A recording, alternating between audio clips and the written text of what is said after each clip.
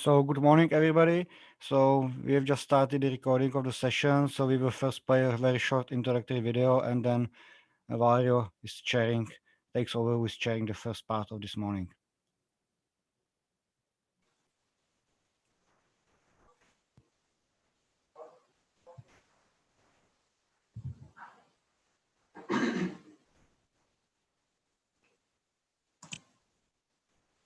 The following message is best viewed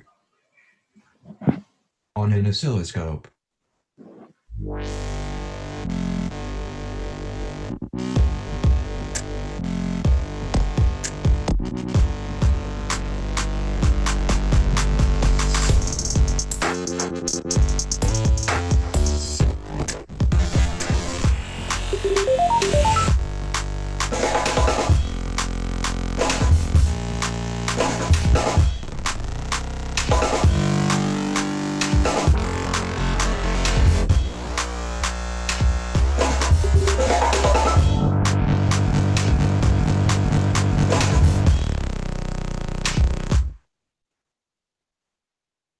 The following message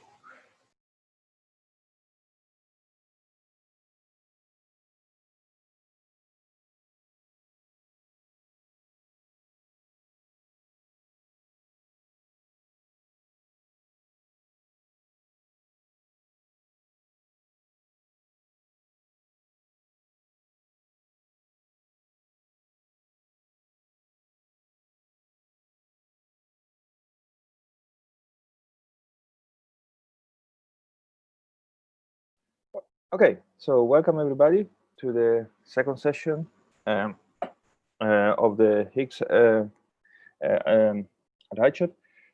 Can you hear me? Yes. Okay, thanks. So we do have quite a few talks today. We are hoping to see many new results. Today's section is dedicated mainly to a review of the standard model Higgs measurement, including also combination from the two main experiments. A reminder to the speakers to try to stick as much as possible to the allocated time in order to not forcing us to cut down the discussion or the coffee break. And I will notify the speakers when there are like 3 minutes to the end of their talk.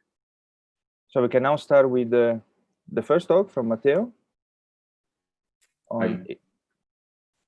So we can hear you. You can share your slides.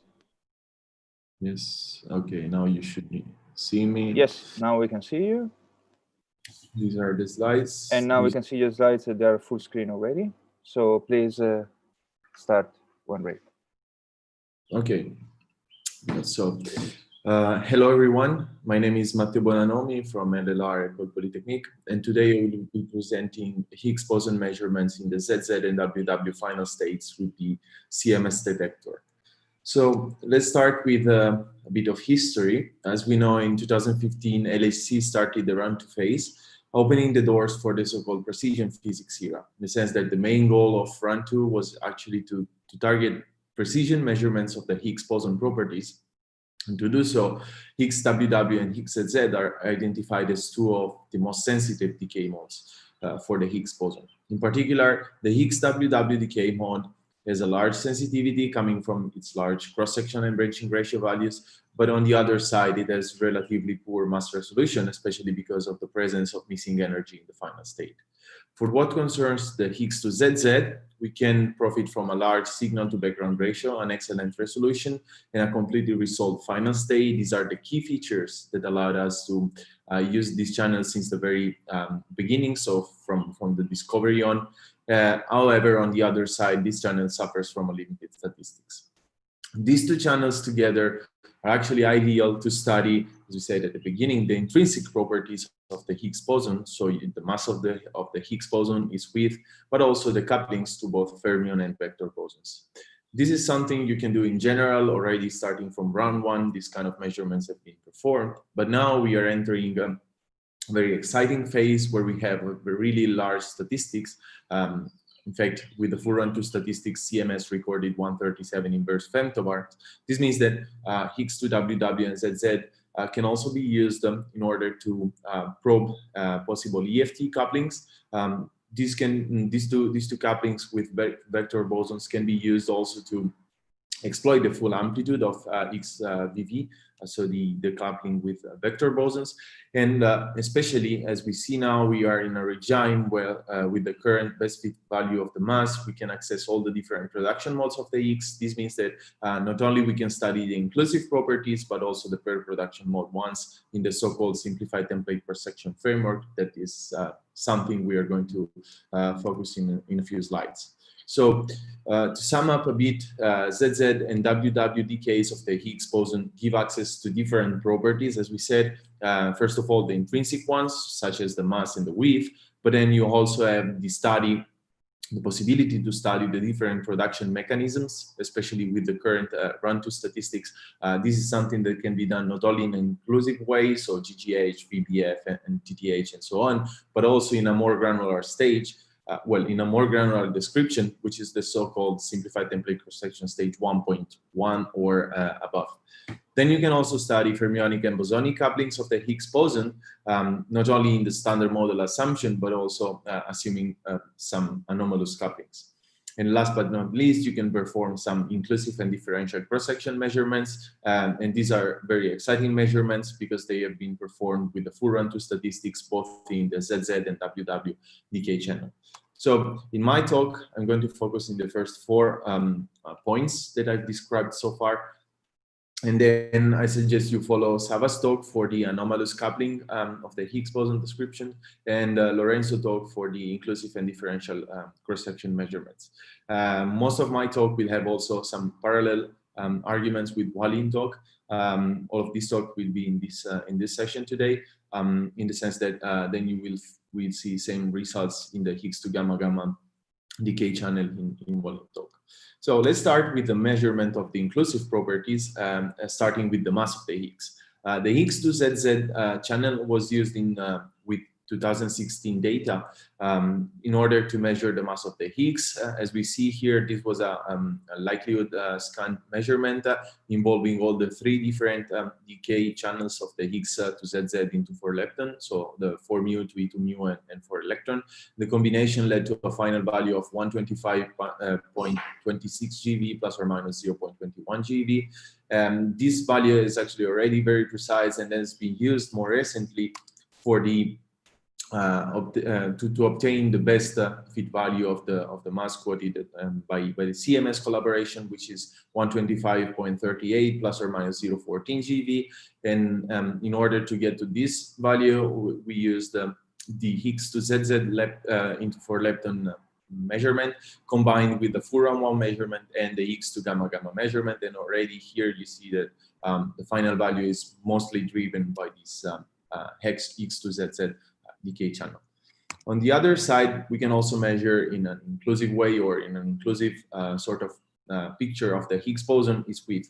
Its width is something somehow delicate, as we know, in the sense that it depends especially on the region, on the kinematical region where you are to probe this measurement. It depends the constraints that you can put. There are 2 regions. The first one is the one that I highlight here in the red box, and this is so-called the on-shell region, where the cross-section is proportional to the inverse of the width of the Higgs. However, in this region, you are really sensitive to both production and decay kinematics, and you can only set upper limits to the width of the Higgs. On the other side, you have the off-shell region, where the cross-section does not directly depend on the width of the Higgs. So normally what you do is to combine these 2 regions, and from the ratio you can extract a direct limit or measurement on the width. And the yields and the kinematic in this region here are also sensitive to anomalous couplings, and probably you will hear more on this side in Savvas' talk. So for what concerns the on-shell region, with the 2016 data set, the Higgs, the Higgs to ZZ for lepton decay channel was used in order to set an upper limit on the width of the Higgs. And as you see here, the upper limit is not really stringent in the sense that you can put a limit at 1 GeV for the mass of the Higgs, of the Higgs, and this was only with the limited statistics in the sense that you only had 2016 statistics. More recently, a combination of the on-shell with the off-shell region allowed to probe a more extended kinematic range, of course, and this allows you not only to set a more stringent limit, we see here that now we are in the MEV scale, but also to perform an actual measurement, in the sense that now we are not only just putting upper limits, but we are really starting to measure the width of the Higgs, starting also to put lower limits. And in this case, the measurement was a full 2016 plus 17 data set along with a run-1 combination. And in this specific measurement, assuming the standard model-like couplings, we observed a width of the Higgs of 3.2 plus 2.8 minus 2.2 MeV with an expected value of 4.1 along with these errors that you have here. So let's now move in a bit deeper view of the Higgs boson. And so in this so-called study of the production modes, as I said at the beginning, the first very basic thing you can do is to study the production modes in an inclusive way, right? So what you would have here would be the study of the GGH, well, BBF, BH, and TTH production modes.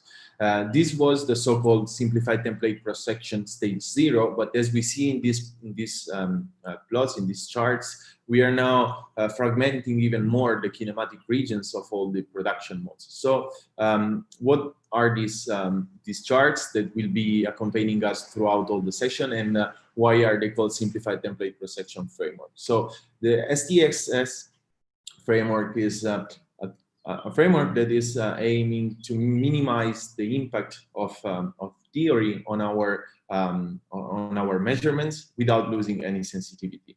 There are different advantages of using this such a framework. First of all, you are performing cross-section measurements without having the theory dependence or the theory uncertainty embedded in it. The second thing is that getting out the theory uncertainties from the measurement, you're actually minimizing any possible dependence on any assumption, on any model assumption. You have kinematical regions directly studied to probe BSM effects, and especially this framework becomes also very handy when you have to compare different results coming from different experiments or analysis, or when you have to run a final combination. So as I said, in the first stage, you have to categorize event, and you can do it following different strategies. Here I report the one used in ZZ into for lepton analysis, where starting from a ZZ candidate, then there is mutually exclusive categorization based on different information, such as the number of jets and B-jets, matrix element-based discriminants. Then you also use the number of additional leptons to categorize in an exclusive way your ZZ candidate in one of these 7 categories. These 7 categories are actually targeting directly the production modes, as we see here. But then, since we are running a full run 2 analysis, you can also profit from a larger statistics and essentially add another categorization on top of this one, which is a categorization done in a finer way in order to match the simplified template cross-section stage 1.1 bits. As we see here, we still have the different production modes, but now all the different production modes can be categorized in a finer binning, with a finer binning, and this is what we see, what we have seen in the previous slide in the so-called simplified template cross-section framework. So when you merge all the categories together in order to study the inclusive production modes, what you can get are, again, cross-section measurements without the getting out the theory prediction, as we see in both plots. On the left, you have the measurement for the simplified template cross-section stage 0, which is actually targeting, as we see in both plots, the production modes.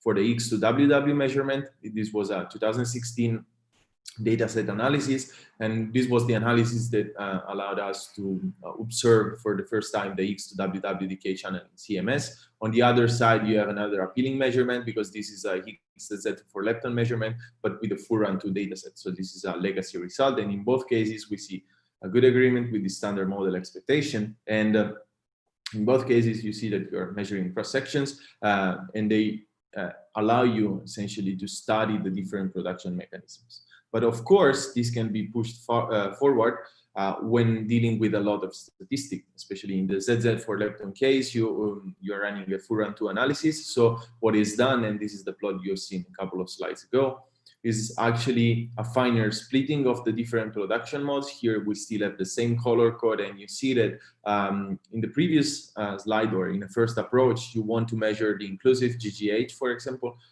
cross-section, but then what you can do is to measure the cross-section in each one of these single beams. And this is what is done in slide 20. You have 3 minutes. Okay, thank you. What is presented in slide 20. You see that you can measure cross-sections in all the different beams, again, with the theory not being embedded in the measurement, and you measure ratios to the standard model, and the agreement also here has been found to be consistent with the standard model. But on the other side, you can also remerge all the beams and include again the theory prediction to measure signal strengths. So this really depends on the approach you're taking. But as we see, once you have full data set and you have a sophisticated analysis, you can target different production modes or different kinematical regions and nail down very precise aspects. As we see here, not only you can measure inclusive signal strength and per production mode, but we are really entering a precision phase here, which means already seen in the inclusive and GGH signal strengths, statistical and systematical components are really getting at the same level. And so this is becoming a really challenging and precise measurement. On the same page for the Higgs to gamma-gamma decay channels, you will see more in Hualin talk later. Again, as I said at the beginning, you can also measure in order to decouple the effects fermionic and bosonic coupling. So both the analysis WW and ZZ introduced this μF and μV signal strengths. And in this case, nothing surprisingly, you still observe an agreement with the standard model, and the measurements are not so far one from the other, even if performing two different decay channels. So last but not least, I want to spend a few words on cross-section measurements. You can measure cross-sections in a fiducial phase space, and you can do it both inclusively as a report here for the ZZ on the left, on the right, and WW on the left, or differential. Here for the differential, I show you the differential cross-section measurement in transverse momentum of the Higgs, because it's an interesting measurement in the sense that it's sensitive to possible deviations from the standard model, especially at high PT, at high transverse momentum. But on these, I will not focus more, as you have the dedicated talk from Lorenzo later on today. So this brings me to my conclusions. Today, we presented the most recent X to ZZ and WW results with the CMS. We identify these two channels as being ideal channels for the Higgs boson properties measurement in CMS or LHC in general, especially now that we are entering a phase where the measurements will starting to be dominated by systematics, since we have a lot of statistics coming from Run2. On the WW side, especially in the fully leptonic decay channel, the results have been presented. It's worth to mention that one of these analyses was the first one to observe the X to WW decay in CMS. But then the most appealing measurement is, of course, the differential cross-section measurements, in the sense that this is the first time that in this decay channel, a differential cross-section measurement study has been performed. On the ZZ for lepton side, also very interesting measurements, because beside being used for the mass and the width determination, a huge or an extensive set of results has been performed and produced for the full Run2 statistic, and this includes both signal strengths, cross-sections, but also the so-called simplified template cross-section framework. All the results so far have been found to be consistent with the standard model, but great times are ahead, and so stay tuned for the next steps of this analysis. Thank you very much. Thanks a lot, Matteo. That was a great start, and also thanks for introducing some of the concepts that we're going to see repeatedly in the next talks. So, question time. Anybody wants to go first? Okay, I think that people still need a bit to wake up, so I would like to ask you the first question, which is related to the X2ZZ STXS measurement. Yes. Could you say a bit more, like say, which actual discriminant you are fitting in each of the regions?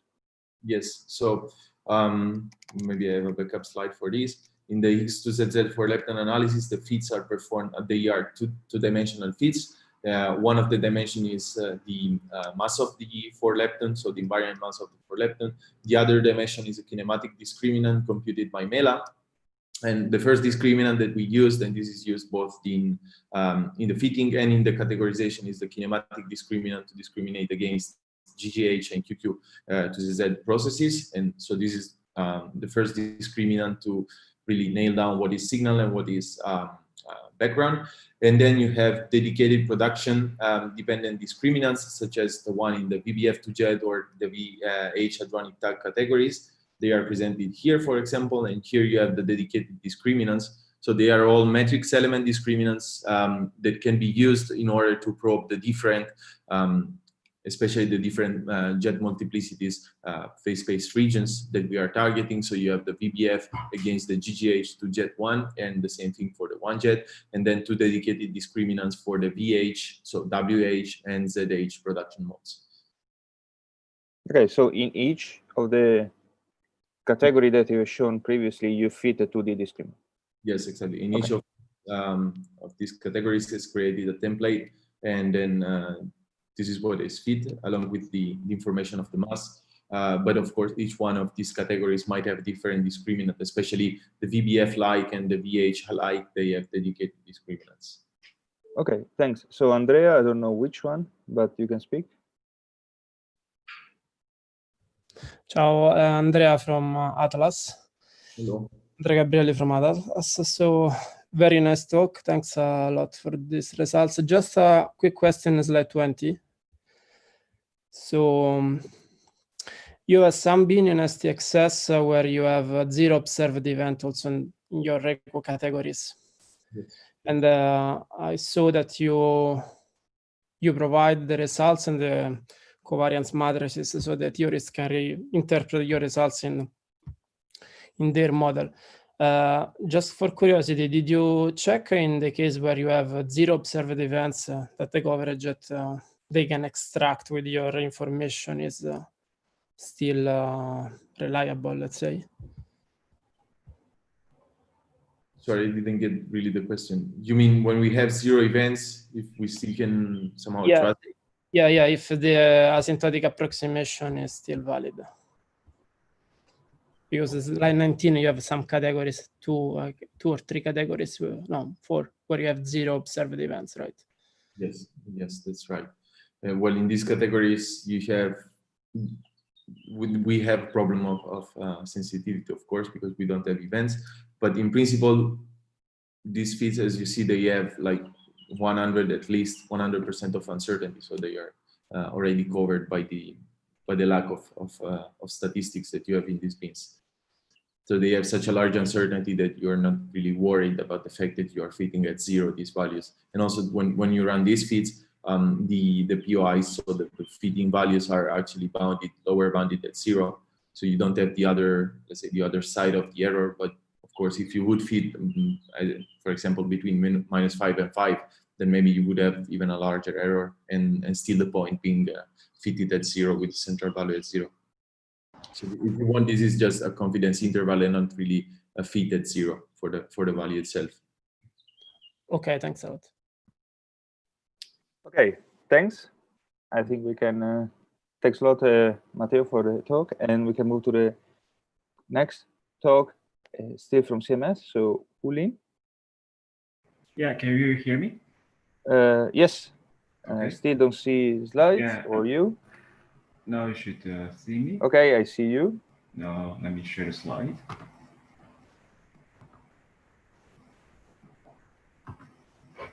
Okay, Perfect. I assume Yes, you can I see can- it. Okay. Yes, start when ready.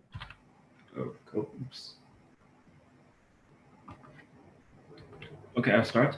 So today I'm presenting the Higgs boson measurement in final stage with photons and CMS. A brief introduction to the Higgs diphoton decay. It has a small branch refraction with clean final state.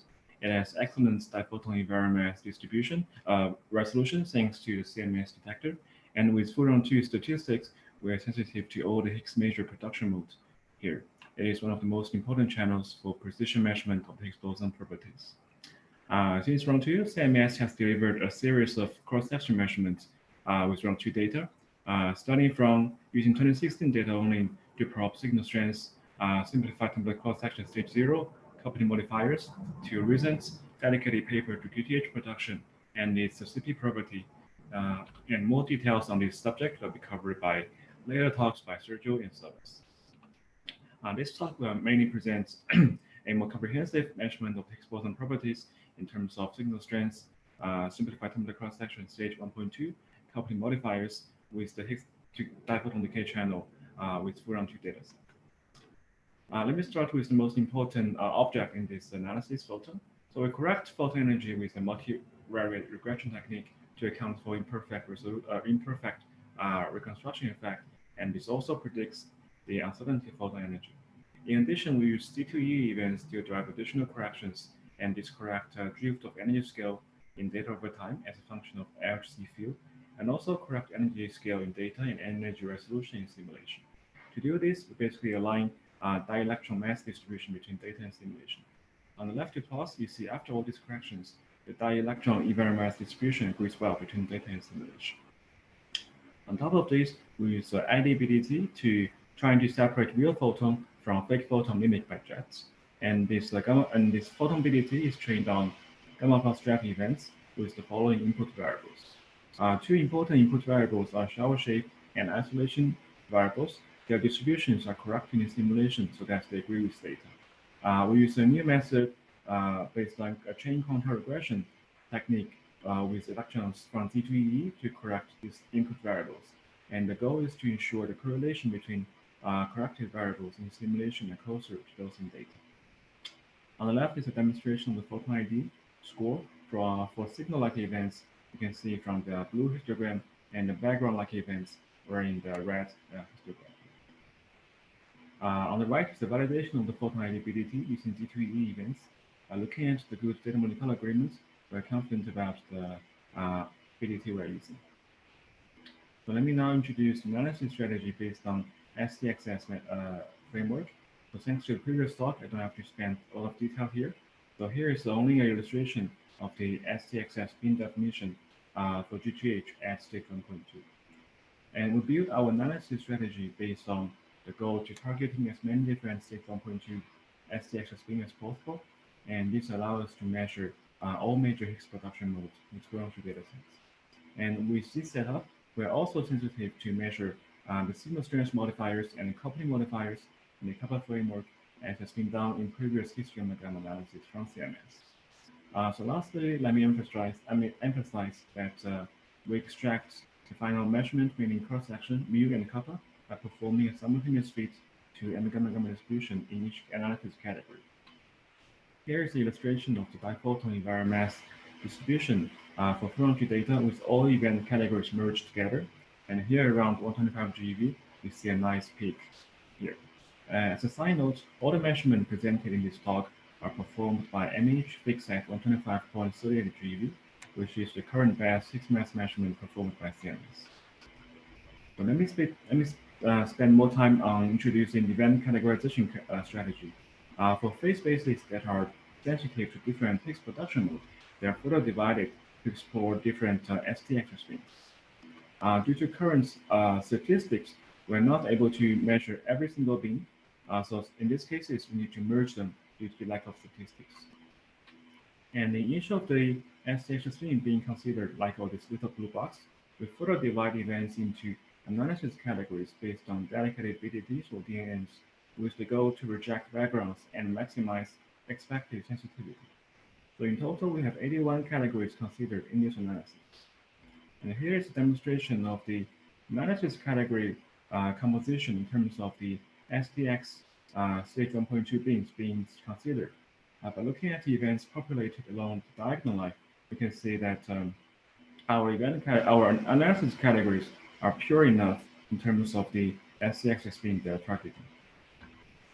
Now let me use group confusion events as example to illustrate how we do event categorization. So first, in this case, we use a multiclass BDT with 9 classes to predict the probability that an event belongs to a given GGH STXS bin, as shown on the left plot. It's a validation of the multiclass BDT used in GGH. From this validation, we can see we use data molecular agreements for all the 9 STXS bins being considered. It has a 5% improvement in terms of accuracy of bin assignment. In each of the STXS bins being considered, we further divide events into subcategories based on different S over B. We use the diphoton BDT. And the goal is to reject backgrounds from standard model diphoton production. And this diphoton BDT is trained using photon kinematics as input variables. Here is a performance plot for dipole mobility with the blue histogram showing gluon fusion events and the red showing other backgrounds. As I said, we also consider all other Higgs production modes, VBF, VH, PTH, and TH. Here is only a selective plot showing the multivariate discriminants used in this analysis. In each of the cases, we can see we have good control of the background composition and the decent data molecule agreement, which is the basic for our analysis strategy. Here, we have one potential ambiguity, which is one event can possibly pass event selection for more than one analysis categories. To tackle this, we define priority strategy, meaning analysis category with lower expected signal yield will have higher priority, so that when the events have the possibility to enter more than one analysis category, we assign it to the category with highest priority. Now I'd like to introduce a few of the highlights from this new analysis. First, we have new comprehensive categorization for VH events. This is new in terms of previous histogram analysis from CMS. And now we also have a dedicated categorization for THQ events, targeting THQ leptonic events. And in events, in certain categories, for example, VBF, VH mat, PTH hydronic, we use data-driven estimation for certain key backgrounds to improve the performance of MVA training, thanks to the good understanding of input variables and increase of training statistics. And unfortunately or fortunately, the analysis of each production mode can be easily expanded to a full talk, and you will find more details in backup, and I'm happy to discuss more details in discussion. And here is the example of the THQ event candidates with Higgs decays to diphoton, and there's a muon patch in the muon detector. So now here's the M gamma gamma distribution. On the left is the signal model we considered with all event categories merged together. Here we have an effective resolution of 1.9 GeV. Just a side note, our signal model are derived using simulation where background model are derived using data. On the right are full M gamma gamma distribution for all Higgs major production modes, gluon fusion, VBF, VH, and top associated. In each cases, you can see a nice peak around 125 GeV. This brings me to the first measurement I present today, which is the Higgs signal strength modifiers, defined as the ratio of observed cross-section times random fraction to the standard model prediction. Here we have an inclusive measurement of mu with 1 around 10% uncertainty. You also can see here the decomposition of theory, systematic, and statistical uncertainty. We also have measured mu per production mode, decomposed into mu VH, mu VBF, mu top, and mu GGH. Also for mu GGH, we now start to see the systematic uncertainty starts to become dominated. Next, I introduce the measurement of the ST-axis simplified template cross-section. We have two merging schemes. Let me first discuss the medium merging scheme, which means we have 24 parameters of interest or 24 cross-section measured. In this case, we merged as few ST-axis being as possible, and the correlation between beings are smaller than 0.75. Each of the regions circled by red box are the cross-section we considered for GGH, and their measured value can be found on these plots above the red line. As a note, these four beams are corresponding to GGH events that are VBF-like, so they are considered together in the QQH scheme with VBF events that I'll introduce in the next slide. So here is the VBF case, VBF plus VH hydronic decay case. This beam corresponding to VH, where the electroboson decays hydronically, and these 5 beams corresponding to VBF events. So their measured cross-section can be found on these few values. Now moving on to the other production mode. For VH, we first divide them into WH and ZH. Then in WH, we make a final split at the transverse of momentum of the vector boson at 75 GeV. But here we actually use the PT of the diphoton as a proxy of the PT of the vector boson. That's how we split VH. And for TH, we have 4 splits based on the PT of the diphoton system. And we also have the measurement for TH. Here we have the first measurement with additional 1.2 splitting for TTH and gluon fusion DSMD. And the next slide, I'll quickly describe the maximum merging scheme, where we have 17 parameters of interest measured. Here, the STX spins are merged until expected uncertainty is smaller than 150%. Sorry, 150% of the standard model prediction. In this case, we also produced the measurement on the TH production, where we have exclude the TH production cross-section at 12 times the model prediction. We also have to measure TH production cross-section times branching fraction to be 0.8 femtobarn with about 100% uncertainty. For the last measurement I'm presenting is the coupling modifiers. Its definition. You have 3 minutes left. Its definition has been described in previous talk, so I'll skip it. Now we have two model considered for coupling modifier measurement. One is the resolved model, where the scaling factor of GGH and Higgs gamma gamma are resolved into their standard model components in terms of other couple parameters. Here we present a 2D scan of couple V, which is the coupling modifier between vector boson and Higgs, and the couple F, which is the coupling modifier between Higgs and fermions. In this case, we exclude the region with negative kappa F with about 1 sigma significance. We also have the unresolved couple model measured here, where the GGH and Higgs gamma gamma loop have their own effective scaling factors. Summary: here I present the Higgs gamma gamma analysis based on Furon dataset collected by CMS Detector during Furon 2 during full L02. And we have impulsive signal strength measurement, per production mode signal strength, and coupling modifier measurement. They are all consistent with standard model prediction. We also perform cross-section measurement under the simplified chemical crossing framework at stage 1.2. Here we have considered two beam merging scenarios, each with 17 and 24 cross-sections being measured. We also set exclusion limit on TH production, which is the first time has been done in CMS Higgs gamma gamma analysis. Here we also have the first measurement of TH cross-section in 4 beams of Higgs boson transverse momentum. And there are many more Higgs property measurements with the Higgs 3 diphoton decay trend ongoing. Please stay tuned. Finally, let me end my talk with this summary plot. Since its discovery, the Higgs 3 gamma gamma analysis in CMS has gone a long way, and the investigation will continue until starting from 2020. Thank you. Thanks a lot for showing this brand new result. We go directly to questions, since there is already one. Chen? Yes.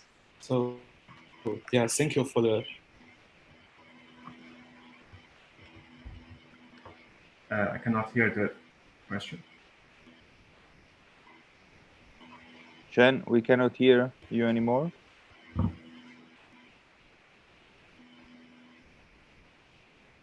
Do you maybe want to type your question? In the meantime, we ask other people if they have a question. Marco? Yeah, thanks for the nice talk. I was wondering if you can say something more about the correlation. You mentioned this correlation smaller than 75%, seems a bit large. Do you have any correlation table on your STXis results? Yeah, let me go to the backup slide. Okay, so here is the correlation matrix in the minimum merging scheme that I was describing more carefully. So the large correlation is mainly come from the correlation between TH and TTH, where we have the highest PT of the Higgs. That's where the highest correlation coming from. It's understandable because in the TH events we tend to have higher higher PT of the Higgs due to the boosted topology, and that's coincide a little bit with the phase space we're considering for this TKH beam. For the others, the correlation is not that high. Thank you.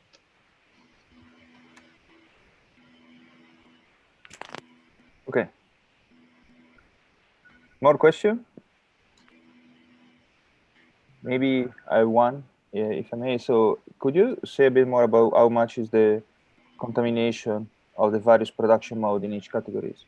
Like if you go to slide 21, when you're plotting here the signal and the weighting, it's all based on the overall signal or the main signal targeted by each of these plots? It's by It's by each of the Mei production mode we defined by a set of pre-selection. Okay, but so for instance, like in these plots, when you go to the GGH category, or better, let's say the TTH category, when you do S over B weighting, the S is just the TTH signal, or it's the sum of all the production okay. modes? The S here is the signal considered only in TTH selection. Okay. Okay, more questions? Yes, Chan, we can hear you. Okay. Yeah, sorry, I dropped out. So I just wonder what's the source of the larger correlation between TH and the TTH measurements? Okay. I don't know if you hear it, but let me repeat briefly. The largest correlation is the TH and the TTH, where the Higgs have the highest PT.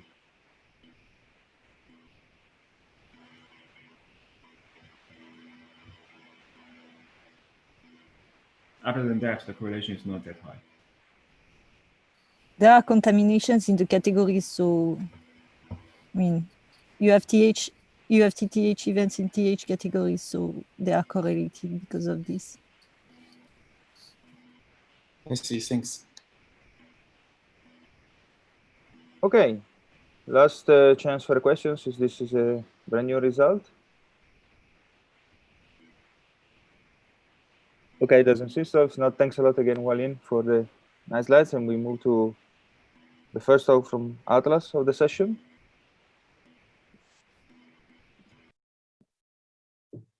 Hello. Hello, Antoine, we can see you, and we can see your slide as well. Okay, perfect. So you can start when ready. Okay, so let's start. So hello, everybody. Good morning, good afternoon, or anything for the people watching this in replay. So I'm Antoine Laudrain. I'm working at the Mainz University in Germany, and I will present you some Atlas results on the Higgs differential cross-section in the 4-lepton and gamma-gamma decay channel, and Higgs mass measurement in the 4-lepton decay channel.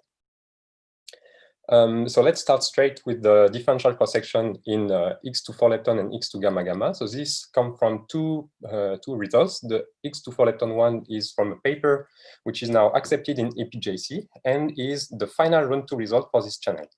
The Higgs to gamma-gamma results come from a conf note that was released last year. So the results are still preliminary and the paper is being finalized now. So welcome everybody to the Higgs precision measurement era. So what do we do as measurements? So this was mentioned already by Matteo Bonanomi in the first talk. We can do fiducial cross-sections, which are measurements which are largely model independent and mainly target the decay side of the measurements. So basically you define a fiducial phase space around your detector or acceptance or analysis acceptance. And this provides you the measurement. But then if you want to combine with other channels, you need to extrapolate to the total phase space, which is common to all analyses. On the side of the simplified template cross-sections, STXS, this one are defined to reduce the theory systematic, but are slightly more model dependent.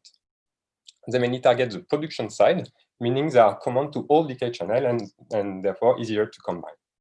They also define some BSM-specific regions, which are easy to interpret as BSM physics. And then some higher level interpretation from that. So we are looking for BSM physics through very precise deviation of the standard model. And we can interpret the result in terms of pseudo-observables, in terms of effective field theory, or couplings modifiers in the kappa framework, or any preferred interpretation framework you could find. So in this talk, I'm going to focus on fiducial cross-sections. For the STXS talk, I will refer you to Liza Mijovic talk, which will happen in half an hour. And in terms of interpretation, I will give you some examples in terms of pseudo-observable, effective field theory, and kappa framework as well. So let's have a quick glance at how the Higgs to 4-lepton and Higgs to gamma-gamma analysis are performed. So both of them have a fully reconstructed final state, which means they have a very good precision in their measurements. In the 4-lepton case, so you see the mass distribution, the Higgs mass distribution in both channels. So in the 4-lepton case, the final state is 4 leptons, so electrons or muons, to keep this precision high. And they have a rather low PT, and they are isolated. The main background, which is in red here, is the continuum QQ to ZZ process. Its shape is taken from the Monte Carlo, but its normalization is taken from the sideband in the data. The branching ratio is quite low, but the signal to noise ratio is about 2, meaning that we can easily see this X peak here in blue on the plot. For the X to gamma gamma channel, the final state is 2 isolated photons. The main background is also a continuum, so gamma gamma continuum, which is estimated from the data sideband as well. The branching ratio is a bit higher, but the signal to noise ratio is below 1 to 10, meaning you need this background substrate shape to really see the signal. So how do we do differential cross-section measurements? So first, we start with an input distribution, which is, for example, here the 4-lepton PT, and it's just a number of count in each bin of the measurement. Then you want to unfold this distribution with regard to the detector effect. So you take a reference shape, the 4-lepton mass or gamma-gamma mass here, and applying a matrix or bin-by-bin unfolding, you can remove this or cancel these detector effects. And then we can go to fiducial cross-sections, which are really cross-section in the y-axis in each of the measurement bin. And then you can compare this measurement with the Monte Carlo predictions you can produce.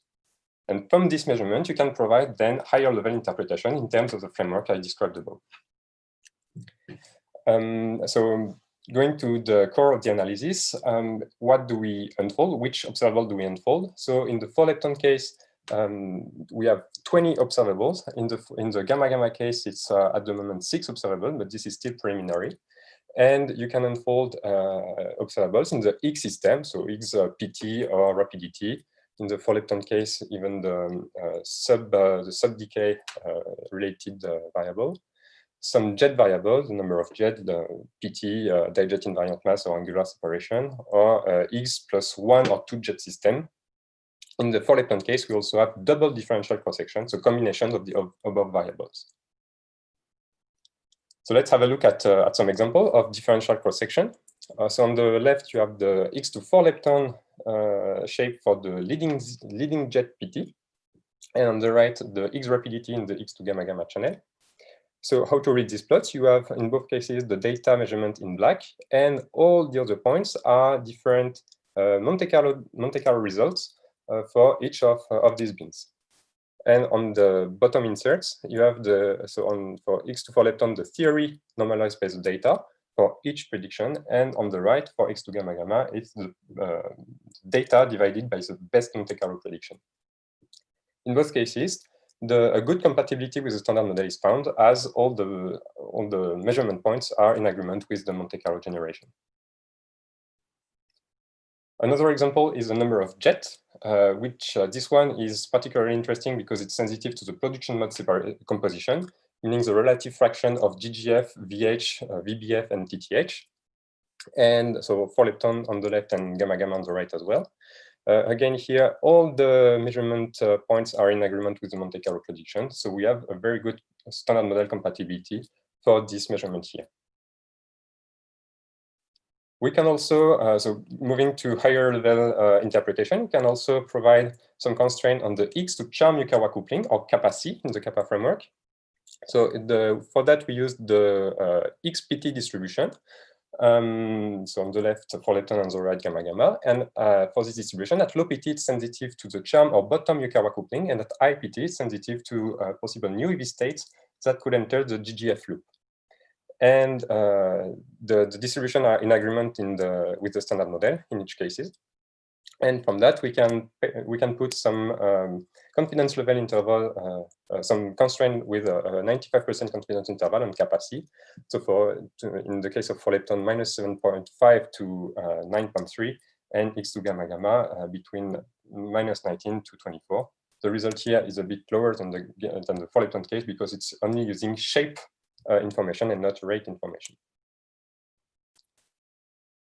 An example of pseudo-observable interpretation in case of the X to 4-lepton differential cross-section analysis. So for this one, we start from a double differential cross-section, M12 versus M34. So M12 is the mass of the on-shell Z, and M34 the off-shell Z mass. And this, the later, the M34, is sensitive to possible light states that could enter the decay. And from that, we probe pseudo-observable, which are contact terms entering the diagrams, contact terms between the Higgs boson, the Z bosons, and the left and right-handed leptons. So you see the result on the right plot here, epsilon L, so for left-handed lepton versus epsilon R, the right-handed leptons.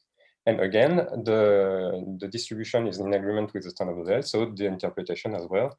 There is a good compatibility with the standard model within 1 sigma. And last result for the differential cross-section in the Higgs to gamma-gamma case in terms of EFT. So EFTs are a systematic expansion of the standard model Lagrangian. We are restricting ourselves to the dimension 6 terms. And these terms can be expressed in different bases. So here the interpretation is given in terms of Silage or Smecht basis. And as you see on the bottom left plot, if you turn on some coupling of some EFT coupling, this will change the distribution of PT gamma gamma, NJet, or any distribution. And from that, you can compare to the standard model reference shape and put some constraint on the EFT coefficients as shown on the right plot. So here, same conclusion. There is no significant deviation from the standard model, as everything is compatible with the shape are compatible with the standard model one, and all the constraints are summarized on the right. So let me move to the Higgs to 4 lepton mass measurement. So this is the first Higgs mass measurement using the full run-2 dataset, and this was released in April, I think. So the result is still preliminary, but the paper is being finalized as well. So let me give you a few key elements of the Higgs to 4 lepton mass analysis. So we are looking at the signal region between 115 and 130 GeV, in which we observed more than 300 events with a signal-to-noise ratio of 2/1. And then the name of the game is how can we improve the resolution on the 4 lepton invariant mass. So the first point is to recover the final state radiation, which affects 4% of events, and doing that, improve the resolution by 1%. Then one large improvement we can find is using a Z mass constraint. So the leading Z should be more or less on shell. And given this, we can constrain the lepton kinematics from this Z decay. And this brings a 17% improvement on the 4 lepton resolution. Then, despite having a large signal-to-noise ratio, we still would like to have more pure categories of analysis. So for that, we use a BDT, which is trained to discriminate the Higgs signal versus the ZZ continuum background. And we define 4 BDT bins, and we do the simultaneous analysis in all the bins. This brings a 2% improvement on the mass resolution. So in total, we have 16 analysis categories, 4 BDT bins times the 4 final state, 4 mu to E to mu, 2 mu to E, and 4 mu. Last elements of the analysis. So the signal modeling, it was using a combination of Gaussians, and this has been changed to a double-sided crystal ball, which is more physical. And we also use a per-event resolution. So what does that mean? So in short, moving from the lepton resolution to the 4 lepton mass resolution is not that straightforward. So we use a neural network to predict the 4 lepton invariant mass resolution from the lepton kinematics and the uncertainties on these kinematics. And using this, we gain a 2% improvement on the 4 lepton mass resolution. So let's move on the actual result. So these measurements give Higgs mass of 124.92 plus or minus 21 GeV, which is still largely statistically dominated. As you see on the right on this plot here, the comparison between the channel is good, and there is a good compatibility. The leading systematics is the muon momentum scale at the order of 80 MeV. You have 2 minutes. Okay, it will be fine. This can be compared to the previous Atlas result using a combination of Higgs to gamma gamma and Higgs to 4 lepton with run 1 and run 2 data, which had an uncertainty of 0.24 GeV. So we have a 15% improvement with Higgs to 4 lepton alone in this measurement. And this could also be compared to the previous CMS result using only X24 lepton and only 2016 data, which has the same uncertainty. The takeaway point here is that all results are compatible within their uncertainty at about 1 sigma. So this brings me to my conclusion. So first, on the differential cross-section, I presented the X24 lepton final run 2 result and the X2 gamma gamma result using the full run 2 dataset. It's being finalized at the moment. So we are now at a 10% precision level in the inclusive fiducial cross-section. And in the case of the 4-lepton analysis, it improved the last result by 40%, and it's still largely statistically dominated. In the X2 gamma gamma case, it's the best inclusive fiducial cross-section measurement up to now in the gamma gamma channel. This inclusive cross-section measurement is now systematically dominated. All the other differential cross-section are still statistically dominated by construction. The two analyses provide some constraint on the X2 Charm-Yukawa coupling at the 95% level, and some higher level interpretation was provided with pseudo-observable or EFT. In both cases, no significant deviation from the standard model is found, and there is a good compatibility with the theory. And then the Higgs mass measurement in the 4-lepton channel. So this is the first Higgs mass measurement using the full Laurent 2 dataset. It is of 124.92 GeV plus or minus 0.21. It's 15% better than the previous Atlas measurement and at the same level of resolution than the previous CMS H24 lepton result, despite a different dataset. And the takeaway point is that all the measurements are compatible within their uncertainties. So thank you very much for your attention, and please stay tuned for other talks on Higgs physics in this session. Thanks a lot, Antoine, for the nice talk. And question time. So who wants to go first?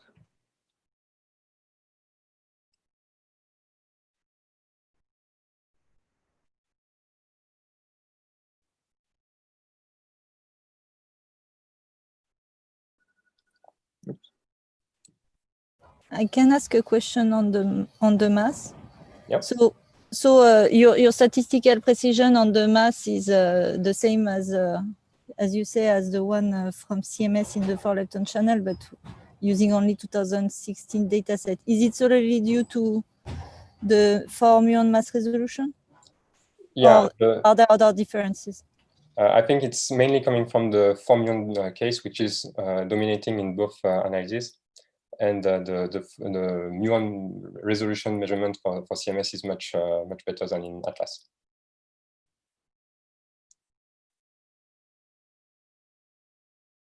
Thank you.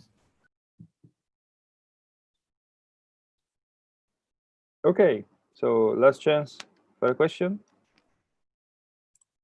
Marco? So maybe a quick one on the EFT interpretation. You show results using different bases. Do you have any clue or whether there is any plan or unifying basis for future interpretation? Sorry, I didn't get that.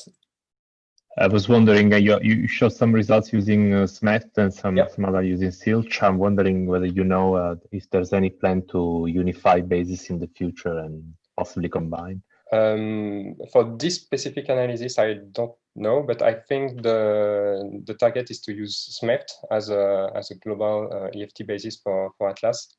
So I think the analysis first started with CLH, which was their historical basis, and they are now turning to SMET. So excellent. Merci. Okay, so we can thank Antoine again and move to the complementary talk from CMS. So Lorenzo. Hi, I guess you can hear me. We can hear you, we can see you. Great, let me share. Okay, can you see the slides? Yes, please start when ready. Okay, great. So my name is Lorenzo Viliani from the INFN of Florence, Italy, and today I'm going to discuss about recent CMS measurements about Higgs boson fiducial and differential cross-sections. So given that we are now analyzing the full run 2 LHC data in CMS, with this data we are definitely entering the era of precision physics in the Higgs boson sector. Indeed, most of the inclusive Higgs boson measurements that have been performed are starting to be limited by systematic uncertainties in several channels. As you can see, for example, in the table here, where you can see the inclusive measurements split by production process and decay channel. So the question then is, how can we go ahead and further improve these measurements? So one of the possible answers is to go differential. So measuring fiducial differential cross sections is very important, first of all, to perform a further test of the standard model predictions, but also to probe particular phase spaces that can be more sensitive to BSM effects. So there are two keywords here. The first one is differential, which means measuring the cross sections in bins of some observables that are of interest for some reason, for example, the Higgs boson PT or the number of jets or many others. And the second word is the second keyword is fiducial. Fiducial means that, as we have seen also in the previous talk, that we extrapolate the measurement to a phase space, which is not the full phase space, but it's a restricted portion of phase space, chosen such that it matches as close as possible the experimental selections. And this is very important because it allows reducing the model dependence that we would otherwise introduce extrapolating to the full phase space, and also means that we can have measurements that have a long lifetime and that can be compared also in the future with possible new theoretical predictions that will come. The main drawbacks of this approach is that usually these measurements are limited to at most 2 variables measured at the same time. And it's also hard, let's say, to combine different channels without extrapolating to the full phase space, because the fiducial phase space is something that is very specific for a given decay channel. And also the definition of the fiducial phase space has to be simple, so it's not trivial to include complex variables that are often used by the analysis, for example, any machine learning approach. So something which is complementary to the differential measurements is the simplified template cross-section framework. So since we have heard already about that in other talks, I'm not going to say anything about the description of this, and you will find the results about this in many other talks during this parallel session. So let me go directly to what I will focus on in this talk instead, which is, as I said, fiducial and differential cross-section measurements from CMS. So in this table, you can see the channel that I'm going to briefly discuss in this talk and the dataset that have been used by each channel. You can find also the reference to the paper or public document just to ease finding more details about each channel. So let me start then from X to WW, which is the most recent measurements from CMS based on the Furan 2 data. So this is an important channel because of its large branching ratio and also good signal sensitivity, despite, of course, the large backgrounds. In this analysis, we consider only the fully leptonic final state, so with 1 electron and 1 muon in the final state.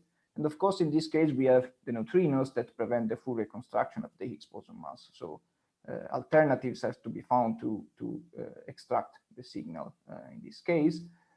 The main backgrounds are WW top quark and non-prompt lepton production, and the contribution of each background depends on the phase space that we are looking into.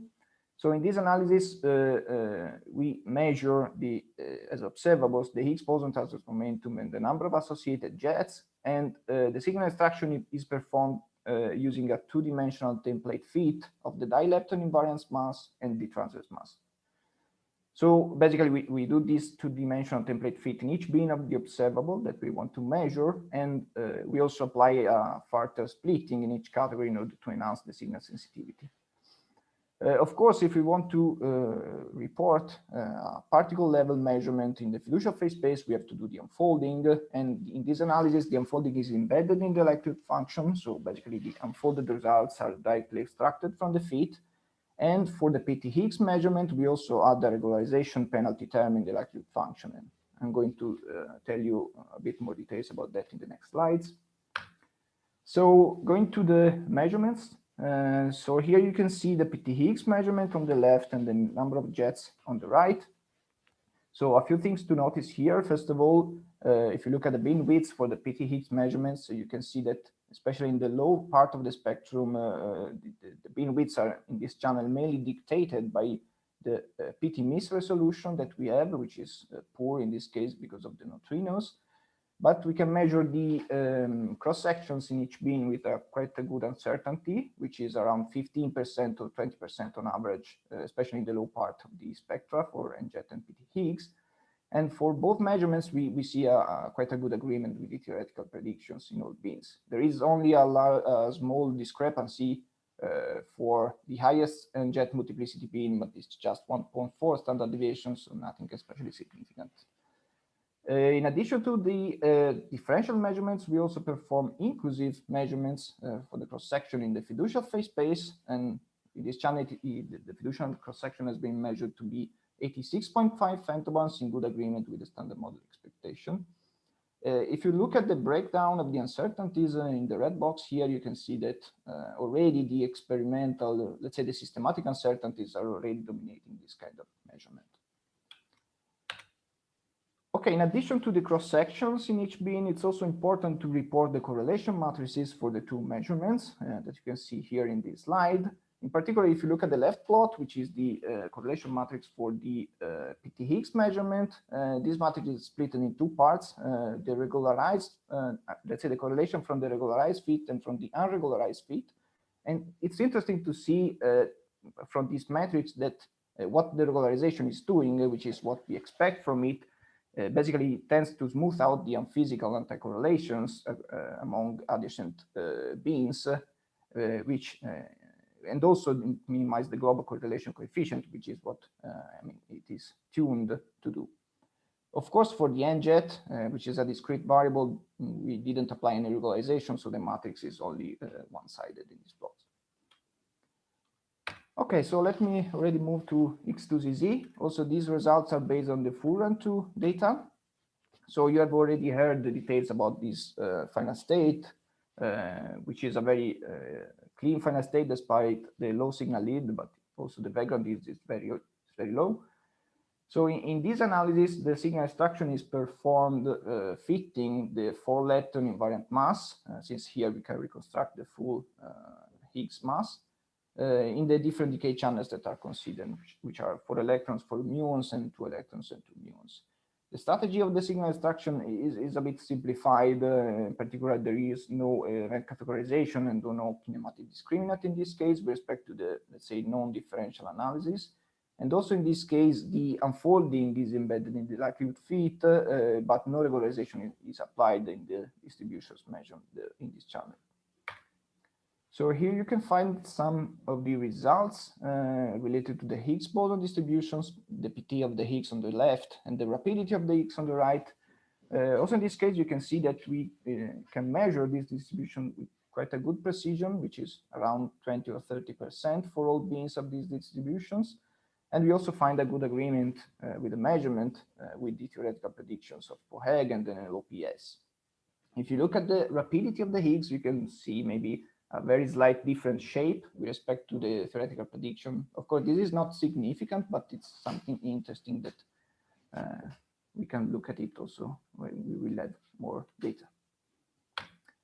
Other distributions measured in this channel are related to the number of jets, so number of jets in the left and the PT of the leading jet on the right. Also in this case, you can see that especially in the low part of the spectra, the precision of the measurement is around 20 or 30%, so it's quite good. And in addition to that, we also perform the inclusive fiducial cross-section as for X2WW, which is in very good agreement with the theoretical prediction. And also in this case, you can see that the statistical component and the systematic one are at the same level. So of course, we can improve the measurement with more data, but also we will have to find a way to reduce the systematic for these kind of inclusive measurements. Okay. Let's go now to the X2 gamma gamma analysis. These results are based on 2016 data. So as you have seen already, I mean, X2 gamma gamma is a very clean final state, and it's a very powerful channel for precision measurements because you can reconstruct the diphoton invariant mass with high precision. And in this channel, you can also measure a large variety of observables.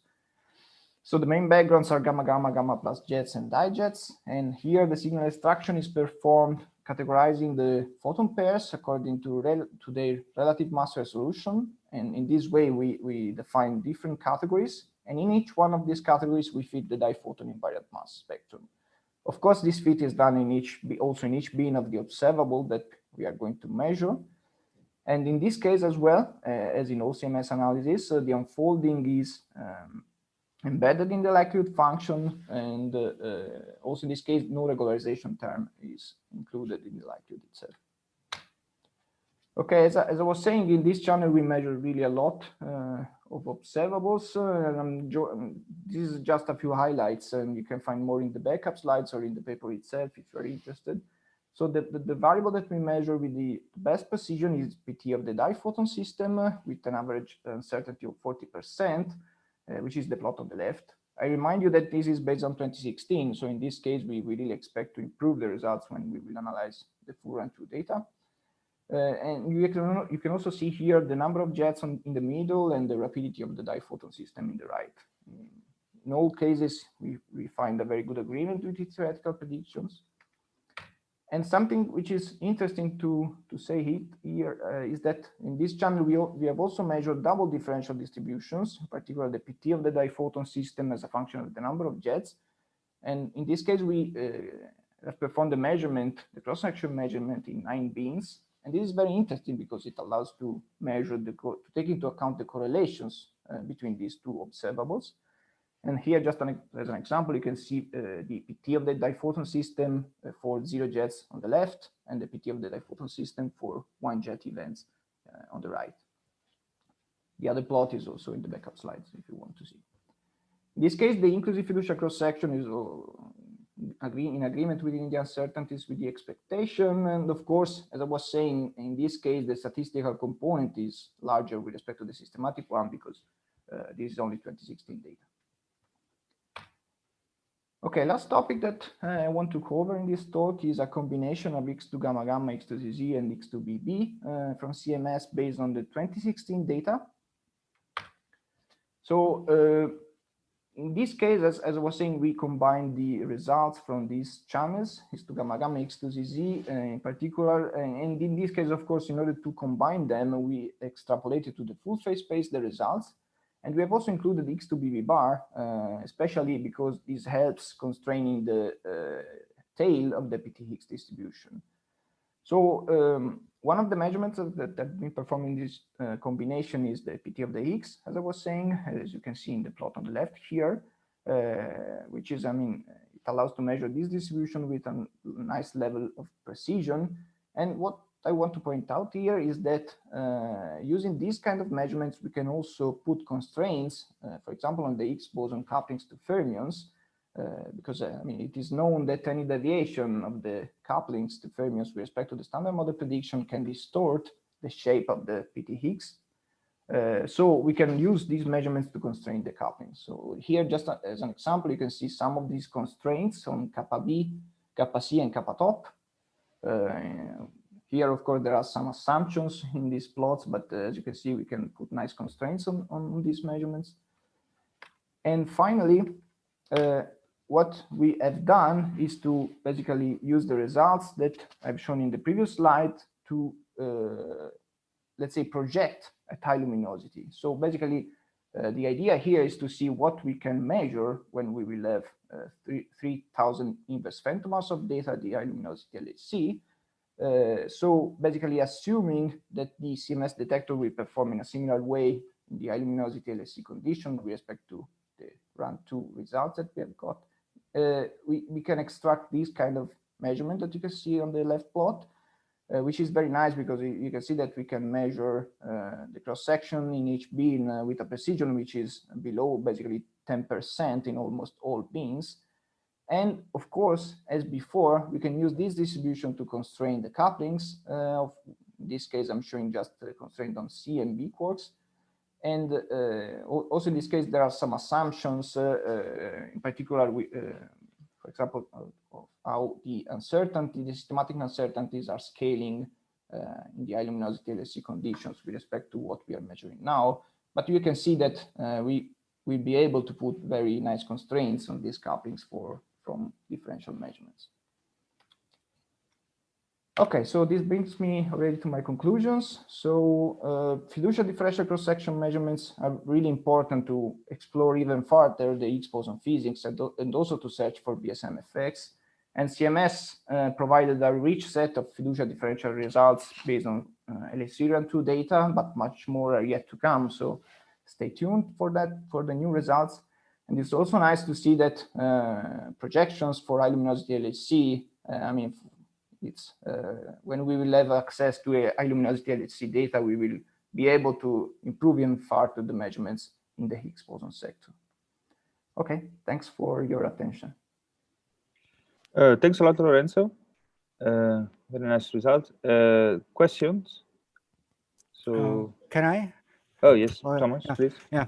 So I noticed in your slide 19, so in the second bin of PTH, there is excess of all these 3 channels above the expected cross section. So how significant is that? Or yeah, I mean, if you look also at the combination, which is the black point, you can see that the uncertainty band is not so far with respect to the one, let's say. So it's not really significant. I don't know how much standard deviation is that, but it's nothing especially significant. And I remind that this is based on 2016 data for all the channels. So I see. Not using Okay, the so updated X2ZZ result. Yeah, and the BB bar is not present in this bin, right? No, BB bar is only in the IPT Higgs bin. Okay, okay, thanks. So it's the the green points that you can see in this plot. Okay, next one, Gaetano. This is Gaetano Barone from Atlas. I had just a question regarding the regularization for PT Higgs in the Higgs WW. How much do you gain statistical uncertainty by applying the equivalent constraint, and how much bias do you actually add? Sorry, yeah, how much bias do you actually add? Do you have an idea? So I think I have a table in the backup slides. Let me see. Yes. Okay. So in this table, in the top table, you can see the PT Higgs measurements, the cross section and the signal strengths, and the breakdown of the uncertainty. And if you look at the one, I mean, the column where you can see bias, this is the bias that we have estimated that is coming from the regularization term. So for estimating this bias, we basically have performed some studies with toy datasets. And basically this comes from the average difference that we see from toys and from the, let's say, best fit that we measure. And if you compare these with the statistical component of the uncertainty, you can see that it's not, I mean, it doesn't have a large impact. Of course, we expect the regularization to introduce some bias, as we see here. But we have tuned the regularization strength parameter in order to have as small bias as possible. Okay, thanks. I also see that it's not that one gains significantly more with the constraining statistical uncertainty. Yeah. Yeah, I mean, also these measurements are starting in several bins to be limited by the systematic component, as you can see in this table. So, I mean, it's not, statistics is of course important also for these differential measurements, but it's not the dominant factor, I would say. Well, in some bins it is, but okay, of course. Okay, time for a very last quick question, if any. Doesn't seem so, so thanks, Lorenzo, again. Thank you. And we go to the next talk, which is from Liza. Hello, Liza. We can see you. Can you see my slides fine? Yes, we can see the slides, so please start already. Okay, I'll present measurements of Higgs boson production mode cross sections in Higgs decays to bosons. We have 2 new results with the full run-2 data sets, Higgs to gamma gamma and Higgs to WW in the VBF production mode. And I also briefly discuss the Higgs to ZZ to 4 leptons results, for which we've released a paper a couple of months ago. So as for production modes, the GGF is the dominant one, then the VBF and VH are about an order of magnitude smaller, then almost an order of magnitude smaller is the TTH, another order of magnitude smaller is the TH, that is typically just merged with the TH, but with the full run 2 dataset, we actually have sufficient sensitivity to make interesting conclusions about it. And then there's the BBH that is about the same size of the TTH, but is experimentally very challenging to measure, and it's typically just merged with the GGF. As for decay branching ratios of the ones we'll consider, the WW is the largest. The gamma has the branching ratio of about 0.2%, and the ZZ to 4 leptons has then an even smaller branching ratio of 0.1%.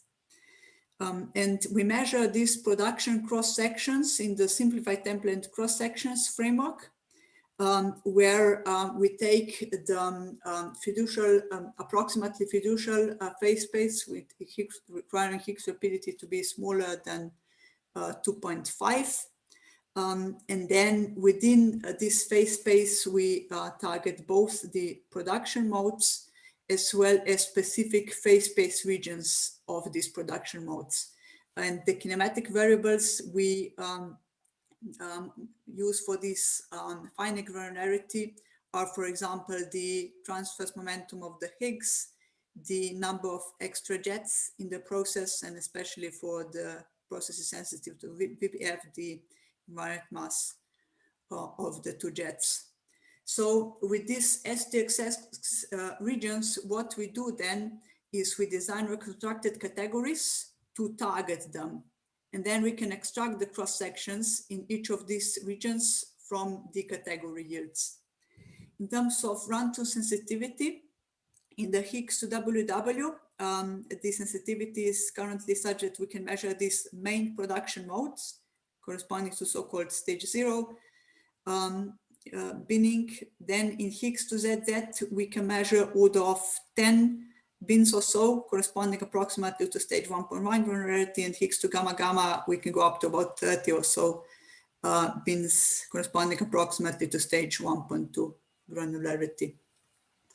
Okay, so coming now to the first new result. This is the Higgs to gamma gamma with the full run 2 data set. So in this analysis, we have the signal forms a narrow peak of about 1 to 2, with a width of about 1 to 2 GeV. And the backgrounds can be readily estimated from the M gamma gamma side bands. And compared to the previous results, we have updates to the analysis strategy. Most notably, we have new categorization that reduces uncertainties and correlations. So specifically, the uncertainties of the VH and TH are reduced by over a factor of 4 compared to the 36 inverse Winterbottom results. And with the full run 2 data sets, we can also achieve increased granularity. So we can measure 27 STXS categories, and this corresponds to fine granularity specifically in the for high PT Higgs values and high MJJ values. A couple of words about the new categorization. This supersedes the legacy categorization we've been using so far, in which the categorization is processes are ordered by cross sections and then categorized sequentially. Whereas in the new categorization, we aim to just categorize all the processes simultaneously and maximize the global STXX sensitivity. And this is achieved in 2 major steps. There's the first step that just deals with the signal, and the second step that is responsible for separation of signal versus background. And the first step is composed of the multi-class BDT, which has the output discriminants for each STXX bins. And then the outputs of these discriminants are weighted, aiming to minimize the determinant of the covariance matrix of the measured yields. Then following this, in each class, we have the binary BDT separating the signal versus continuum background. And these two figures just show one example in processes in VBF sensitive bins for the multi-class on the left, BDT score on the right. So basically here we should look at the full region corresponding to signal compared to the dashed background.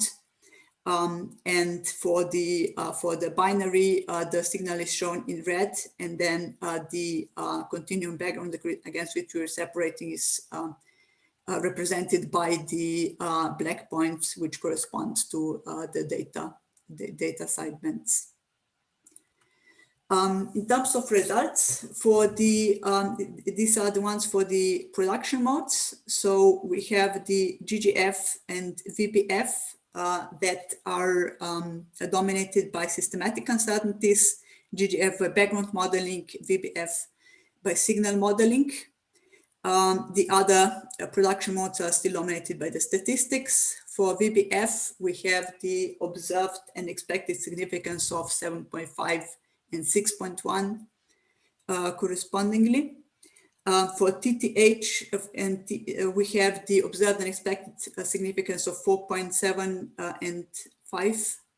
And for VH and ZH, we have this fluctuation due to which the overall compatibility of the 5 POI fit with has a relatively low p-value of 3% corresponding to 1.9 sigma deviation compared to the standard model. Now, looking into a bit more detail into WH versus ZH, what happens is that these two production modes are anti-correlated, as is seen here in the correlation matrix, and this is mainly because of the WH events with 0 reconstructed leptons populating the categories targeting the ZH. And what happens then is, if we look at the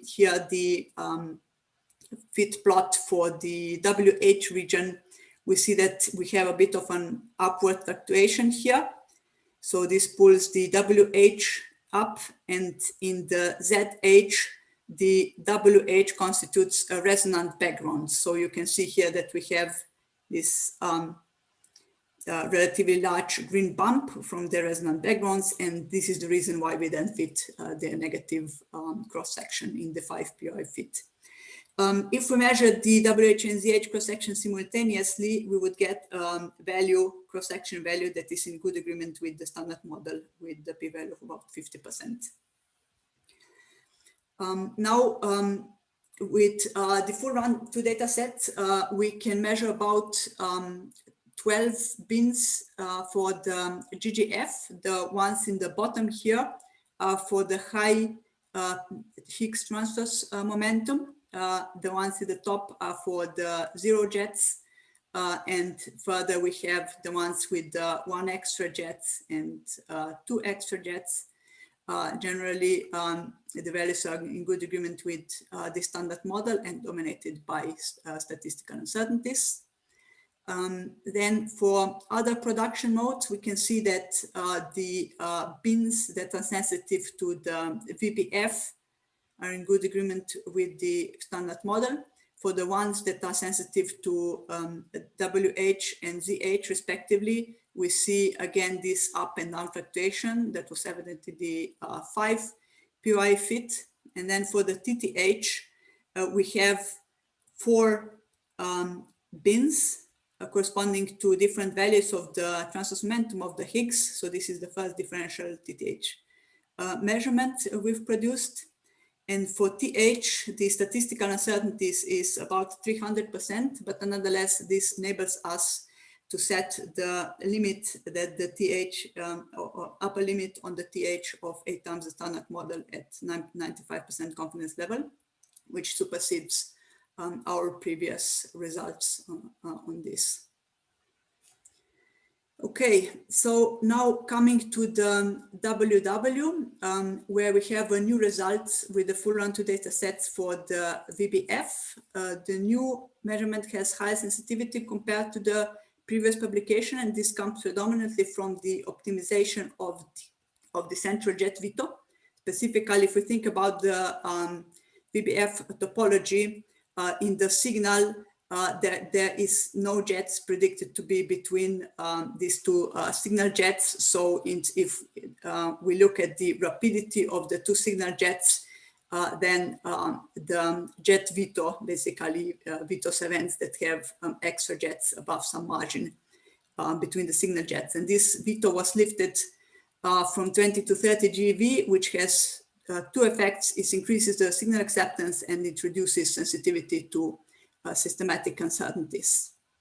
And then also the signal to background discrimination was updated with the new multivariate discriminant. So the BDT is replaced by the deep neural network, and the input variables are optimized and extended. Overall, the reduction of the systematic uncertainty compared to the 36 phantom band result is about 50%. Now, for this analysis, most backgrounds are taken from the Monte Carlo, but Z plus jets and ttbar are taken from the dedicated control regions. And for the signal discriminant, we're aiming to have it binned as fine as possible, but also requiring at least 10 signal and background events in each bin, and the background uncertainties to be smaller than 20%. So if you look at the fine print here, on the x-axis, you can see that the bin width decreases as the value of the discriminant increases. And then if we look at the high sensitivity bin, we have the signal to background ratio of about 3.5. And this enables us to extract the measured signal strength that is in good agreement with the standard model. And if we look here at the negative log likelihood plot, just look at the black curves. The full one is the observed, the dashed one is the expected one. We can see that we have the observed and expected significance over background only hypothesis of 7 and 6.5 sigma. So this corresponds to the observation of the VBF in the WW decays. The measured cross-section is in good agreement with the standard model prediction. And interestingly, this uncertainty is now with the full random two data set dominated by the systematic uncertainty, specifically by the VBF signal modeling. So there's strong potential for still further improvement of this with the run 2 data. You have 2 minutes left. Yep. Coming lastly to the Higgs to ZZ to 4 leptons. Here we are dealing with the full run 2 data sets with about 200 events with very good modeling of all the observables used for the STXX spins. For example, here I have the NJET distribution. And we have, for example, here in the invariant mass, the signal to background of about 2. The results we obtained are here shown firstly for the production modes, GGF, VBF, VH, TTH, good agreement with the standard model, p-value of 91%. And we can note that here still all of the results are dominated by the statistical uncertainties that range from 10% for DGF to over 100% for the TTH. But nonetheless, in the GGF and VBF, the 10% and 44% statistical uncertainties enable us some further interesting splitting into reduced STXX stage 1.1 granularity. Specifically, we can measure 6 GGF bins here ordered by the number of extra jets in the event, and the QQ to Higgs to QQ can be separated into the bins more sensitive to VH, VBF, and BSM processes, respectively. Overall, excellent agreement with the standard model with p-value of 77%. Okay, so to conclude, for the production mode cross-sections of Higgs to bosons, we have 2 new preliminary results with the full run 2 data sets. So for Higgs to gamma-gamma, we have a detailed characterization with 27 STXX bins. Overall, good compatibility with the standard model with p-value of about 60%. For the Higgs to WW, we have an update in the VBF production mode, where we have the observation with 7 observed and 6.2 expected sigma. What's worth noting that beyond larger statistics in the full run data set results, in both cases, the increase in sensitivity also came from improvements in the machine learning discriminants and in the event selection. As for outlook, many measurements are still limited by stats. So we saw this is the case for the Higgs to ZZ and also for VH, TTH, TH measurements, as well as even finite rarity of the STXS bins. Interestingly, the VBF production mode is now limited by the systematic uncertainties of specific calibrated signal modeling uncertainties. So there's still strong potential for improvement of this measurement with run-to data. Okay, that's it. Thanks. Thanks a lot, Lisa, for the nice talk and for showing two brand new results. So we open the floor to question. Maria, first. Yes. Okay. So first of all, congratulations for the new result. Can you go to the PPF Higgs to WW? So it's the first slide that you have. So first of all, I mean, it's a beautiful result. I was wondering if you could tell me how much. So comparing to the old sensitivity, how much does the two factors that you have added to the slide contribute? So you have the central veto and then the optimization. How much does the new optimization with the DNN matter in the improvement, and how you have extended the variables used in the DNN that you mentioned here as a leading part of the improvement? Yeah. So how it is? I can answer better your second question, how we have extended the variables, because we have released the details for this. So let's see more, this one. Okay. So basically, the previous analysis had 8 variables, and the 7 ones here at the bottom are still included, and the red one, the mass of the lepton jet, is now superseded. You go from the sum to just using the 4 individual ones. And then what you use in addition is the PTs of the 3 leading jets that give you some more sensitivity to the VBF topology. And then you use in addition also the ETMIS significance that helps you a bit with the ttbar background suppression. Okay, so this is for the first part, how we have what we have done with the variables. Now, note also the infrastructure change. We went from the BDT to the deep neural network. Now, for separating the 2 factors, we did not release. For the 2, we did not release the numbers. What I can say that together, the central jet veto, the new discriminant, and there was also a factor that the previous analysis was struggling from the Monte Carlo uncertainties. So if you take these 3 improvements together and compare the systematic uncertainty now to systematic uncertainty there, then there is a 50% improvement. For then a specific statement on how much exactly the multivariate discriminant brings, I think it's better if someone from the analysis team could make an exact one. If need be, I can give an approximate one from my recollections from the discussions. So maybe this is also a question that could be posted on the Mattermost, and the analyzers could answer if the informations are public, or at least to give some feeling. But maybe we could also move to the next question, since we have many, and I would kind of request if people could condense their questions and the answer a bit, since clearly there is a lot of interest for these new results. So next one is Lorenzo.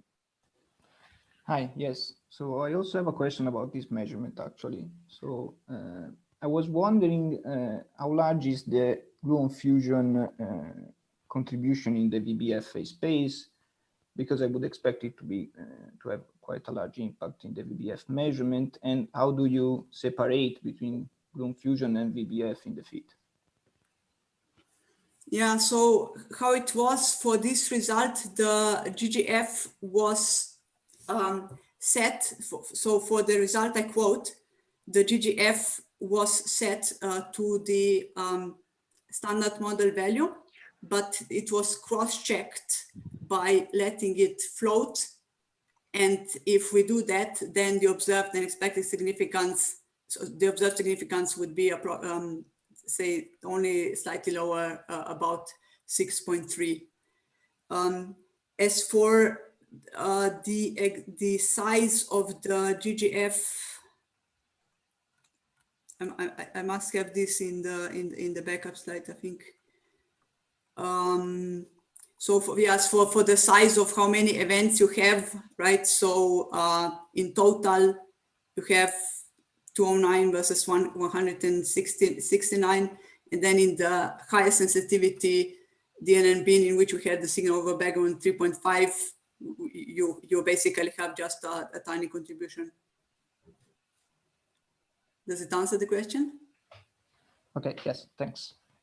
Just. Okay. Next one is Hualin.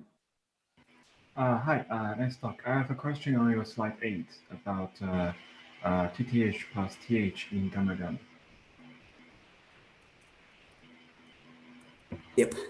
Okay, so here you have the measure TTH plus TH at 0.9 as central value with 0.2 uncertainty. But I remember in an early paper this year from Atlas targeting TTH production with Higgs decays diphoton only, we measured mu TTH to be 1.4 with 0.4 uncertainty. I know these two are not the same measured quantity. So I wonder, do you know what is your mu TTH here if you separate TTH from TH? Is it close to 1.4?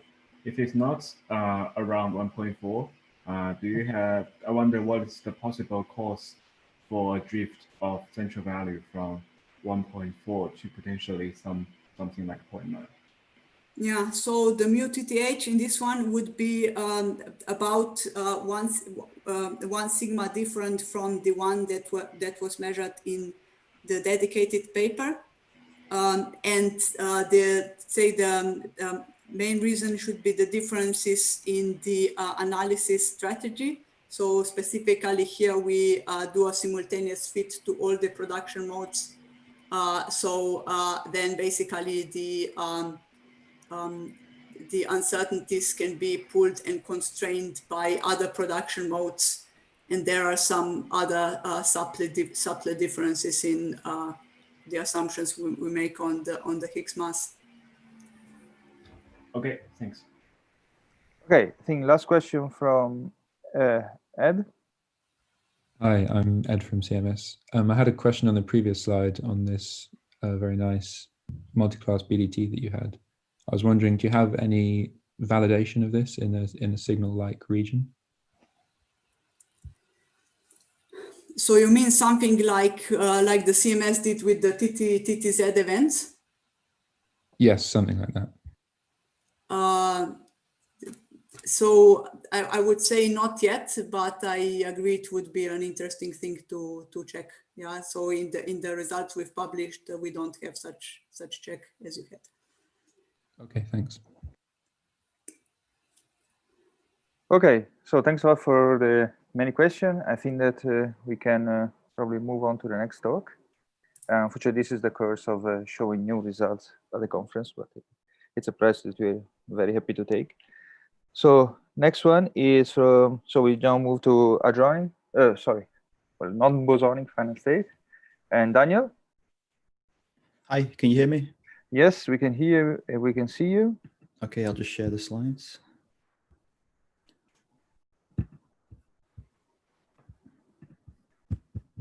Okay, I can see the slide, but not in full screen mode. Right, You can okay, try should to be go full screen Okay, now. now it's full screen, so please start when ready.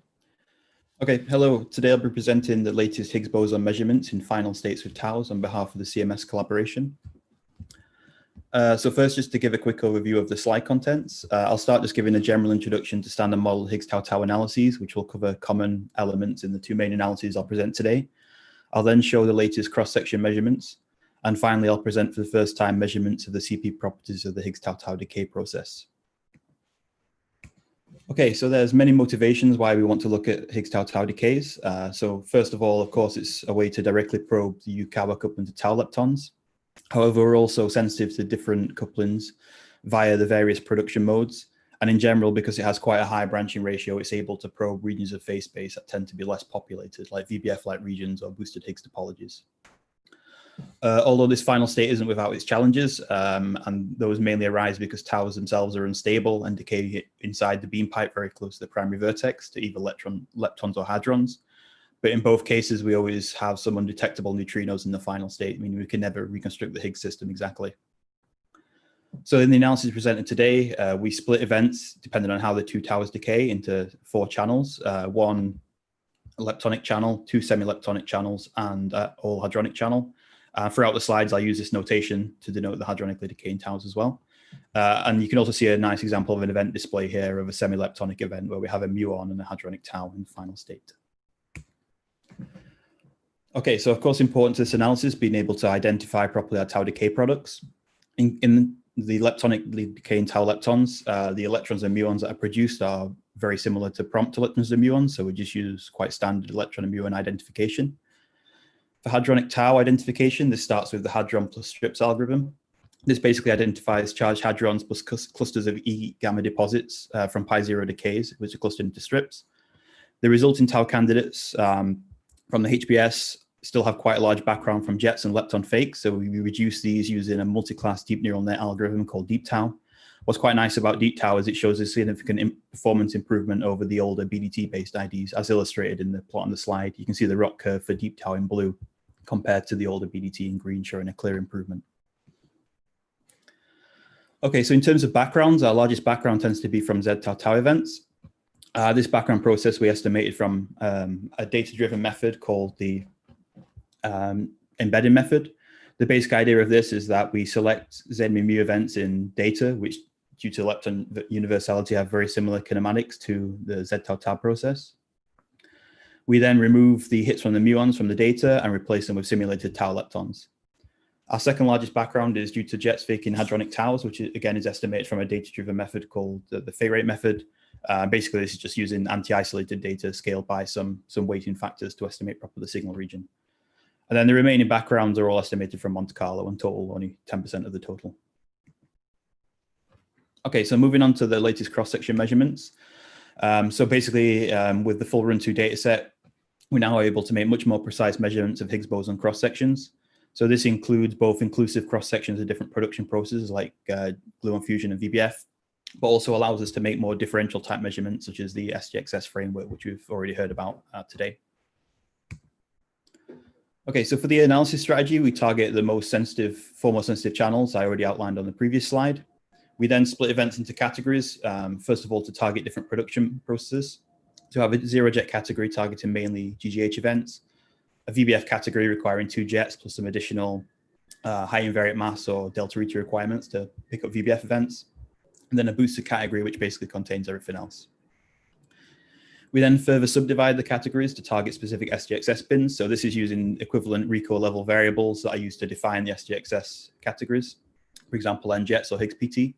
And then to extract the results, we fit 2D discriminants, where one dimension of this discriminant is always the ditau mass, which tends to give the best separation between signal and background. And then the second variable, we choose both to give additional separation between signal and background, but also to align with specific SGXS bins. So in this plot, you can see an example of a 2D discriminant of the dijet invariant mass shown with windows indicated by the dashed lines versus the ditau mass. Okay, so moving first on to the inclusive cross-section results. These are extracted by means of a simultaneous bin maximum likelihood fit. For the inclusive Higgs production, we've currently measured a best fit value of the cross-section of 0.85 times the standard model expectation. with an uncertainty of about 0.12. And we've also measured the cross sections for the individual production processes, GGH measured to be about 1, and QQH measured to be about 0.7. To help illustrate the results as well, we also produce this weighted dye-tau invariant mass plots. This is combining together all channels and categories weighted by S over B. And you can see here the signal shown in red on top of quite a large background. But once we subtract the background contribution, we can see clearly a nice peak around 125 GeV.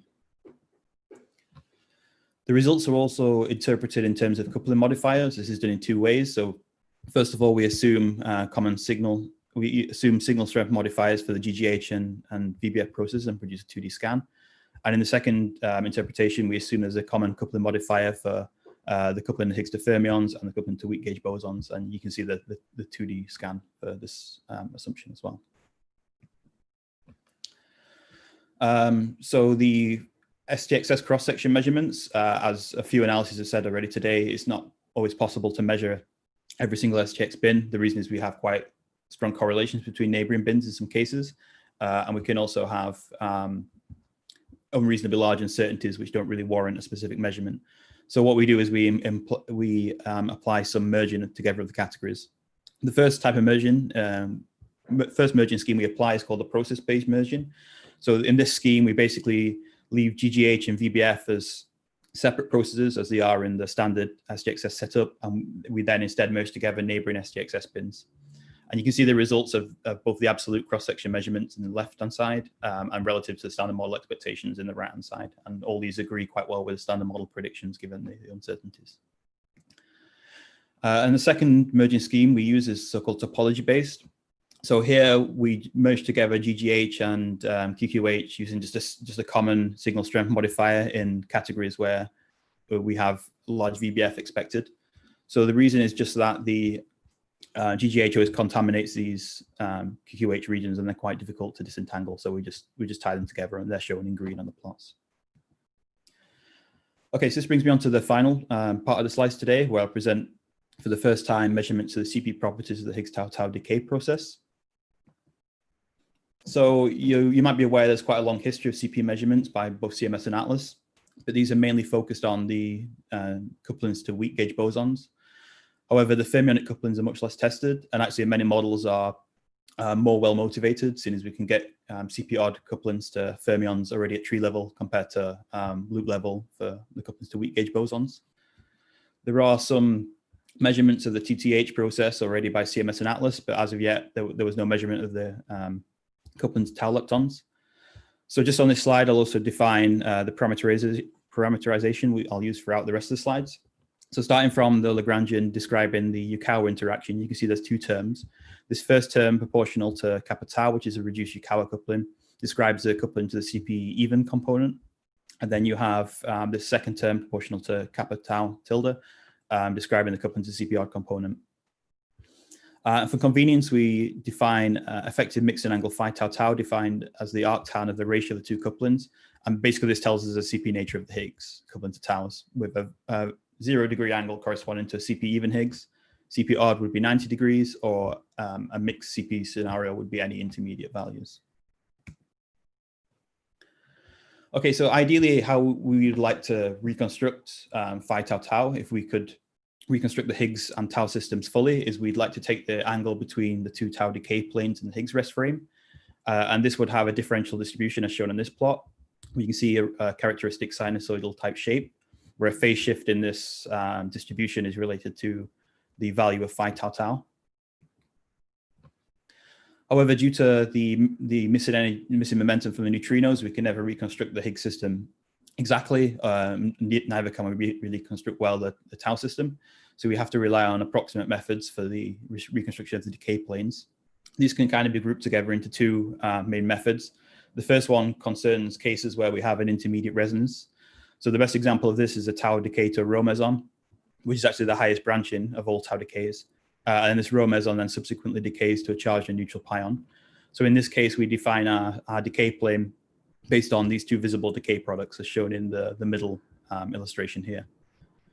And then the second thing we can do in cases where we don't have an intermediate resonance, we can still define a decay plane using what's called the impact parameter. So this is denoted lambda in the plots, and basically what it is the vector pointing from the primary vertex to the point of closest approach on the track. So in this case, the plane is spanned by the visible tau decay product and the impact parameter. And again, we take the angle between the two to be sensitive to CP. The current analysis targets the most sensitive final states, so one semi-leptonic channel with a muon and a hadronic tau, or the channel with two hadronic taus. And in general, we consider all the sensitive hadronic tau decays, which gives many channels in the final combination, but the most sensitive three tend to be the free channels here. So with a muon and a rho in the final state, with two rhos in the final state, or a pi and a rho in the final state.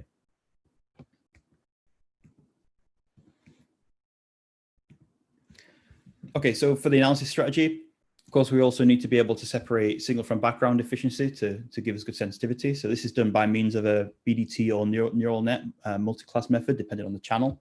And this includes kind of common kinematic variables like masses and PTs. This is multi-class, so we have two background categories, a genuine tau category and a fake tau category, and then just a single signal category, which merges together different Higgs production processes, seeing as we don't need to be able to separate these well to measure the CP properties of the decay vertex. And then we extract our results by fitting 2D discriminants again. In this case, the 2D discriminant is formed from the MVA score versus phi CP. So in the example here, you can see these dashed lines indicating different MVA score windows. Within each of these windows, we bin in phi CP, and again, you can see quite a characteristic sinusoidal type shape for the signal on top of quite a flat background. Okay, so this brings me on to the results. So once again, we extract the results by maximum likelihood fits. And you can see the delta log likelihood scan that was observed in data shown in the red curve on the left-hand side. And this can be compared to the expected with the blue dashed lines. So the best fit value extracted from this curve is 4 degrees of phi tau tau plus or minus 17 degrees. So this is consistent within one standard deviation from the standard model expectation, which is 0 degrees. And it should be noted here that when we break down the uncertainty, it's almost entirely statistically dominated at the moment. Okay, and we can also interpret this in terms of the two kappa tau parameters if we make some additional assumptions about the other Higgs couplings. So in this case, we assume all of the Higgs couplings are standard model-like. And you can see then the 2D scan of the two kappa terms with the standard model expectation shown in red, agreeing within the 1 sigma region. You have 3 minutes. Okay, thank you. So to help illustrate the results better, we also produce a similar S over B type weighted distribution. So in this case, rather than looking at the di tau mass, we look at the phi CP observable, and we combine together just the 3 most sensitive channels that I outlined already on the previous slide. So in this case, we do a double weighting. So first we weight by S over S plus B, as is kind of done usually, but then we also weight by this additional factor A, which is, we call the average asymmetry. So what this is basically telling us how much separation do we have between CP even and CP odd in each category. So it's defined by taking the difference between the two hypotheses in each bin divided by their average and then averaging over all bins. And it's worth noting as well that the mu rho channel has to be phase shifted by 180 degrees for this distribution, just so that the peaks line up with the other two channels. So when we weight the data, we then subtract the background contribution and we observe the resulting data points. What's quite nice here is you can see these clearly favor the CP even hypothesis shown in the solid blue line and disfavor the CP odd shown in the green line. And actually the CP odd here is excluded at level of 3.2 sigmas in the observed compared to 3.2 sigmas that were expected. Okay, so this brings me on to my conclusion slide. I presented today the latest results of the inclusive cross-section measurements and SGXS measurements in the di tau final state. The inclusive cross-section was measured to be 0.85 times standard model expectation with an uncertainty of about 0.12. And I've also presented for the first time the measurement of the CP properties of the Higgs tau-tau decay coupling, which we parameterized in terms of an effective mixing angle, which was determined to be 4 plus or minus 17 degrees. With the CP odd hypothesis excluded at a level of 3.2 sigma. Thank you for your attention. Thanks a lot for the nice talk, and again, more new results, which is amazing. Question time, I think we can start from Christian. Yeah, hi, this is Christian from Atlas. Yeah, thanks a lot for the nice talk, and congratulations to the nice result, especially on the CP properties. So yeah, on the CP properties, can you maybe say a few words? Have you studied how much you're affected by uncertainties of the directions on the tau decay products? Because I think this should have a big impact on also on the angular difference between the tau decay planes in the end.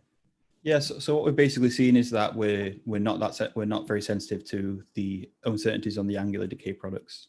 So the way we validate this is we look at I'll just skip to one of my backup slides. So we can validate the description using Z tau tau event. So usually these have a flat distribution, at least at gen level. But this is paper by Stefan Berg et al., where they define a parameter alpha minus, which can be used to split your flat events into two sinusoidal-like contributions. So this is splitting alpha greater than pi over 4, alpha less than pi over 4. And what we see when we compare data to the Monte Carlo predictions of Z tau tau is we have very good agreement.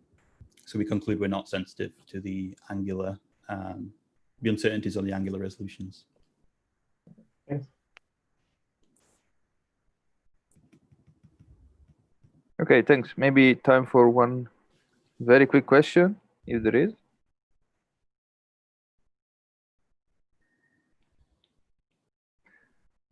Okay, does it seem so? So thanks again, Daniel, and we go to the complementary talk from Atlas,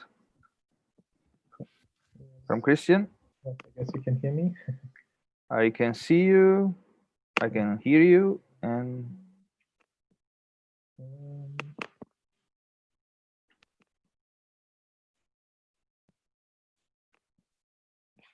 now I can see the slide. If you can go full screen.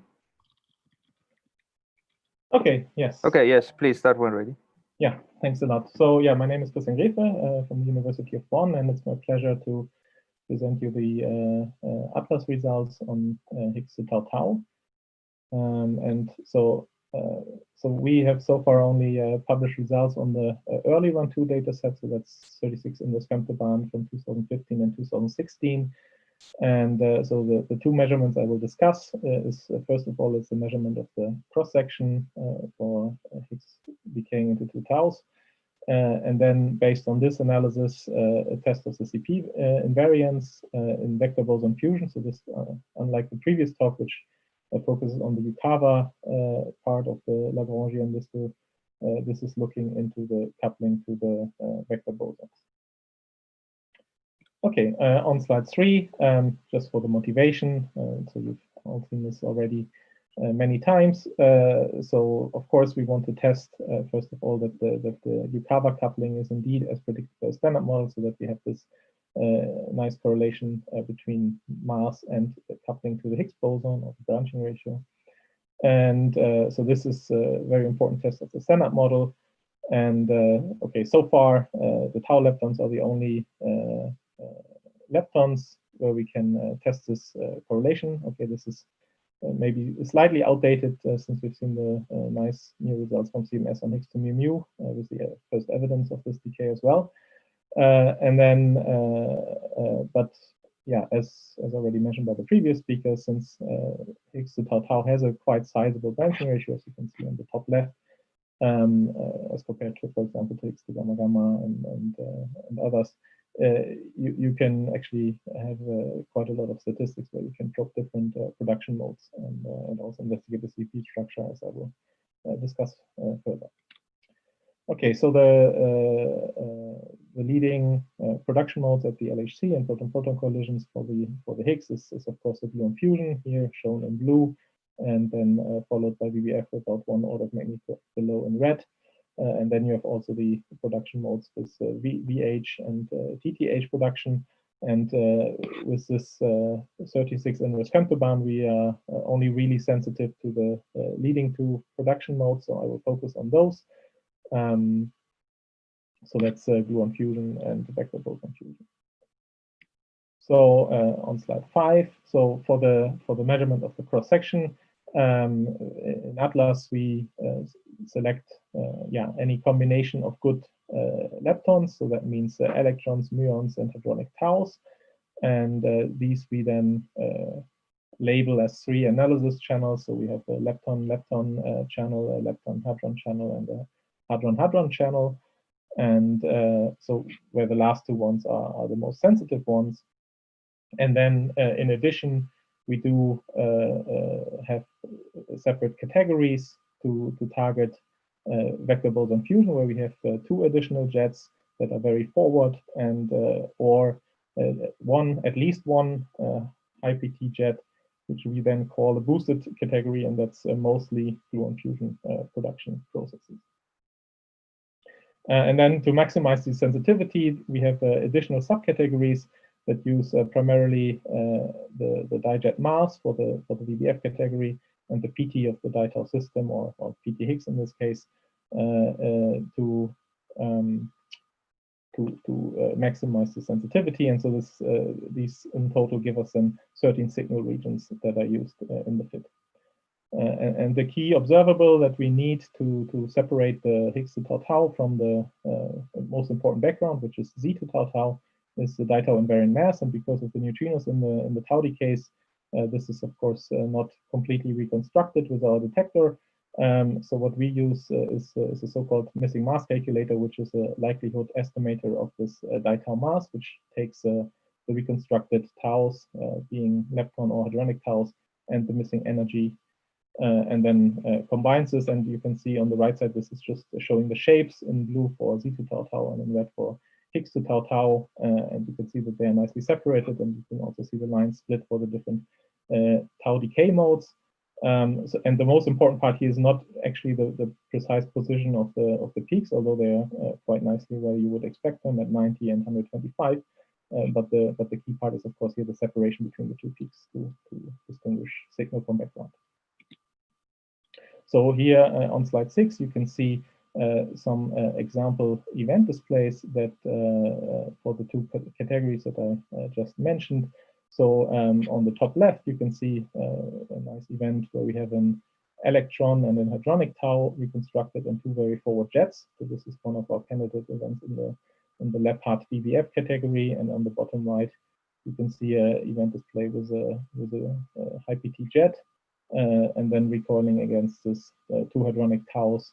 And you can also see the transverse tube with the missing energy in between. And yeah, this is a candidate for the boosted category.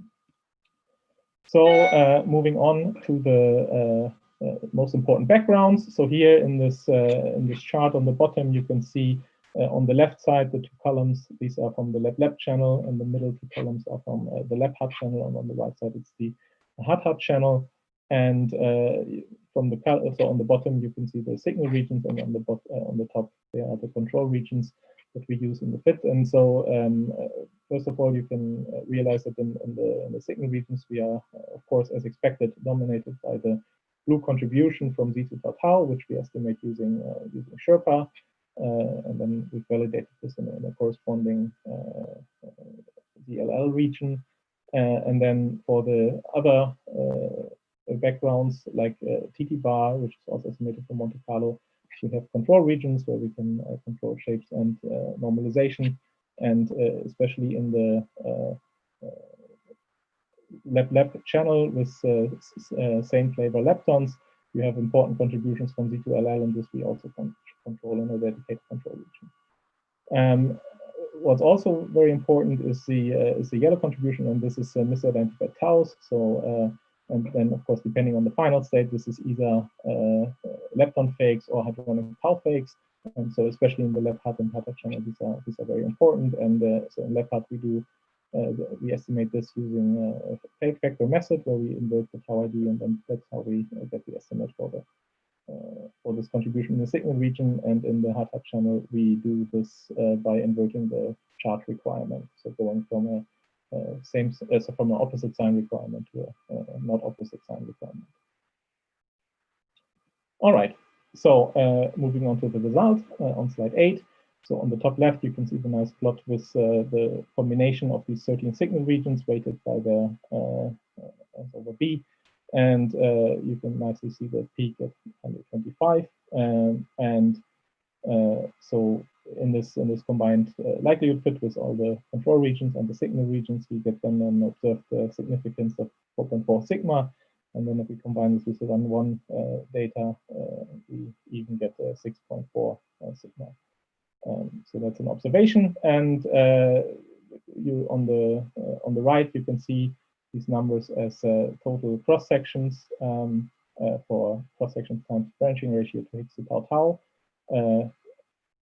in combination, which is slightly higher than the standard model expectation, so 1.09, but still consistent with the standard model. But then if we do the measurement in the 3 channels separately, we can see a consistent picture, also consistent more or less within 1 sigma with the standard model expectation. And also if we do the fit in the individual categories, so this is not the VBF cross section, but really meaning the total cross section extrapolated from the VBF category here, just to avoid confusion. All of this is all consistent with the standard model expectation. And then on slide 9, you can see that we've also done a measurement with more parameters of interest. So instead of measuring the total cross section, we then measured separately gluon fusion and VBF cross section times 60 tau branching ratio. And on the left, you can see the correlation or the ellipse from this measurement. And so the best fit value is here indicated by this blue star. It's very close to the standard model expectation. And you can also see the limits here, which are all very consistent with the standard model expectation. And this is then, of course, input to our Atlas-Higgs combination, where you will see an update later today for this. And since we had already these subcategories that are binned in Higgs PT, essentially, this can easily be translated to a fiducial cross-section measurement, or rather STXS stage 1 is just 3 bins, but nevertheless. And you can see that this process is especially sensitive to the high PT regime, where we get very good sensitivity, as well as the VBF topology. So this motivates that we can use this channel to also look at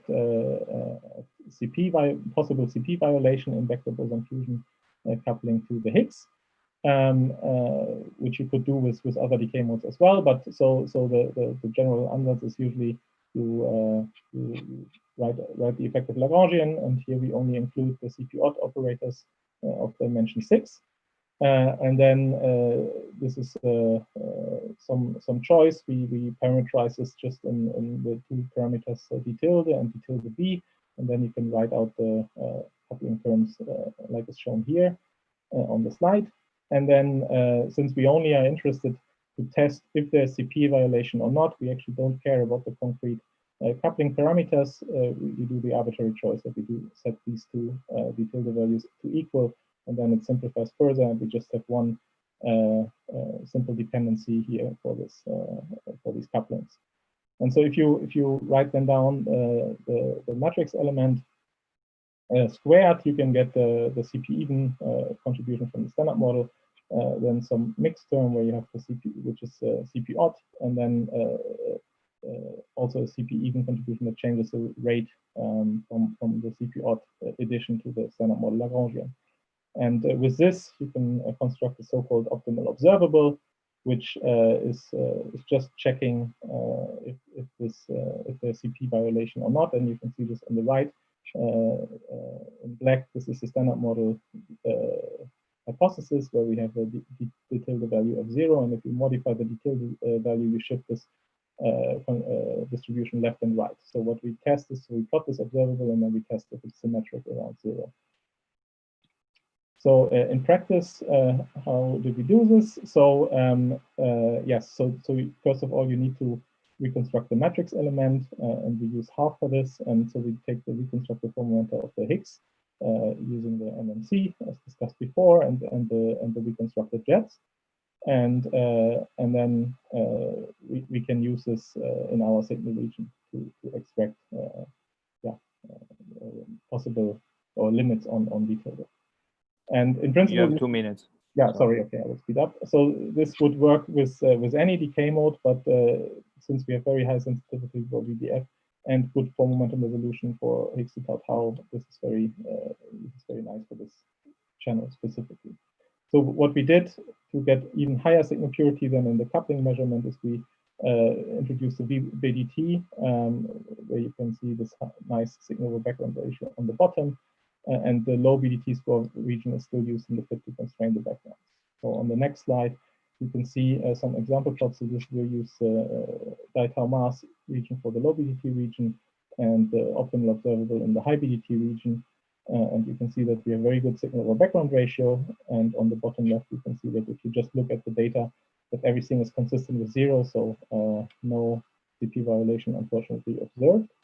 And then on slide 13, this is then the resulting limits. So if you try multiple detailed hypotheses, you get to the plot on the bottom left, where you have the different colors, the different decay channels, but the black curve is a combined result. And so this is unfortunately only, we only reach a 68% confidence level limit between 0.09 and plus 0.035. And the main reason for that, as you can see in the middle plot, is that we have, with this selection, unfortunately, a slightly lower than expected signal strength. So if we had a signal strength around 1, then the limit would be much stronger. But okay, this is what the fit gave us. And yeah, in general, this is all limited mostly by statistics, of course, but also by jet uncertainties. So to summarize. So as you've seen, we have the observation Higgs tau as seen in Atlas with already with the early run 2 data.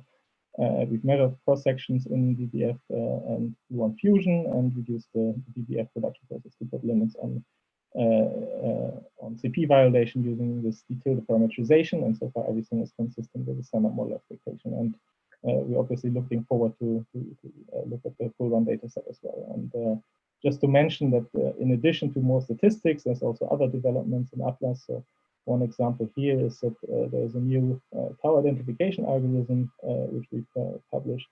And so this is not yet used in the analysis that I've shown you here, but what you can see is that you move from the dashed line, which is our previous tau identification, to the full lines, and you get basically twice the background rejection for the same signal efficiency, so that should be a very nice increase of the sensitivity in the future. And I should also mention that there is a poster on this later today that you're welcome to watch. Okay, thanks. Okay, thanks a lot, Christian. We are running a bit late, so we might have time only for one question. Daniel? Hi, thanks for the nice talk. I was just wondering, when you fit the VBF CP properties, what do you do about the gluon fusion background? Do you assume it's standard model, or do you float the CP in the top coupling, for example? Let me think. I think we left it floating, but I would have to double check. This is, yeah. Right, but okay, it's a very small contribution after this BDT selection. Right. Okay. Thanks. Okay. So unless there are really urgent questions, doesn't seem to be the case. So thanks a lot, Christian. And we go to the last talk of the session from Sergio. Hi, can you hear me and see me? I can hear you. I can see you. Okay, let me share my slides. Just 1 second. Okay. And I can see your Skype. Oh, now I can see your slides. And if you can go full screen. Yeah.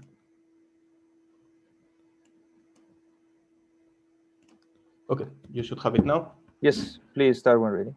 Okay, thank you. So I'm going to present the latest results on TTH and TH associated production measurements at CMS.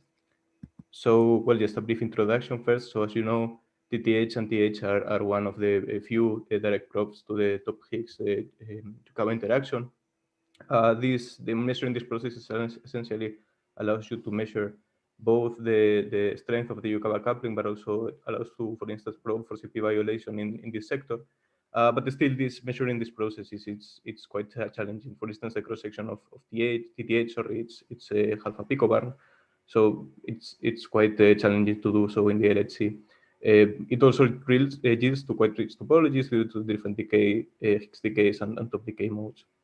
TH it's even more challenging than TTH because its production cross section it's even smaller, but it has the nice feature that on top of these diagrams that contribute with the Higgs top Yukawa coupling, it has also diagrams with the W Higgs coupling, and essentially the interference between these two is destructive at the in the standard model, but in the cases in which essentially the coupling of one of these two is negative, or has the opposite sign as the standard model, then this enhances the DH cross section by a factor of 10 roughly, but doesn't have any effect on the DH cross section. So this means that well, it's interesting to study this process.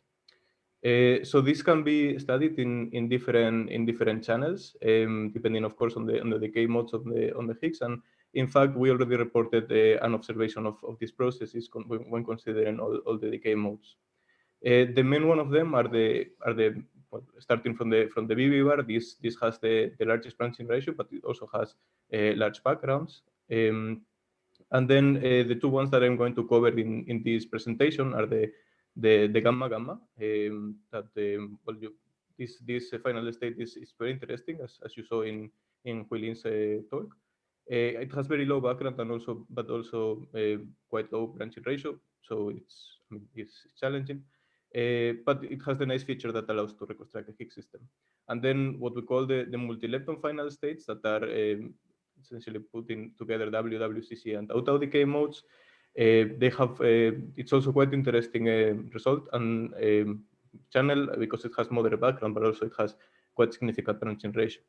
So I'm going to cover these two talks, and in fact, the result on TTH multi-lepton is presented for the first time in a conference here. These are performed with the full run-to dataset. They are the legacy results of CMS and are obtained using 137 index femtogram of data. So starting with the diphoton search. So essentially, this analysis is done by well, using events with two photons and having different categories targeting the hadronic or leptonic top quark decays. Here, the main backgrounds are essentially ttbar plus gamma, and here we use PDTs that have several inputs as background. Then we have a signal and background model that we use to feed the gamma distribution in each one of the categories separately. With this, we obtain a signal strength of roughly 1.4 plus minus roughly 30. And this leads us to an observed significance of 6.6 sigma with respect to the no TTH hypothesis. This channel also allows to study CP violation, and this we have done in the same result, but you can find more details in Savvas talks on this. Okay, so I move on to the multi-lepton search, which is the new search that we are covering here. So this search is performed by using data in 10 different categories that are defined based on the lepton and hadronic tau multiplicity, and each one of them targets a specific decay of Higgs boson and of the top quarks. So also on top of this selection, we also apply a cuts on lepton charge in order for them to be consistent with the expected final state, and also on the jet multiplicity. But the new feature that we have added in this incarnation of the analysis is that in the most sensitive regions, which are the 2 leptons inside 0 tau and 1 tau, and 3 leptons plus 0 tau, we have a large surface space to also accept the TH events. So essentially, we allow events with one B jet and also an additional jet that can be forward. So we accept, so we have sensitivity to the TH production because the expectator quark can be forward. Additionally, we also have control regions with 3 and 4 leptons, out of which one is a set boson candidate that we use to constrain the TTC background. Then, as you saw in the plot in the previous slide, these signal regions are still fully dominated by background. So we make use of MPA discriminators that we use to separate signal from the various backgrounds. As input variables, they take essentially the 3 momenta of jets, leptons, and hadronic taus of each category. And also, well, simple variables like invariant masses, angular distances among objects, and object multiplicities, and also specific taggers that allow us to identify decay products of the top quarks and Higgs boson. Then we have twofold strategy. So in the most sensitive regions, the one that we also use for TTH measurement, We have moved from an approach in which we would have two VDTs discriminating the different species of backgrounds to a more advanced approach that makes use of a multi-class DNNs and allow us to discriminate TTH, TH, and the different backgrounds separately, but in the same, in the same setup. Then we are able to build categories based on the species of each one of the processes and on the topology. This I will show more specifically in the next slide. For the rest of the regions, we don't expect sensitivity for TH production, so we make use of a VDT discriminator, just training TTH against the backgrounds. Okay, so here I have one slide on what we do in these three more sensitive regions, that the ones that make use of multi-classifiers. So essentially, these multi-classifiers allow us to classify events in each region as TTH-like, THQ-like. In the case of the two leptons in sign, TTW-like and other backgrounds. In the case of the three leptons plus 0 tau and two leptons in sign plus 1 tau is the same, but we don't have TTW. And then we also further classify according to the topology of the event. So essentially, we have the lepton flavor, the Bijet multiplicity, and the same in the three leptons plus 0 tau region. Additionally, on top of this, we also classify based on the score of the DNN of the most probable process. So in the TTH category, for instance, we classify also based on the probability of an event being TTH. Moving on to backgrounds. Backgrounds are also crucial in our analysis because, as you saw, we are quite dominated by them in the signal regions. So we have two types of background, which are reducible and irreducible. For reducible backgrounds, these are dominated by non-prom leptons and misidentified taus and electron charge flips, for which we use background estimation methods. Data-driven estimation methods. Also, we have a small contribution from photon conversions that we also estimate from simulations. Irreducible backgrounds are dominated mostly by TTC and TTW. Also, although we have other contributions from rarer processes. And then, while ttbar and Drell-Yan also become irreducible in some of the categories. For all of this, we have estimated them using state-of-the-art Monte Carlo simulations, and are either normalized to the most precise theory calculations or are left freely floating in the signal destruction fit. So we don't really make an assumption on the cross-section value. So I start describing a bit further the reducible backgrounds. So for the main contribution from them it's really non-prom leptons, and for this we have really pushed the capabilities of our detector and our lepton reconstruction algorithms to build an IMVA that essentially allows us to discriminate between prom and non-prom leptons. This makes use of isolation variables, input parameters, and also bit-tagging algorithms. For instance, we are using the DeepJet algorithm developed within CMS. And we are able to very much discriminate them. Still, a tiny portion of it goes into our signal regions, and essentially here we are using the canonical approach of using the Titulus method, deriving a transfer factor in multi-jet events. Here in these two plots, you can see the consistency check of the method in ttbar simulations in one of the signal regions, and you see that it works very good for muons. It works respectively good for electrons. And then, well, a couple of words on electron flips, which is the other main background, reducible background, that has a small contribution, and essentially this is estimated in a opposite sign sideband, and we essentially derive a transfer factor in a Drell-Yan control region. Then moving on to irreducible backgrounds. So, well, first to say that first I speak a bit about the normalization. So the TTC and TTW normalization are fully determined in the signal destruction fit. It's a free parameter, so we don't really make an assumption on the total cross section.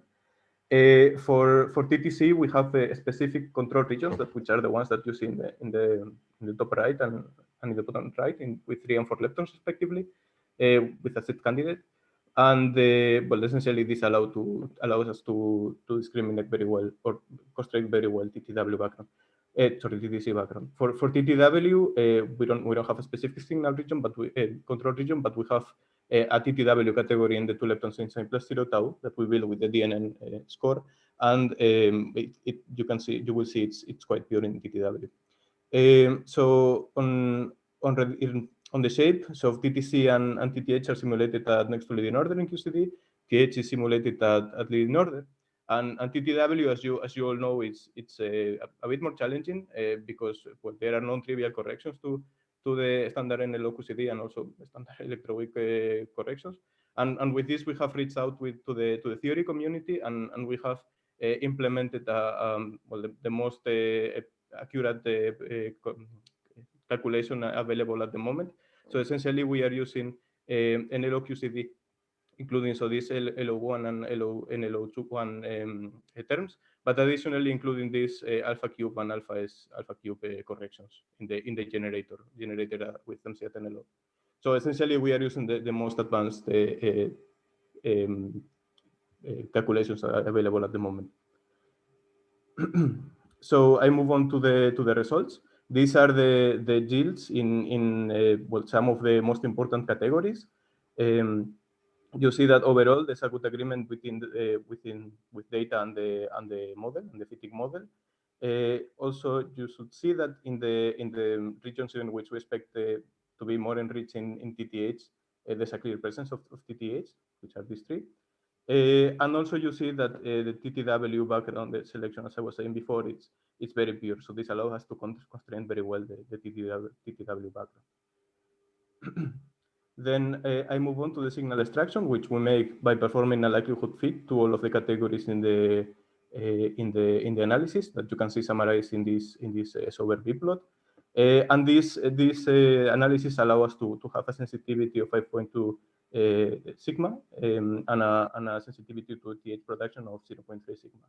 The measured signal strength for TTH is 0.92 plus roughly 25%. And you can see that it's quite consistent across all of the categories. Then here I also have the signal strength for TH, which is 5.7 plus minus 4. TTC is also consistent with the standard model expectation, and TTW is still above the expectation. We have 1.4 plus minus 20%.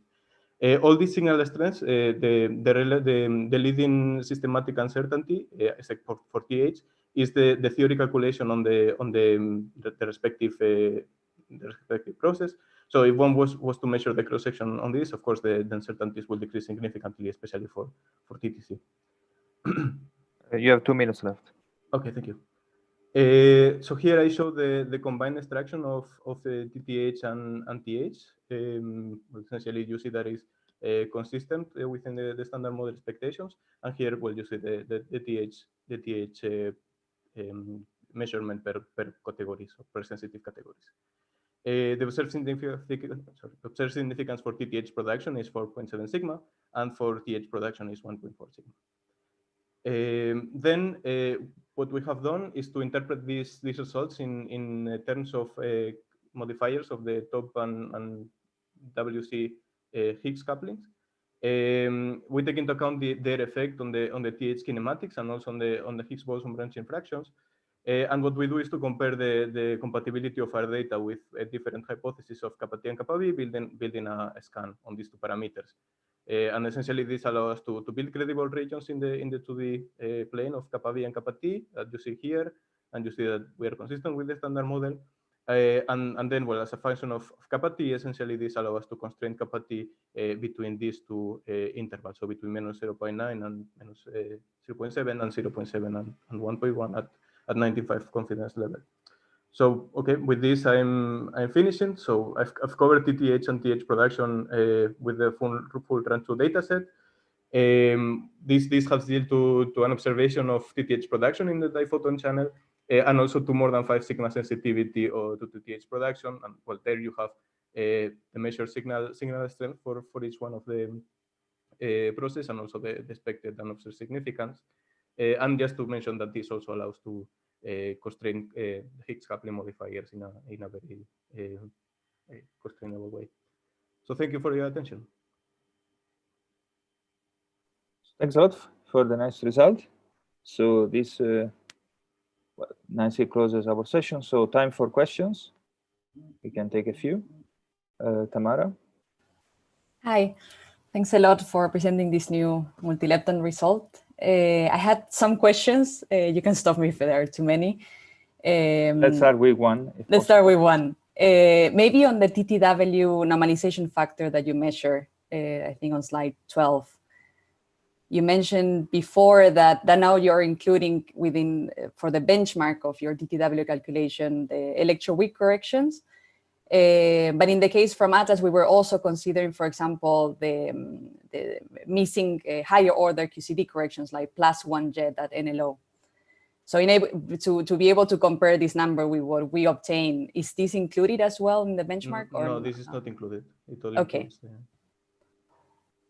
Okay. Then the other question I had, if I still may, you show these very nice also plots for the non-prom lepton estimation on slide 9. And I wanted to maybe understand a bit better at the top right-hand side.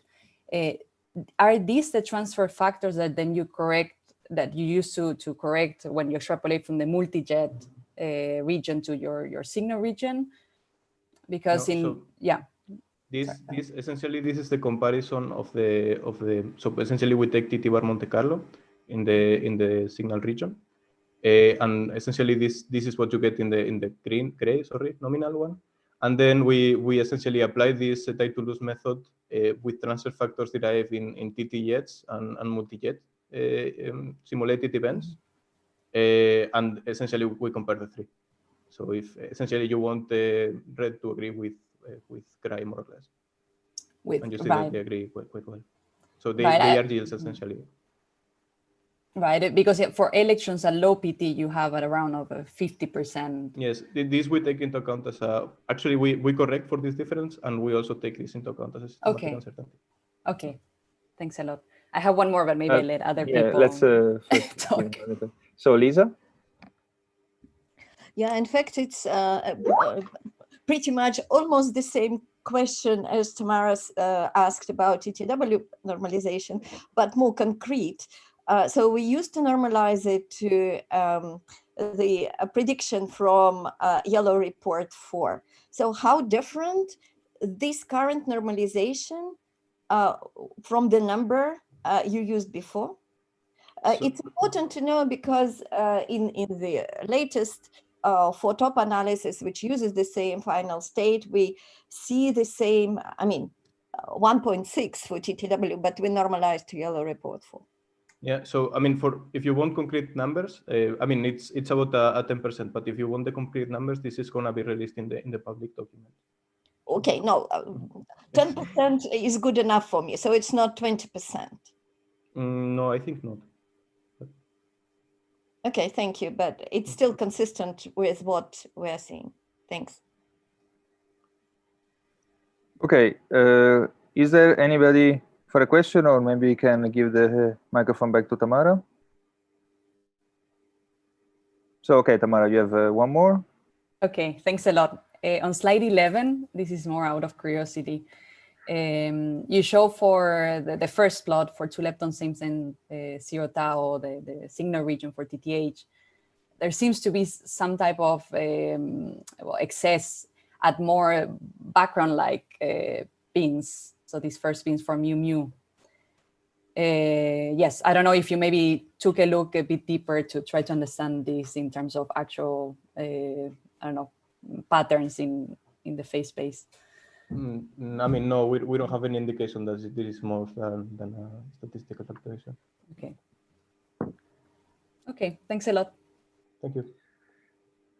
Okay, I assume that Liza as a follow-up, or you didn't? Well, it's almost on the same thing, but can you please, maybe I missed, describe other systematics on TTW you apply?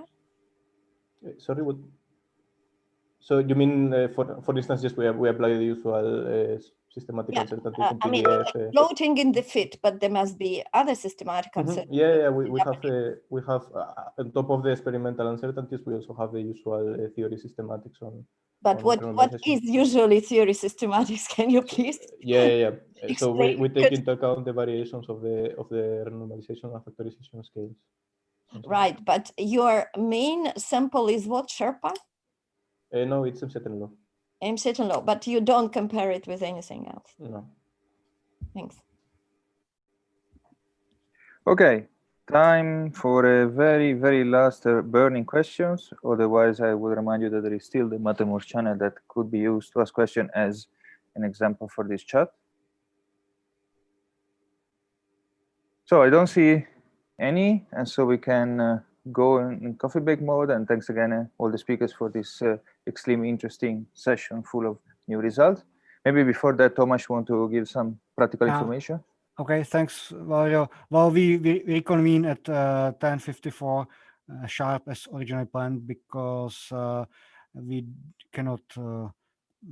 We still want to have some contingency time between the end of the next session and the poster session. That's the reason.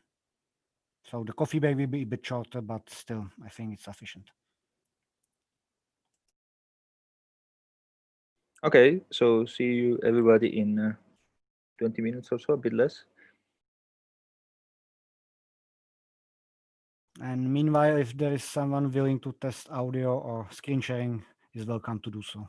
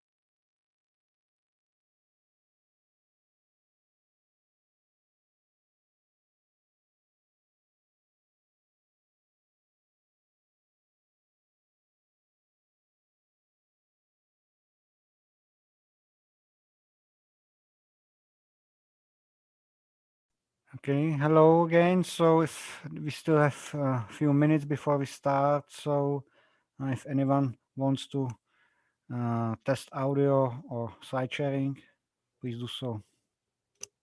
Yes, I'd like to do it. I'm Ignasi Rossi. I have a talk at the end of the session. Okay, can you hear me? Yeah, perfect. Okay, and I think that there's no problem with the video. One moment. Exactly, Yeah. I think that the video was properly. So then I am going to share the. May I share the screen now? Sure. Yes. So then I think that. Yes, I have here the PowerPoint. Just make it full Yes. screen. Yes, perfect. Yeah, yes, I think that it was perfect. Okay, perfect. Okay, perfect. Okay, so then thank you. I'm going to close. Okay. You're Okay, welcome. thank you. You're welcome. I may also try to test. Sure. Go ahead.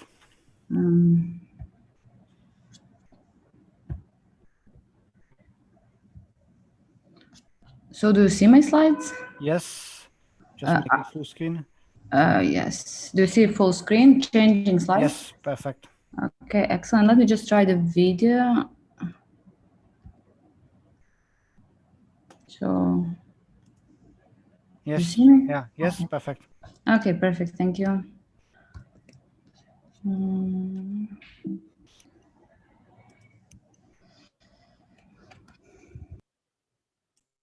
Okay, maybe I can test next if possible. Jelena, you please stop your. Okay. Are my video and picture working? Yes. John, testing the slides, maybe. Okay. Yeah.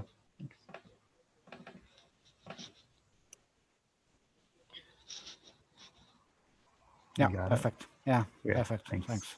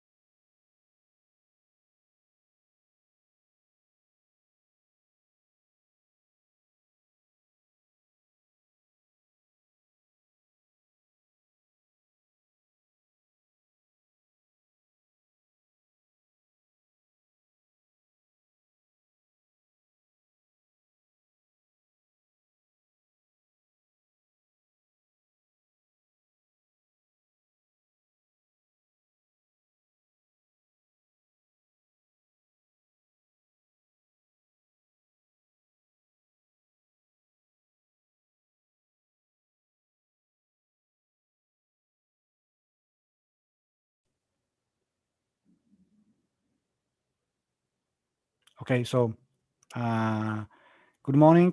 So I will be chairing.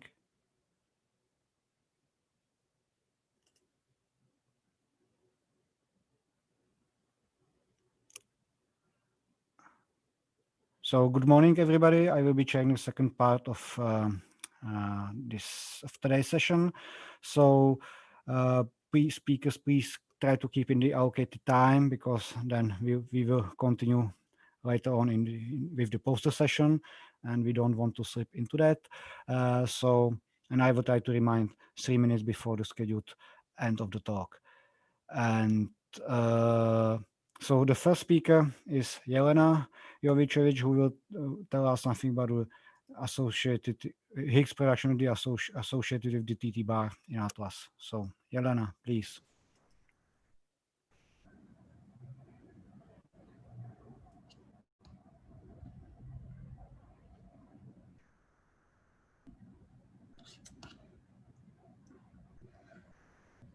Hello, everyone.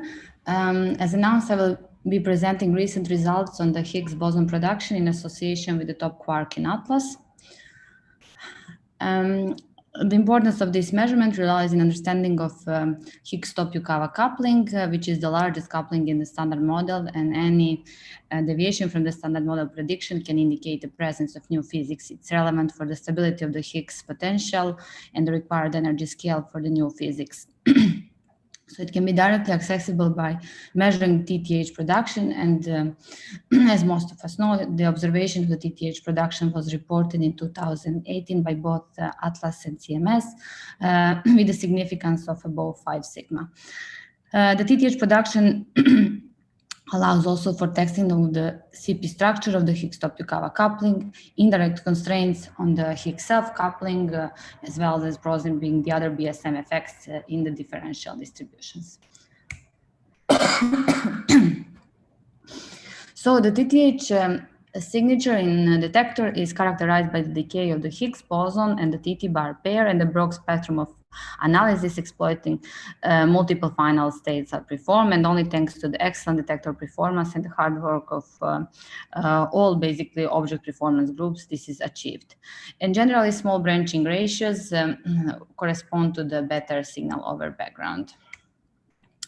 So the channel studies in Atlas are characterized by the decay of the Higgs boson. So we study Higgs decay to BB bar, multi-leptons, that targets WW, tau tau, and ZZ, then gamma gamma, and also ZZ to 4-lepton decay that is excluded from the multi-lepton analysis. And of course, we perform combinations for the higher precision. So in the presentation today, I will cover all these individual channels as well as some of the combinations, and I put the links to the publication. So as you can see, the BB analysis is done using 36 inverse femtobarn data. The multi-lepton uses 80 inverse femtobarn data, while the diphoton and ZZ2,4-lepton analysis actually exploits the full run-2 data set. In the gamma-gamma channel, we also measure the CP properties of the Higgs-top-Yukawa coupling, as well as the first simplified template cross-section measurement in the bins of the Higgs transverse momentum, and this is a new result that we'll present it today. So starting with BB final state, it is a fully fermionic final state, and where the Higgs boson reconstruction is possible but very challenging due to combinatorics. It suffers basically from irreducible TT plus BB background that has a large theory uncertainty. And this is the biggest challenge in the analysis. For the nominal prediction, we use ttbar 10LO5 flavor scheme sample, and the relative contributions from TT at least 1V subcomponents are related to the TTBB at 10LO prediction using Sherpa open loops in the 4 flavor scheme. The categorization is done based on number of leptons and the number of jets, as well as the BTAC scores of the jets, where the 4 working points are exploited. This allows for separating regions in more sensitive TTH categories, as well as the categories targeting different ttbar subcomponents. So the analysis strategy is based on the cascade of MVAs. We have first reconstruction BDT, matrix element, the likelihood discriminant that are used in the final classification BDT that in addition exploits kinematics and the bit tagging information in the event and train to separate signal from the background. So the signal is extracted from the bin profile likelihood fit to all signal and control regions, and normalization of TT plus at least 1B and TT plus at least 1C background is left free floating in the fit. So we measure the signal strength of 0.84 plus minus 0.6, which corresponds to the significance of 1.4 sigma, while 1.6 sigma is expected. The normalization of TTB background is measured to be 1.24, while the normalization factor for TT plus C is measured to be a factor 1.6. The dominant systematics is coming from the modeling of the TT plus 1B background. It's actually 0.46, which obviously dominates the total background in this measurement. We also have a non-negligible component from limited Monte Carlo statistics, jet flavor tagging, jet energy scale, and resolution. And as you can see, the measurement is systematically limited and requires improvements from both theoretical and experimental communities. So the TTH multi-lepton signatures, that is very distinct multi-lepton signatures, are targeting ZZ, WW, and tau-tau decays. So first, the categorization is done based on number of prompt leptons, electrons, and muons, and number of hadronically decaying taus. You can see a schematic on the left-hand side of the slide. The main background, irreducible, is coming from TTZ, TTW, and dibosons, while the reducible backgrounds are originating from non-prompt leptons, charge misidentified electrons, and electrons from photon conversions. For the reducible backgrounds, we apply object-level discrimination, such as isolation BDT to reduce non-prompt lepton background and BDT to reduce the charge mis-ID and electron conversion candidates. Then we have a further categorization in the 2-lepton same zero tau channel. We split it into low-end jets corresponding to 2 and 3 jet beams and high-end jets that correspond to the at least 4 number of jets. So discrimination, the low-end jets actually have a discrimination power on TTW and on prompt lepton backgrounds. Their delta R between leptons, AHT, and MB jets, lepton flavor, event yield are exploited to extract the maximum information. However, in the high jet beams, the multidimensional BDT space that exploits lepton charge and lepton flavor are used, and for each TTH enriched category BDT, where TTH is trained against the backgrounds, is exploited. So the normalization of the non-prompt leptons, electrons, and muons, electrons from material conversions and from the internal conversions, as well as the TTW, are simultaneously fit in the data.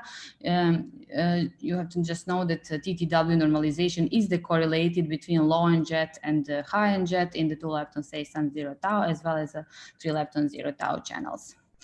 Shapes of the backgrounds are from the Monte Carlo, taken from the Monte Carlo simulations with the extensive set of the systematics uncertainties.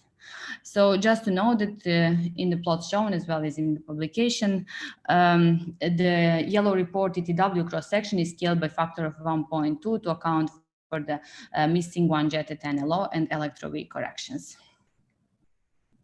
So the signal is extracted from the profile likelihood fit across 17 control regions and 8 signal regions, and simultaneously the background normalization factor and signal strength are extracted. So the signal strength measured is 0.58 plus minus 0.3, that corresponds to the significance of 1.8 sigma, while expected was 3.1. So you can see also the table with measured normalization factors for the TTW background with respect to the corrected yellow report values.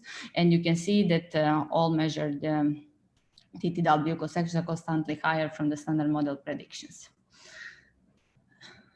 Now moving on to the ZZ 4-lepton channel that is done within the general Higgs 2 4-lepton analysis. So this has extremely low rate and a clean final state with a very high signal to background ratio. So basically search for the Higgs boson candidates in a window of 115 to 130 GeV, and background is estimated from the mass sidebands. Categorization is based on the decay of the ttbar into leptonic and the hadronic categories. And in leptonic, we use event yield, while in controlling the neural network is exploited. The signal strength measure is 1.7 plus minus 1.7 statistics, and 0.2 systematic and 0.2 theoretical uncertainties. So you can see it's fully statistically dominated channel that will benefit from more data. And in total, 3 candidates in round 2 data are found. So we expect increase in precision with increasing the data set. So moving on to TTH to gamma-gamma channel, that also has a small rate, but the Higgs boson reconstructions in narrow peak can be done with a very high precision, and sidebands are also used to estimate the background. So just a reminder, the first TTH observation in TTH gamma-gamma only channel is reported in 2019 using the full run 2 data set with a significance of 4.9 sigma, while 4.2 was expected, which corresponds to the signal strength of 1.38 with around total uncertainty of 0.4. So the same data set is reanalyzed with the motivation of directly probing the CP structure of the Higgs-Tokyo-Kawa coupling. So here signal yield is parameterized as a function of the kappa t and the alpha, which is CP mixing angle. So the analysis strategy is first to reconstruct the Higgs candidate as the 2 energetic photons, the top candidate using the reconstruction BDT. And the categorization is based on the ttbar decay again into leptonic and hadronic category. So this totals in 12 hadronic and 8 leptonic categories, in which 2D BDT is used in the fit. So one dimension is the background rejection BDT that using object level observable, similar as the one used in the observation.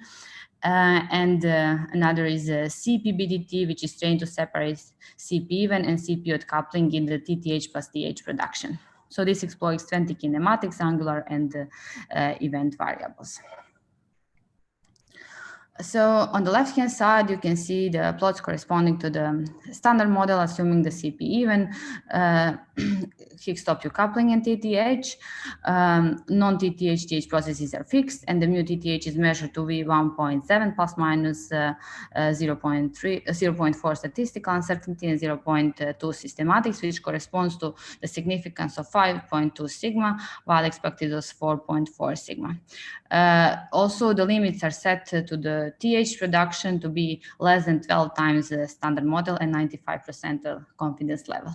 On the right-hand side, so the assumption was basically probing the CP structure. So the KT is also floating in the fit, and a mixing angle of greater than 43 degrees is excluded in 95% confidence level, while exclusion was expected to be at angle of 63 degrees. The pure CP odd coupling is excluded at 3.9 sigma.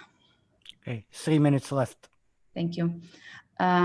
So the latest measurement is the measurement of simplified template cross sections using the latest binning agreed within the LHC Higgs cross section working group in the TTH gamma gamma channel, and this is part of the global Higgs to gamma gamma simplified template cross section measurement that is released for the ICHEP now. So the TTH cross sections are measured in a bins of Higgs PT. So the bin boundaries are at 60 GeV, 120, and 200 GeV. So the strategy is the diphoton events are classified using multi-class BDT trained to separate different STSX bin, and each class binary BDT is used to separate signal and background. So here you can see the example of the bin between 60 and 120 GeV. So you can see the multi-class BDT output on the left-hand side and the BDT score on the right-hand side. And here you can see the results of the cross-section normalized to the standard model prediction on the top and the total cross-section in the table on the bottom. And you can see that all measured cross-sections are compatible with the standard model in each PT bin. So this brings me to the summary. Atlas has established the observation of the TTH production, and the result is compatible with the standard model prediction. So here you can see an extract of the plot from the latest Higgs combination. So where we combine 36 femtopanel BB and multi-lepton channels with 139 femtopanel from gamma-gamma and ZZ24 lepton channels. And yeah, so you can see that measurements are compatible with the standard model. And Higgs top Yukawa coupling CP structures is also studied in the TTH Higgs to gamma-gamma channel, and CP mixing angle alpha greater than 43 is excluded at 95% confidence level. The TTH production is for the first time characterized through the measurement of the simplified temporal cross-section in the bins of Higgs transverse momentum, and the result is again compatible with the standard model prediction. So the challenging backgrounds for the TTH-BB and the TTH multi-lepton measurements, which is TTBB production and TTW production, require improvements from the both theory and experimental communities. And please stay tuned for the full run tour results. Thank you. Okay, thank you, Jelena. I'm sure there will be some questions. Please raise your hand. Okay, Julie, go ahead.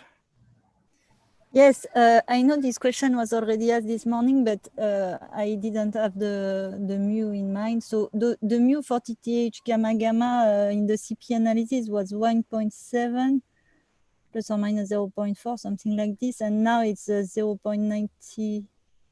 In the STXS analysis, it's 0.92. Yes, in the STSX analysis, let me just find, I didn't report it, I think, sorry. I think so it's... I have a... So this is did you do a compatibility test? Because you said this morning it was 1 sigma, but it looks like it's more, no?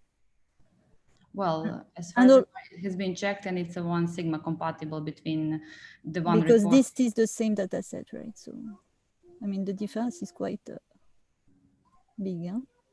And do you know where those events are gone? And if, I mean, in which categories they are gone? And maybe it's due also to the fact that you float other production modes signal strengths. Exactly, this is done simultaneously in the global Higgs to gamma fit, while in the CP paper, this is done only using TTH events with the other Higgs production modes here fixed to the standard model predictions. So those events who left the TTH categories, you know where they've been? Or maybe not. I'm not sure exactly about all the details. I just know that first of all, the fit is different. This targets the global Higgs to gamma-gamma. The categorization of the events is different also in terms of which events are used and how they are split. And unfortunately, I don't know much of the other details, but maybe someone, if someone from Higgs to gamma-gamma also connected can comment.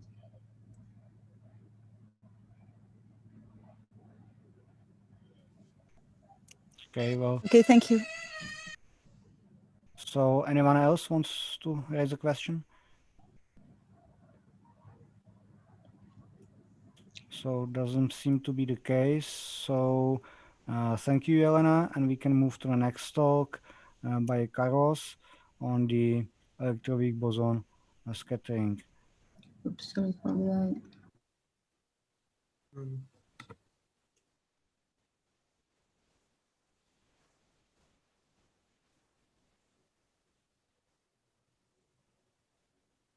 Carlos, please. Hello.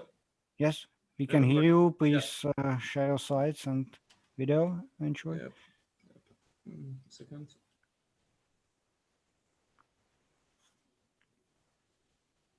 Can you see my screen? Yeah, I can see the agenda. Oh, sorry.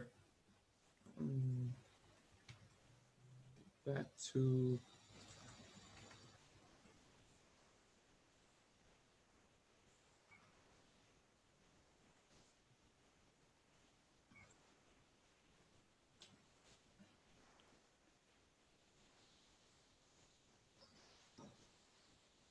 And now it should be... Yes. Okay. Make it full screen. Okay, perfect. Go ahead. Perfect. Okay. And good morning to everyone. I'm going to be presenting this work called subquark loop corrections to WW scattering in the context of the electroweak-Laudrain. And this work has been carried out with Antonio Dobado and Juan José Sancillero from Universidad Complutense de Madrid, and also members of Hipparcos Institute. I'm going to introduce real quick what is our objective here. So since the discovery of the Higgs boson in 2012, much work has been done in understanding how the Higgs couples to gauge bosons and quarks. And we know there's a margin for some deviations. And the hypothesis of our group is that these deviations may come from a strongly interacting new physics sector, where the Higgs boson and the Goldstone bosons could be composite states of and members of some other a multiplet maybe of some other symmetry, a higher symmetry group. And in this work, we want to compare the loops that may induce new signals for new physics in LHC, and compare in particular the loops arising from fermion corrections with the ones arising from loop corrections, from boson loop corrections, because most of the times the fermion loop corrections are neglected.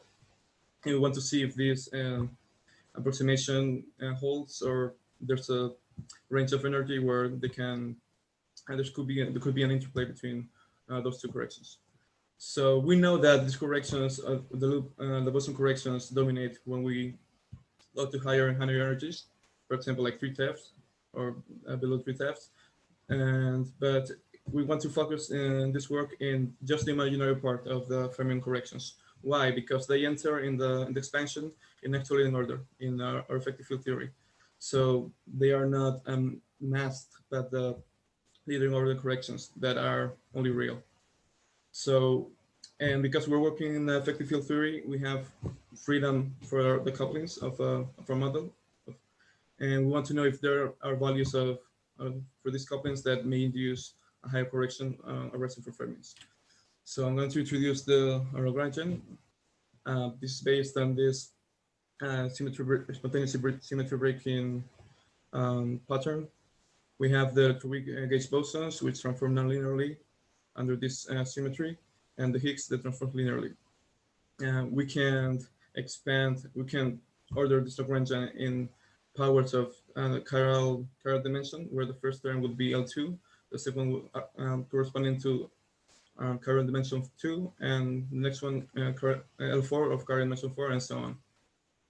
And when calculating scattering amplitudes, it's often used the equivalence theorem, where we can relate the longitudinal components of the W bosons to the Goldstone bosons of the effective field theory. And this is a correction up to this order, the mass of W over the square root of the center of mass energy. So our Lagrangian is this one, where we have the Higgs and coupled to the bosons in the CU matrices, and also the Higgs coupled to the quarks. And this work is going to be focused only in the top quark, because the corrections of the fermion loops are proportional to powers of the mass of the fermion, and we want to estimate how strong these corrections are. So we will only take into account the T-top, the top. And so these functions right here correspond to this expansion in powers of the Higgs. And we want to pay attention to the couplings A and B and C1, because these are the ones that are going to matter in the end. So we can recover the standard model if we set A and B to 1 and C1 to A. Yeah. So like I said, we want to know how important are the loop contributions. And what we have done is calculate the contribution of the quark using the Unitarian functional. We have obtained the scattering amplitudes. We have renormalized the couplings, and we have compared them to some works that have been done recently, and we have found an agreement. And we're going to compare the amplitudes and take into account just the partial wave amplitudes for this case, for the W plus, W minus going to W plus, W minus. And so we're interested in this ratio, which is the imaginary part of well, we have both. We have the real part and the imaginary part. But like I said, we're going to focus more on the imaginary part. And we're interested in this ratio of the imaginary part of the boson loop contributions and the fermion contributions. In this part, in this term right here, we have intermediate states coming from W plus and W minus, CC, and HH. And it's important to note here that the CC and NH in this calculation enter using the equivalence theorem, and also in the fermion, also for the fermion contribution, while the W minus and W plus enter in the exact way. So we're going to analyze the results for these partial waves, at least for the first two. And we have here the ratio that I just introduced. And if we vary the parameter A, setting B and C1 to 1, we can see that there are corrections of order 30% and around 500 GeV, and above 1 TeV, the boson contributions dominate. Also, if we do the same thing for B, we find a similar plot.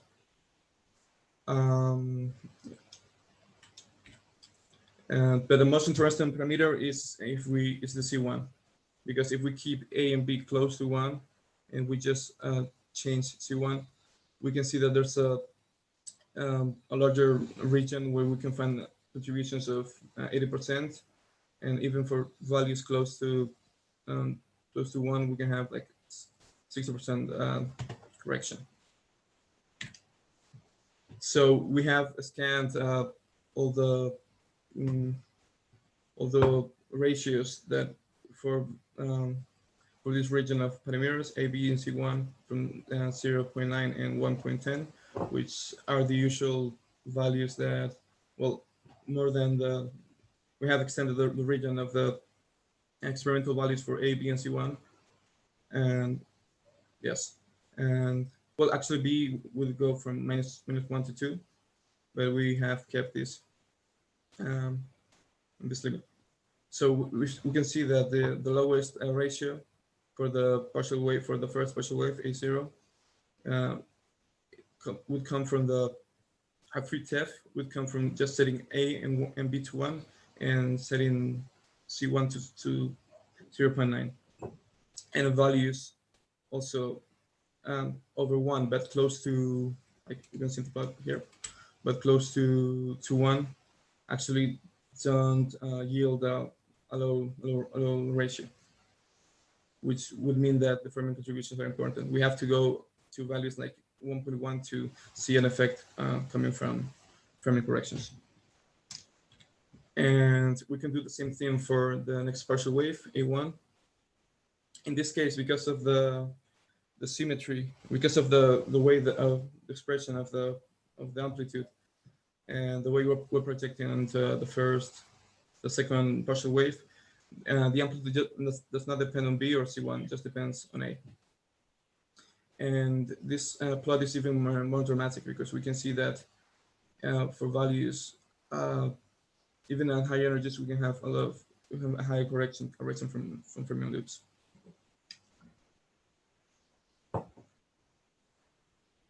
And it's important also to notice that, because what I just said, that some terms of the amplitudes vanish because of the parity of the wave, the contribution arising from fermions is the same as the one we have in the standard model, because the bosons just depend on the parameter A and B, and the fermions depend on C1. So in the end, because of the parity of the amplitude, we just have a dependence on A. Here I have plotted the ratio for the first partial wave for a fixed energy, like 1.5 TeV and 3 TeV, and we can see that, like I said, we can move from a range of even like a 99% correction up to an 80% correction for values close to 1.2. Yes, and yes, for example, for the 1.5 TeV, we can see that the best value we have found is A equal to 1.6, while for TTV, the best value is 1.002. And we have done also this, but for a specific scenario, which is the minimal composite Higgs model. And where we have chosen a scale of energy where the Higgs could present itself as a composite state, and from this would be this F. So from this we can calculate the actual value of the A, B, and C1 parameters. So we have plotted this, and we can see that for the first partial wave R0, we can find a corrections of 40 to 9%, even for low energy. And we can see that also for next partial wave R1, these corrections is even more dramatic in the beginning. And this is actually something that we were not expecting. We were not expecting that even for values of the standard model of the couplings close to the standard model, there will be such a high correction for this channel. And this brings me to my conclusions. So we have estimated the fermion corrections to the W scattering and compared them to the bosons ones, and we have found that in the most of the parameter space they're negligible, and that there are some parameters where actually the fermion contributions may dominate or may be of the same order of the bosons.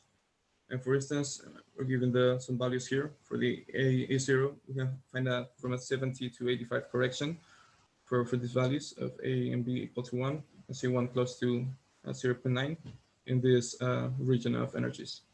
And for the next one, we can even find a bigger correction for the partial wave A1, and for values close to 1.2. And like I said, it would be important to check other models, like the minimal composite Higgs model or the dilaton models that we're working on. And like I mentioned 5 slides earlier, it's important to control the contributions arising from HH and CC intermediate states when we're working beyond the equivalence theory. But in this case, they don't. They just play a role in the first partial wave, not in the second one, because of they're not of the equivalence theory. And this is all. Thank you for your attention. Okay, thanks a lot. So questions, please.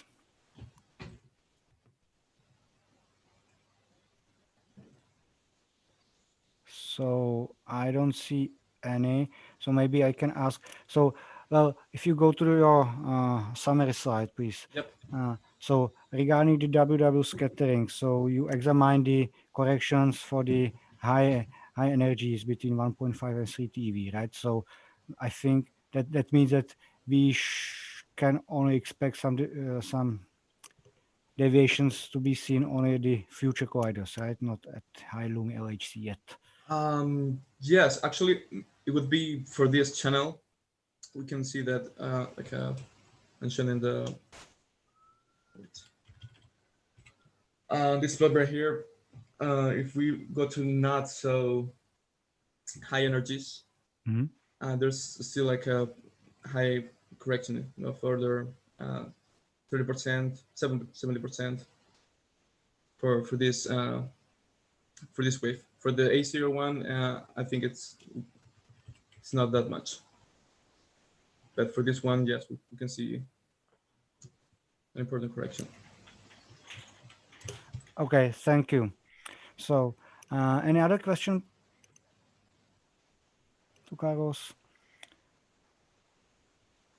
So, if not, then thanks a lot again, and we can move to the next speaker, Ms. Meng, about the JHU generator. Okay. Let me share my screen.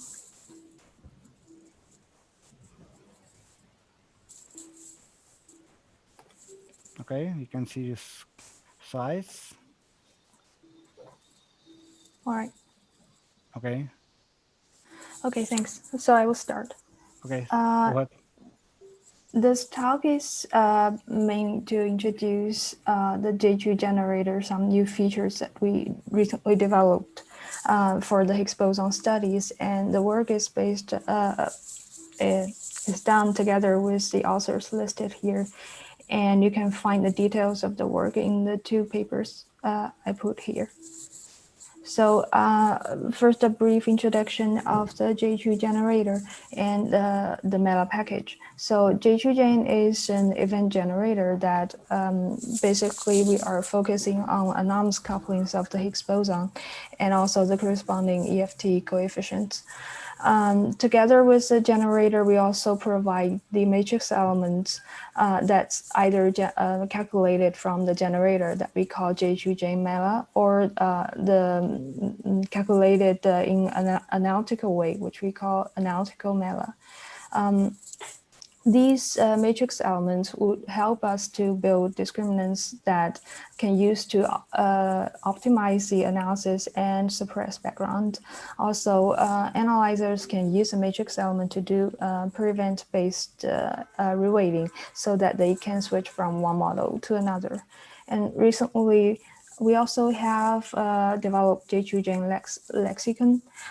This is a package that we use to do some conversion between different EFT bases and also the anomalous couplings, so that they can the parameters can be translated from one to another.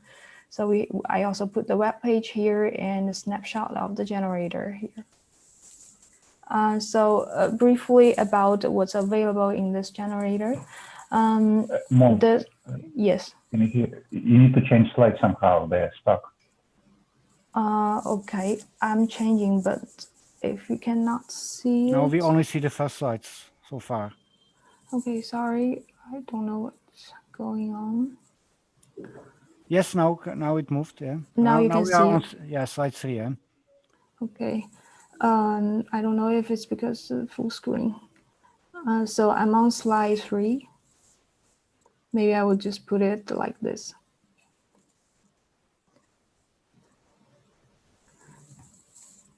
And can you see the slide right now on slide 3? Yes. Go ahead. Okay. And if I change slides, can you see it? No, it stays on slide 3. Okay. All right, then I will quit full screen. So I'm on slide 3. Sorry about this. So what's available in this generator and the matrix element? So we provide basically all the production modes for the Higgs boson at the LHC, basically. The left are the production mode that we include. So through these production mode, we can probe the anomalous couplings of the Higgs boson with either vector bosons or fermions. Some of the processes include both. For example, the Wu to ZH, there will be contributions from both fermion and vector boson vertices, and also the THQ, for example. And I will go through some of the new features later, but just briefly, about all these production modes, the users can configure whatever anomalous couplings they want to have in the final events through some very easy configuration. Apart from the generation of the Higgs boson through J2Gen, it also talks to other generators. So if the Higgs boson is produced through other generators, the J2Gen can also do the decay to different final state, and the supported final state are also listed here. The main final states include vector boson final state to 4 fermion final state, or 2 fermion plus gamma or gamma gamma. We also support tau tau, and there are also other final state the J2Gen can be interfaced to Pythia. So in addition to the spin 0 Higgs boson, it also supports spin 1 and spin 2 models, which we put as Z prime and G here. And it also supports a heavier Higgs boson, for example, if the mass is larger than 125 GeV, and if it's non-standard model, like the generator also can support it. In addition, it also has the off-shell production for the gluon fusion and electroweak processes, and for the fermion dominated initial state, we only support on-shell production. And there are some processes we also support NLO, like the TDH and QQ to ZH. So this is just an overview of the generator and the matrix element. So the anomalous couplings that supported by the generator and matrix element can be basically described in these two formulas. For the couplings to vector bosons, we can generally write the scattering amplitude according to the vector boson's tensor structure, and there are three major tensor structures. And the coupling constants in front of them basically are the anomalous couplings that one is interested in. And of course, there's also the standard model one here. For the fermion couplings, we also have two structures, the CP even and the CP odd one. The CP even is a standard model one. So basically, for standard model at tree level, only the one in the black circle has non-zero value, and everything else has zero value at tree level. And the circle in orange are from the CP odd, and the others are from CP even states. And these anomalous couplings can be translated one-to-one to effective Lagrangian terms. For example, if we express write the Lagrangian in Higgs spaces, then these G2, G4 couplings can have a one-to-one correspondence to the EFT coefficient in the Higgs spaces Lagrangian. Of course, it can also talk to other EFT bases like Wasserl bases. So all these conversion can be done through J2J lexicon. And as I mentioned, there are also matrix elements calculated from the generator, and these matrix elements can be used to improve the analysis. For example, to build discriminant. There are two concepts to build a discriminant. One is to separate one model to another. So you calculate the probability of the for the event according to one model or to another, and you build a discriminant through these probabilities to separate the two. And here I give an example of the VBF events where we're interested in the Higgs vector boson anomalous couplings, and you see that if it's standard model or if it's CP odd coupling, then this discriminant can really separate the two very well.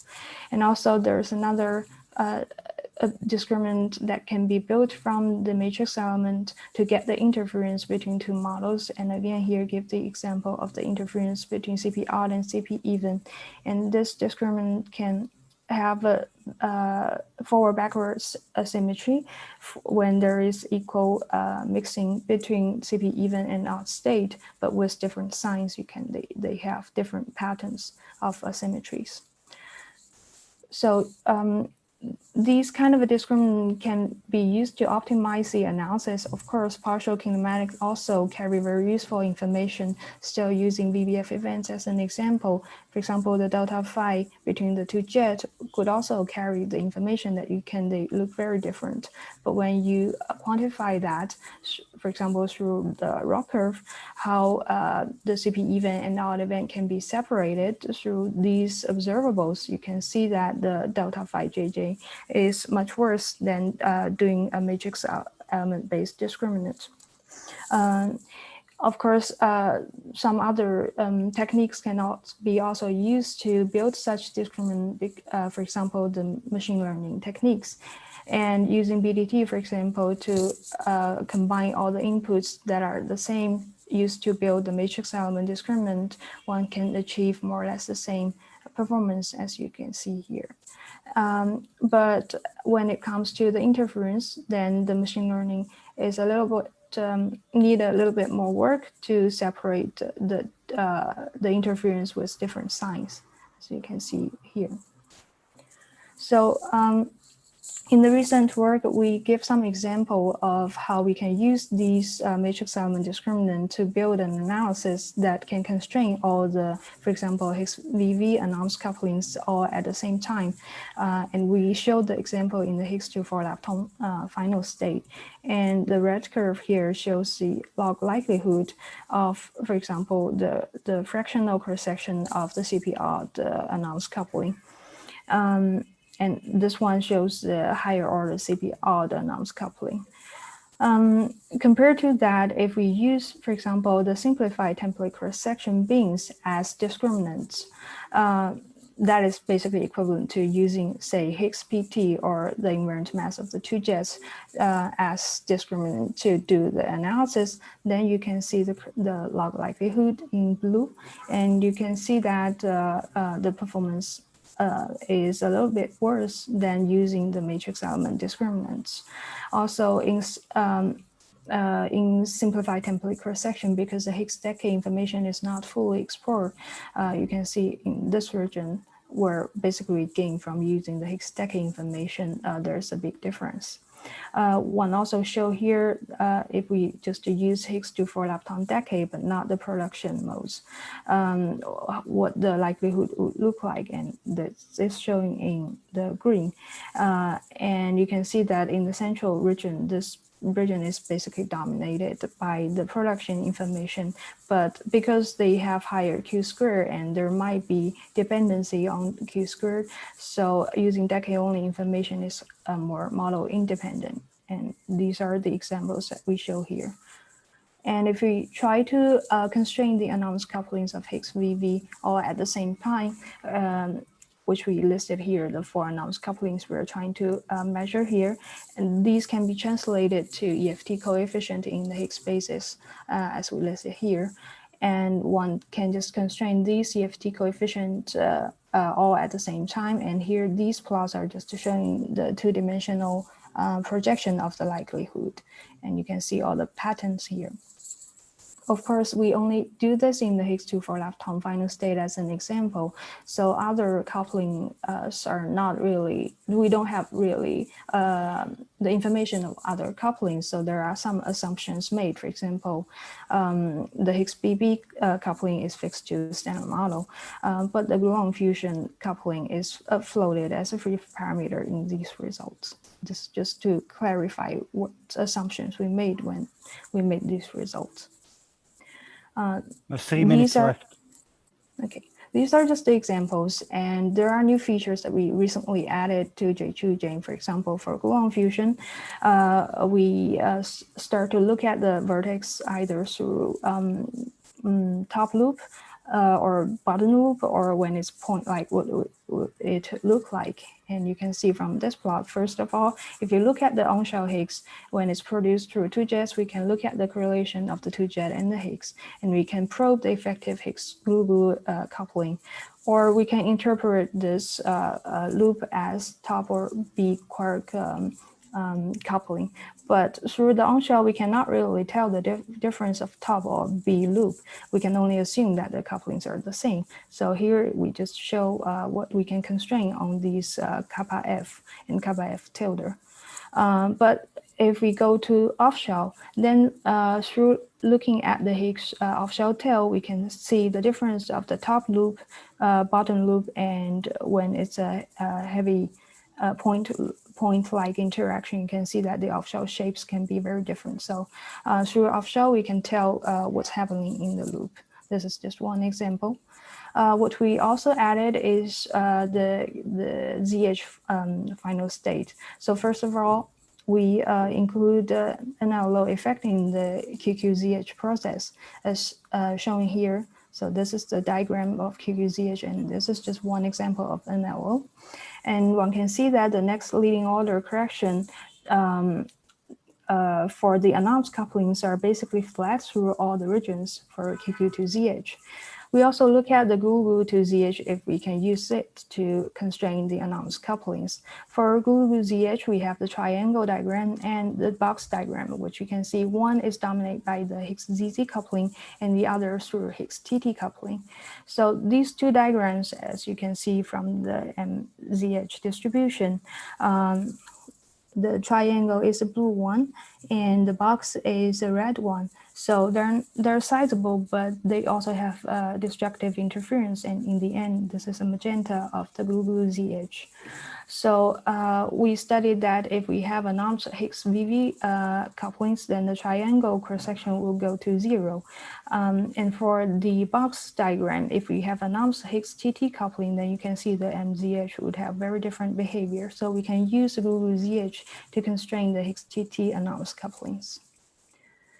The other feature that we add is the off-shell production of the gluon fusion and electroweak processes. And in these processes, we consider the Higgs anomalous couplings and how it interferes with the background, which we use an MCFM matrix element to calculate.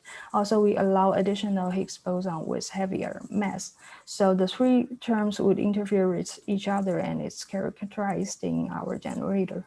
And here we show the example. So here, these diagrams shows the gluon fusion signal and background, and the electroweak signal and background, and the two are the signal and background are interfering with each other. So under EFT relations, anomalous Higgs VV couplings would also yield anomalous gauge self couplings, and this would mean not only the Higgs shape tail would change in the off shell, but also the background can change when we have anomalous Higgs VV couplings that's shown the dashed black and red. This is how the background would change, and the solid black and magenta line shows the overall signal background interference, how would it change. So you see the background also contribute half of the change in the overall shape.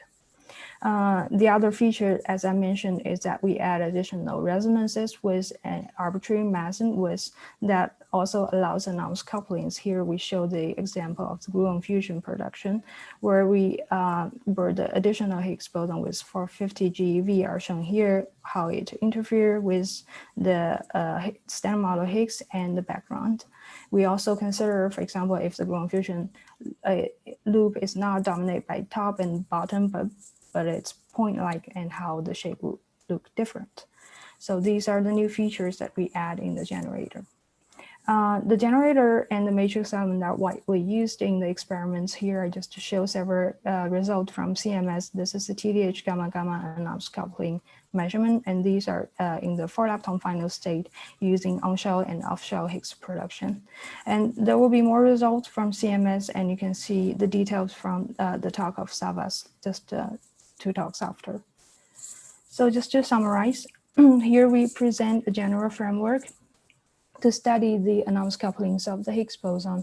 And these tools are very useful to to measure the anomalous couplings and the corresponding EFT coefficients.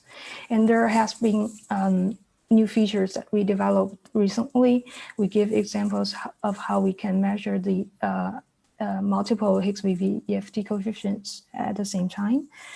We have included the gluon fusion and electroweak on-shell and off-shell anomalous couplings in the generator. We give an LOZH description and also include additional resonance with anomalous couplings. So in the end, if you here I just put more information in the slides. So if you have more to discuss with me, I also have a Zoom room here after the session closes at 1 o'clock. If you want to discuss more, you're welcome to join. That's All right, it. thank you. So questions, please.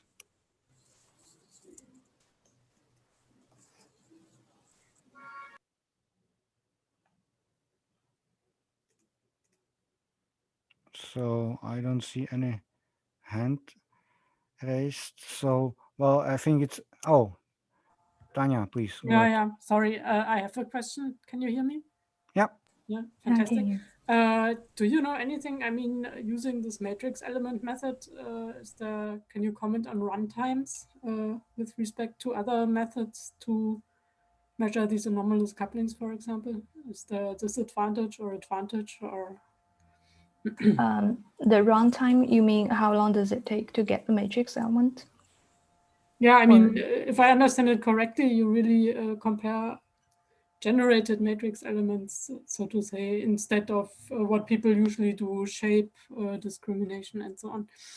So you have to regenerate this in a sense, right? To map it. So all you need to do is pass the full kinematic information of your final state particles, and you pass it to an interface, and it will calculate the matrix element or the probability for you. And if it's just one probability, it's rather quick. It's maybe just a few seconds to get it. So it's not like machine learning that you really need to give a lot of sample and events to train. It's just one calculation per event base. So it's not an issue. This is the short answer, I guess. Right. Yeah, okay, thanks. Okay, thank you. Anyone else wants to raise a question? Well, if not, so then, as it was mentioned, so there's a specific Zoom room open for the further discussion, or eventually you can post your question on the MetaMouse. So thanks a lot again, and let's move to Adinda, who will be summarizing the CMS Higgs combination. Hi, can you hear me? Yep. Okay, let me just share my screen and make the slides full screen. Yeah, perfect. I think you can also see the video still in the screen, right? So I should. Yeah. Yeah, no, but yeah, okay, I'll put that in the corner so that you don't have to look at my face twice.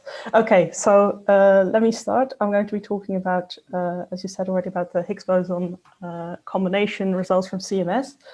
And of course, this doesn't need a very big introduction. Higgs physics in run 2 of the LHC, we've already seen lots of nice results today in this session, and also already some yesterday.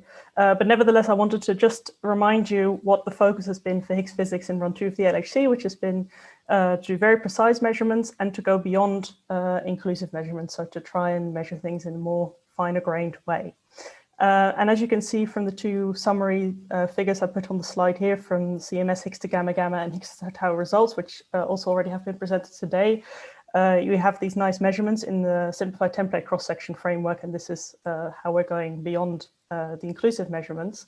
And of course, you have all this nice information from all the individual production and decay modes, but ultimately the best precision comes from doing combined measurements.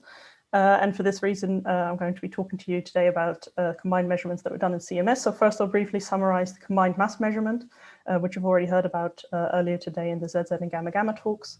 And then I'll talk about the coupling combination and also an EFT interpretation based on the simplified template cross-section measurements.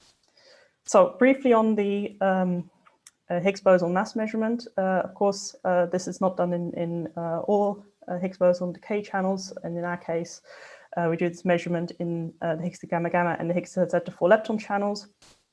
And the measurement was performed using data collected in 2016 and also combined with data collected during run 1.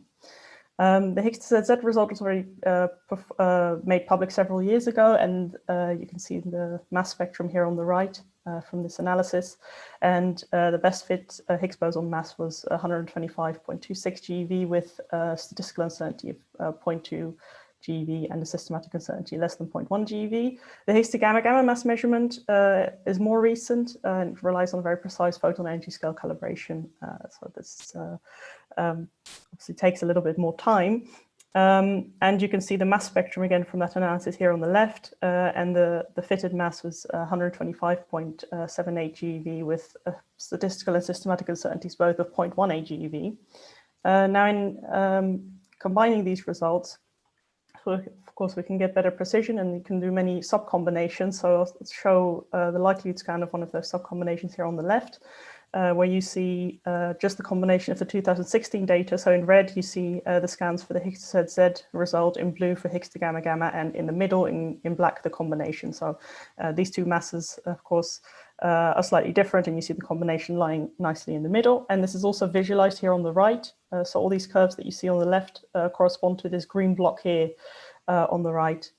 Now putting the 2016 Higgs to gamma gamma and Higgs to ZZ results together with the data collected in run 1, we find this best fit mass here, which I've highlighted in blue, and we get a best fit value of 125.38 GeV with an uncertainty of 0.14 GeV, and this is mostly statistics. And you see that the precision there relative is 0.11%, which is really very precise, especially if you compare with previously most sensitive measurements, which had a precision of around 0.2%.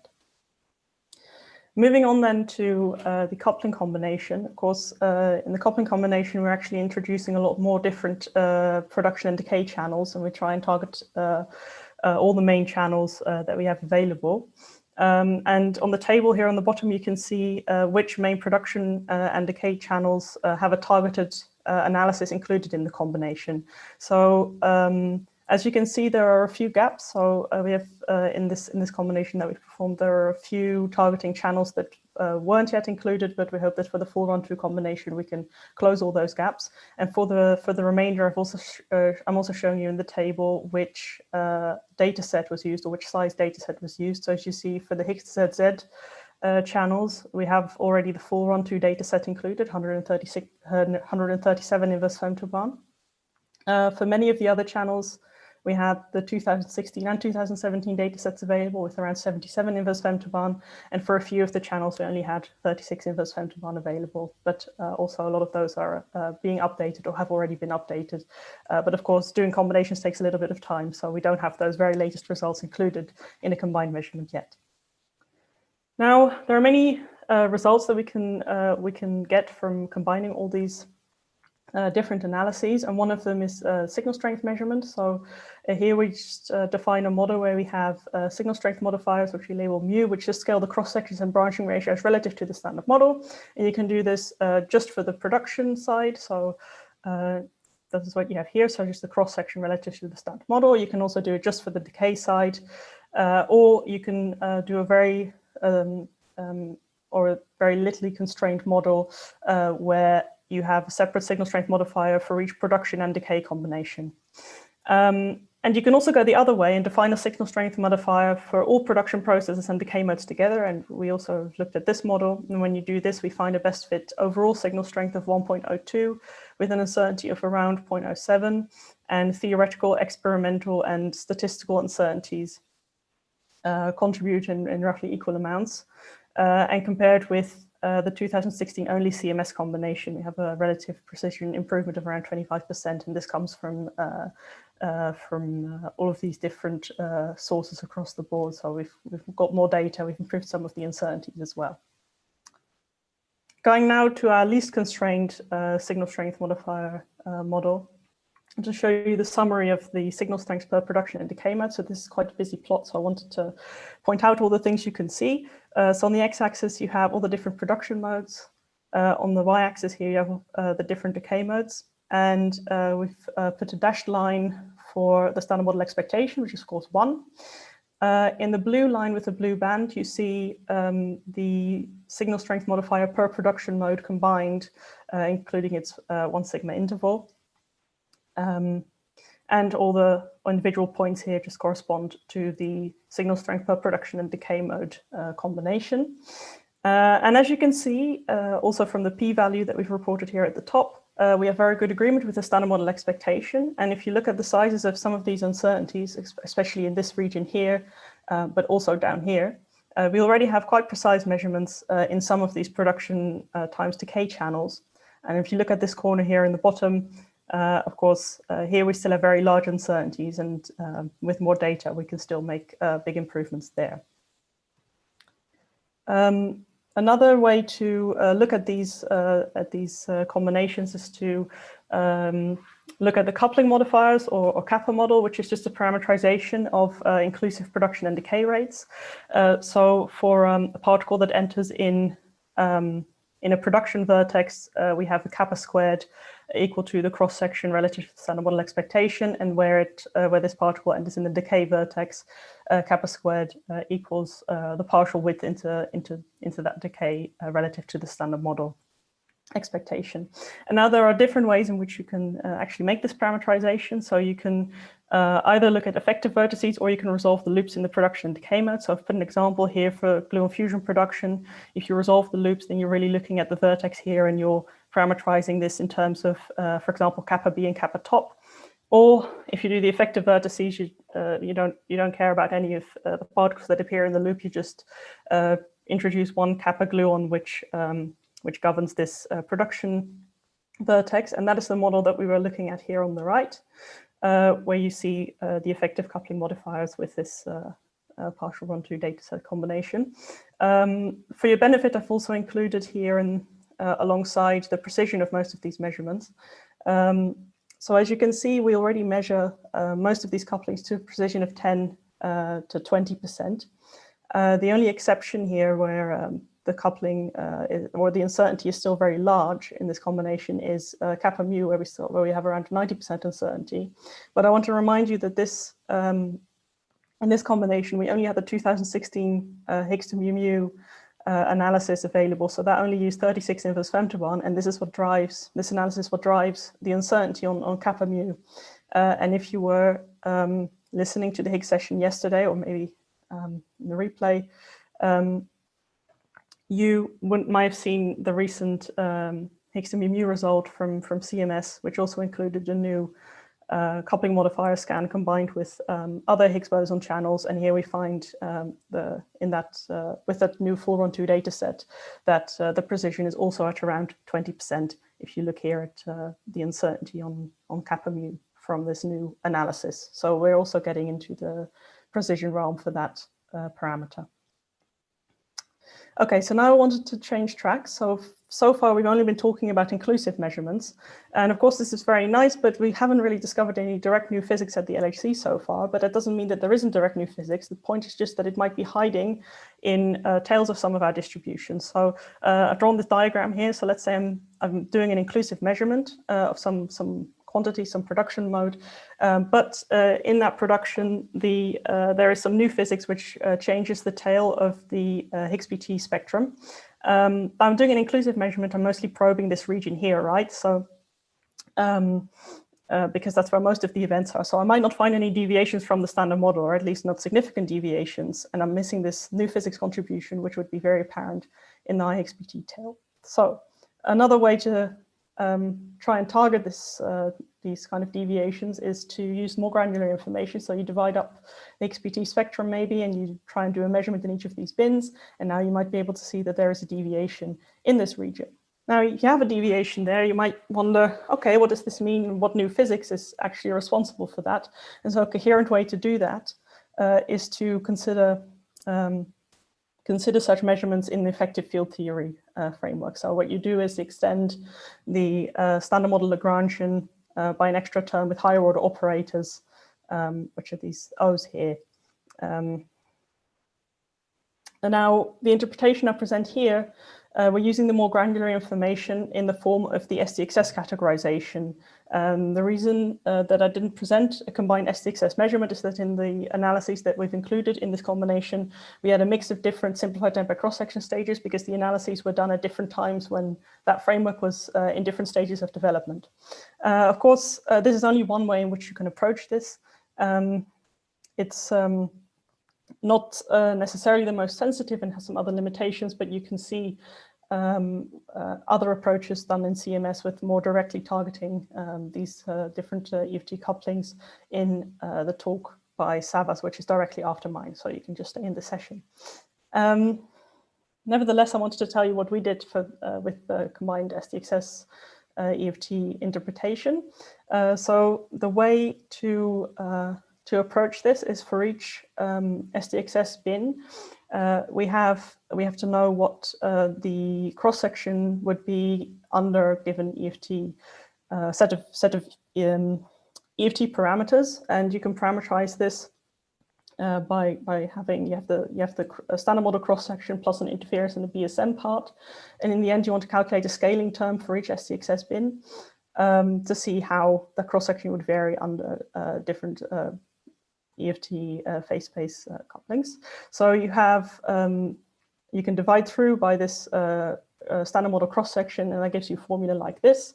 So these CJs are just the EFT coefficients, and they're proportional to the F over lambda that we saw in the Lagrangian on the previous slide. And we need to calculate these values of A and B, which we can do. I've purposefully not on the right already shown you the result, but I wanted to show you the coefficients, and it might not necessarily mean too much to you what all these coefficients are. just for these two, for example, you have CHW and CWW minus CB. These are coefficients correspond to operators that affect vertices with Higgs bosons and vector bosons. And you can see, for example, if you now just look at ZH production, so just this diagram here, if you look in the different STXS bins, you can see the different scaling functions. This is just the linear part. And so you see that we have different constants in front of our EFT coefficients. And this is how we then generate, this is then how we get the sensitivity to these different operators. 2 minutes left. Okay, thanks. So now I can finally show you the results. So as you've already seen in terms of the coefficients that we had on the y-axis here, we only consider 7 coefficients. We're using here the Higgs effective Lagrangian model. So there are different other EFTs that you could use, but we haven't done that yet. Of course, this is a work in progress. And we only consider here the 7 coefficients that affect the Higgs sector of this Higgs effective Lagrangian, and the CP violating operators are ignored.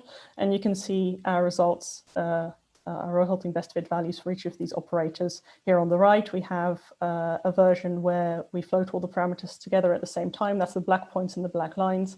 And we also look at each of these coefficients in turn, and that's the blue points with the pink bands. Overall, we see we have very good agreement with the standard model expectation, and on some of these coefficients, we can already see we have quite stringent constraints. But of course, there are some caveats with this method, as I said before as well. Okay, so now we come to the summary. So I've presented results on the combined measurements of the Higgs boson properties from CMS, presented the Higgs boson mass combination, where we have a precision of 0.11%. And I've also shown you our signal strength measurements and coupling modifiers and an interpretation of the simplified template cross-section measurements in the EFT framework. So far, everything is in agreement with the standard model expectation. And we already have very precise measurements available in some channels. But of course, we expect to get even more precise results from a full 1-2 combination and also later combination with Atlas. So stay tuned for that. Thanks. Okay, thank you. So questions to Adinda, please.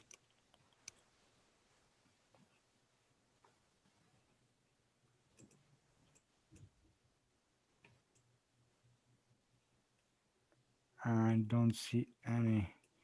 So, okay, maybe can you just remind us what kind of measurements can distinguish between the sign of the kappa Z and kappa W? So this is, for example, from TH production, which actually at the moment isn't included as a direct targeting analysis in the combination. But for example, in Sergio's talk, you already saw, so, or it was kappa W and kappa T, but a relative sign, but you see that there actually kappa W is in the positive region for the best fit. But that was from a TH dedicated analysis, which of course we don't have in this combination. Okay, okay, thanks. So, any question more? Well, if not, then thanks a lot again, and let's move to the next talk. So by Savvas. Hello, I hope you can hear me and I hope you can see my slides well. Yes, just make it maybe full screen. I hope, yeah, yes, okay. Perfect. Okay, thank you. I guess I will be starting. So hello everyone, my name is Savvas and today I will be presenting measurements of the anomalous Higgs couplings performed at CMS. Basically, there is a long history of results since the run 1 of the LHC from CMS measuring these couplings of the Higgs. And this is important because, first of all, we need to fully characterize all the properties of the Higgs that we discovered in 2012. These precision measurements are an excellent probe of new physics, and also we need to see if there is considerable CP violation hiding in the Higgs sector. The presentation today will be focusing on results mainly from the case of the Higgs 2,4 lepton and dedicated measurements of the anomalous couplings. As you can see at the bottom of the slide, there is a list of related talks to these results. So one can parameterize the Higgs couplings using the mass eigenstate basis with these two expressions that you see here for the fermion couplings and the vector boson couplings. What is interesting here is that you can see the standard model contribution, for example, with this A1 coupling, and then you have the A2 and A3 couplings, each one being a CP even and CP odd contribution to this scattering amplitude. This scattering amplitude is related to a fundamental Lagrangian density, which you can see written out below for VV at least. And through this, we can relate the anomalous couplings to actually Lagrangian coefficients, and then one can do, for example, an interpretation. So in the results that I'm going to be showing today, we have adopted two different approaches with respect to the relations between the anomalous couplings that we consider. In the first approach, the custodial symmetry is considered, and also all the WW and ZZ couplings are considered identical. In the green circles, you can see the 5 independent couplings that at the end of the day we scan.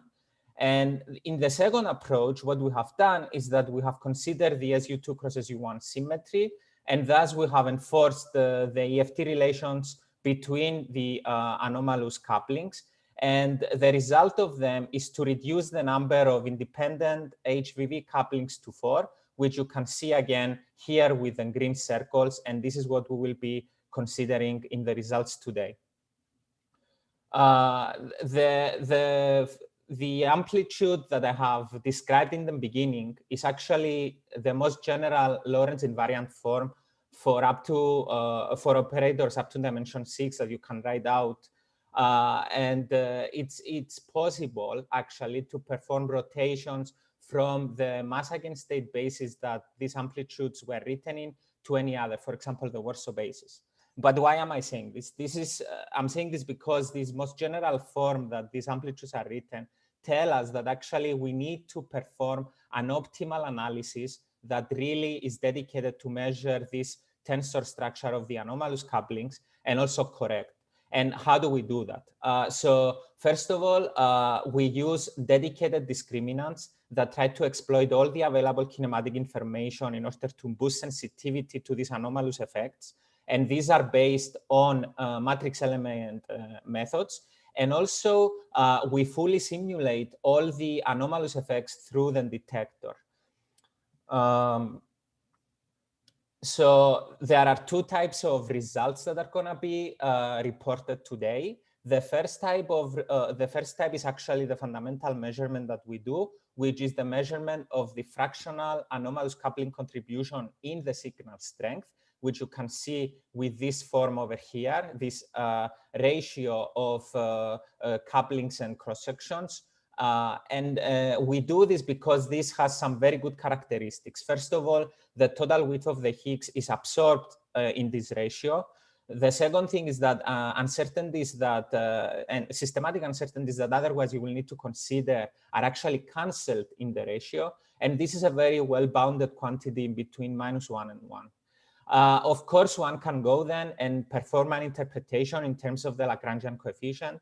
But here, there are some assumptions that need to be made. First of all, the total width of the Higgs come into play.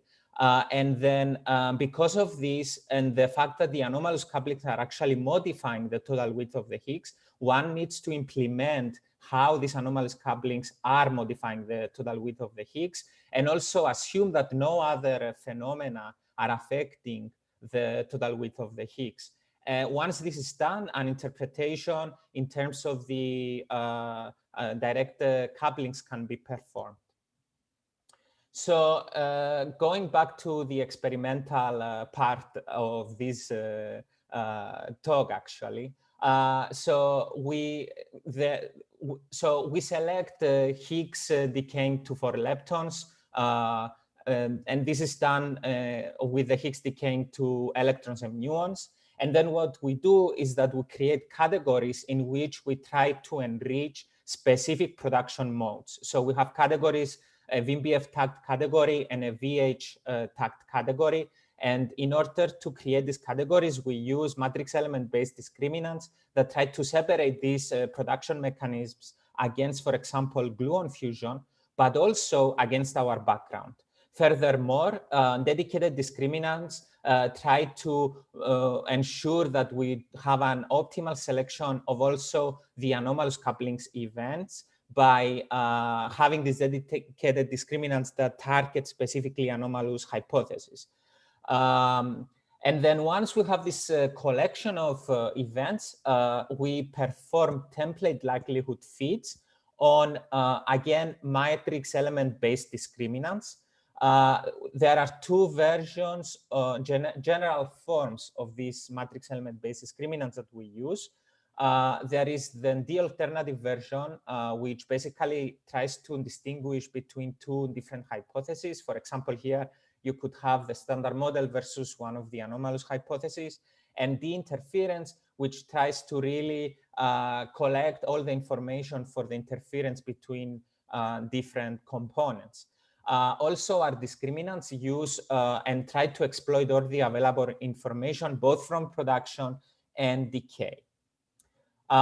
In the next slide, you can see a characteristic event in the VMBF tagged category with very nice VMBF topology, where you can see tune jets in the really forward areas being associated with two opposite sign pairs of leptons, which possibly this could have come from a vector boson fusion event of the Higgs decaying to 4 leptons. Results. In the next sections of this presentation, I'm going to be showing results. And then what we start with is the bosonic couplings using the first approach in terms of the relations between the anomalous couplings. As a reminder here, as I said, we have 5 independent couplings, 4 anomalous ones, which you can see here with the scans FA2, FA3, F lambda 1, and F lambda 1 in gamma. We perform 2 types of scans where we either fix the other anomalous contributions to 0 or we profile them, and you can see the difference. And then we also do 2-dimensional scans. You can see that there are many minima that we observe that are away from 0, but everything still is consistent with the standard model. In the next slide, you can see the remaining of the 2-dimensional scans that we have done. And you can see the interesting interplay between the different anomalous couplings and their correlations. Following the results of the first approach, we have the results with the second approach, where the EFT relations actually have been implemented between the anomalous couplings. In this case, the number of independent couplings is reduced to 3. And you can see here the results. What is interesting here is that the stringent limits are set on these anomalous couplings, and everything is consistent with the standard model. In the next slide, I have an interpretation of these couplings in terms of the Lagrangian coefficients. And so what we do is that we do 1-dimensional scans of these Lagrangian coefficients, CZZ, for example, CZ box. CZ tilde is the one that corresponds to the CP violating anomalous coupling. And furthermore, we again perform 2-dimensional scans of these Lagrangian coefficients with the EFT relations implemented. And here you can see the remaining, again, plots from the 2-dimensional scans and the interesting patterns that exist. Then a measurement of the gluon-Higgs coupling is performed with the Higgs decaying to 4 leptons. Here, the idea, of course, is to use the production vertex to measure this coupling. And we measure the CP-sensitive FA3 in GGH. You can see the scan here. And then what we do is that we can, under certain assumptions, of course, interpret this measurement in terms of the Lagrangian couplings C engine G tilde and C engine G. What is very interesting here is that the mu measurement sets the radius of this ring that you observe, and the FA3 measurement resolves what happens inside this ring. And basically here you can see that the results point to a maximal mixing between CP odd and CP even, the CP odd and CP even components, but still, again, consistent with the standard model. Following the bosonic couplings, we have here a report of the Yukawa Higgs top coupling. We want to study the CP structure of this using this so-called FCP-HTT. And this is done in two different decay channels. It's done in TTH with the Higgs going to 4 leptons, and also TTH Higgs to gamma and gamma. It's important to mention here that actually the measurement in Higgs to gamma and gamma also coincides with the first observation of TTH in a single fully reconstructed channel with a 6.6 significance. In the case of the Higgs to gamma and gamma and also to 4 leptons, here MBDT is utilized to measure to measure this FCP. And then 12 different categories are defined where the mass of the diphoton system is measured. Then what we do is that we interpret the results as top couplings. 2 minutes left. Thank you, thank you. So one can also then proceed and use the gluon fusion events and assume that the gluon fusion Higgs loop is dominated by standard model particles, and in this case, most probably tops, and then use that in order to perform a measurement of the KF and KF tilde. This is exactly what is done here. Results are combined between 4 leptons and Higgs to gamma and gamma, and you can see the results to the right.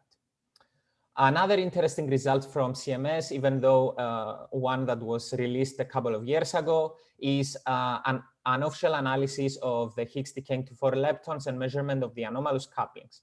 What is interesting here is that there was a measurement of the anomalous coupling with the standard model, with the width of the Higgs in tandem, as you can see with the two-dimensional scans here. And yes, this was using a combination of run 1 and partial run 2 data. And also here, individual anomalous coupling scans have been performed. So concluding, I have presented to you today dedicated measurements performed by CMS for the Higgs anomalous couplings. These measurements are of paramount importance for the LHC experiments for many reasons. First of all, they are excellent probes for physics beyond the standard model up to really high energy scales. CMS investigates these anomalous couplings in many different multiple final states and then tries to combine them.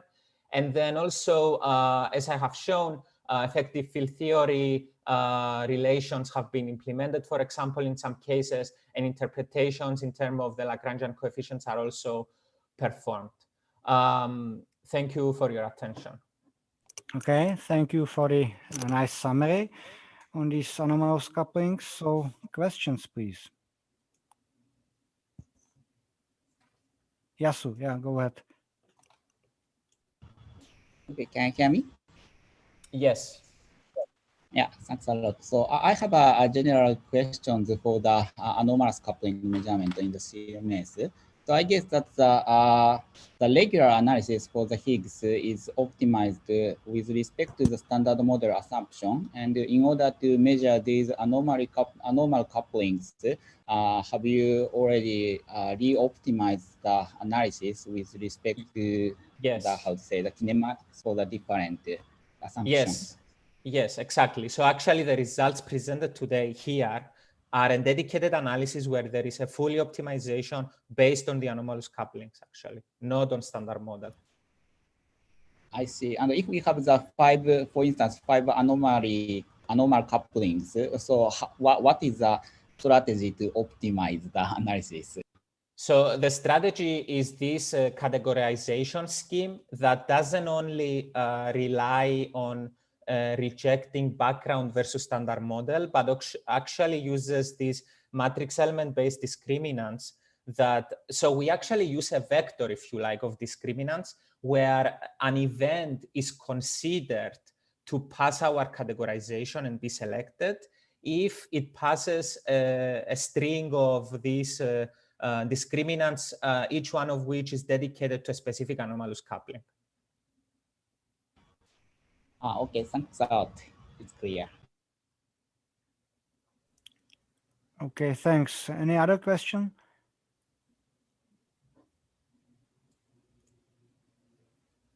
So if not, then thanks again. And sorry to interrupt. I just wanted to mention that I will also have a Zoom link for further discussion for anyone. Okay, yeah, good point. Yeah, Thank you. Thank you. Written on the sites. Okay, perfect. And by the way, since you mentioned that, so I should remind people that they should also, the speakers, they should also watch MetaMoles. There is already at least one question already for one of the speakers of today morning. So anyway, so thanks a lot, Savvas, and now let's move to the Atlas combination by Matthew. Okie dokie.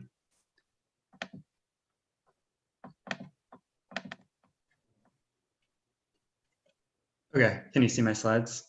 Can you hear me? Yes, perfect. Go ahead. Okay, great, thanks. Okay, my name is Matt Klein, as is clear from the slide, from the University of Michigan, and I'm going to discuss the combined Higgs boson measurements of the ATLAS experiment. So as can presumably be gathered from all of the other talks within the session, there are many different ATLAS Higgs measurements, both new and old, generally divided between measuring different Higgs decays. In practice, though, these different measurements are often measuring the same basic underlying quantities, such as GGF cross-sections, TTH cross-sections, and particle couplings. So that's where the ATLAS combination comes in. The way it works is we just combine existing ATLAS measurements in order to make the most precise measurements possible of Higgs boson properties with ATLAS, and also then to be potentially sensitive to various different types of BSM effects that are present in different models. The previous combination used 2015 to 17 data for some of the final states, but still 2015 to 16 for others, and some weren't even included that have been added now.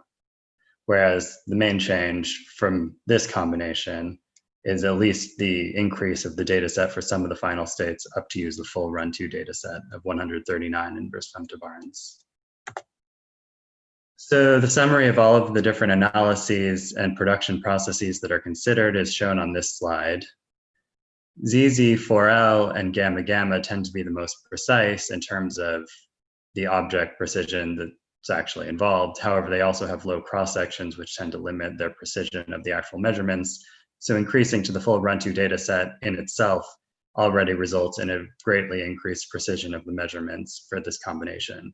Beyond this, though, there are substantial analysis improvements, especially in terms of improvements in categorization to decrease the correlations of the measurements of different properties, which also then results in an increased precision. For BB, VBF, and TTH are still using the 15 to 16 data sets, but VH has now been increased to use the full run-2 data set, which in particular results in increased precision for the measurement of the B quark coupling and also for VH cross-sections. Mu mu has been increased to the full run-2 data set. And also, given that this is statistically limited as a process, this is a greatly increased precision for this result, but also different production processes have been added since the last result, in particular VH and TTH. Tau tau and WW are still using 2015 to 16 data for this result, but as can have been seen in an earlier talk, WW in the VBF production mode does have a new public result using the full run-2 data set that's just not been included in the combination yet. Multi-lepton is a focused analysis for TTH that's still using the 2015 to 16 data set, but Higgs to invisible, which is uniquely sensitive to constraining invisible decays of the Higgs boson, has been updated for the VBF production mode to use the full run-2 data set. Okay, for the rest of this talk, I'm just going to give a set of different fits and different measurements of different Higgs boson properties, generally distinguished by just setting certain quantities constant, making certain assumptions, and then measuring certain quantities under these assumptions. The first measurement is just measuring the global signal strength. So just defining a single parameter as a correction to the standard model cross-section for the Higgs, and then just floating that and finding the best fit value across all production modes and final states. The first thing to note is that the resulting value is 1.06 plus minus 0.07, which is well within the agreement with the standard model expectation. A second thing that's worth noting is that the statistical uncertainty at this point is subdominant with respect to systematic uncertainties. So improving this measurement in the future isn't going to be simply a matter of increasing the data set by taking more data. It's really going to have to require improvements in analysis and theoretical understanding of the Higgs. The next set of measurements is the measurement of the Higgs boson production cross-sections. So defining a parameter for each of the 5 major production modes, floating them and finding the best fit value for each of these different cross-sections. And for this case, only a reference is shown to the 2019 publication on the left, and then the new result is shown on the right. And the first thing to note is that improvements from the old to the new results aren't just in a single production mode. It's really across the board significant reductions in uncertainties, both statistical and systematic.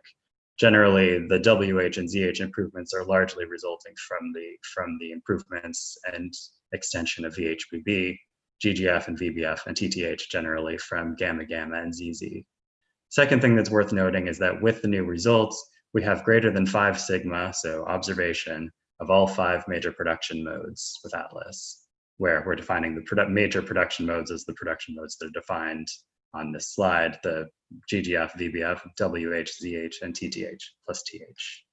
So now that we've observed all the production methods, the next thing is to actually measure things in a differential way and more precisely. The next fit is just floating all of the different combinations of production mode and final state separately, both to check the consistency of the different results, to look for any sort of deviation that might pop up in ways that are unexpected, and to confirm just the standard model's agreement with expectation in general. The first thing to note is pretty much everything is pretty well within the agreement for the standard model. The standard model would be at 1, and everything, given the large uncertainties for some of the different processes, are pretty well in agreement with 1. The second thing is, incidentally, for a given production process, the different final states tend to be self-consistent. For GGF on the top, all of the different Higgs decays tend to give consistent measurements for the GGF cross-section. For VBF and VH and TTH, generally this is also true, though they also suffer from larger statistical uncertainties in particular. But in any case, good agreement with the standard model is observed for everything. Next is the simplified template cross-section. The way this works and the motivation for it has already been discussed multiple times in previous presentations, but just to give an overview, the way it works is we generally define a set of different bins, just dividing the production process cross-sections from the previous slides into different phase space bins, which are sensitive to deviations from the standard model expectation, that are generally not suffering from limited theoretical understanding. We don't want to define bins that have large theoretical uncertainty. And then bins are defined to be large enough such that we can actually distinguish them at analysis level. We don't want to define bins that are so small that analyses cannot actually distinguish between them such that they would suffer from large correlations and anti-correlations more specifically. For these measurements, we're only including gamma gamma, 4L, and BB final states, which also means this is a full run-to result. The results of the STXS fit are shown on this slide. As an example of the binning that's used, the GGF bins are shown on the left. Generally, there's 11 different bins, and different phase-space regions are potentially sensitive to different effects. For example, the high PTH bins are generally sensitive to certain types of BSM effects that might occur as new particles entering into the GGF loops, causing deviations in the high PT region. But generally, we find that everything is pretty well within the agreement with the standard model expectation. because now we're dividing everything up into a large number of bins, the uncertainties tend to be more statistical here rather than systematic as they were on the previous measurement. But in any case, we don't see any large or significant deviations from the standard model. One other thing that's worth noting is that because of the regions that are defined in H gamma gamma in particular, we are able to set a limit on TH production specifically. And it's found to be a limit of 8.4 times the standard model expected cross-section. But also given that the expectation for this limit was 8.2 times the expected cross-section, this is also found to be very much within agreement for the standard model.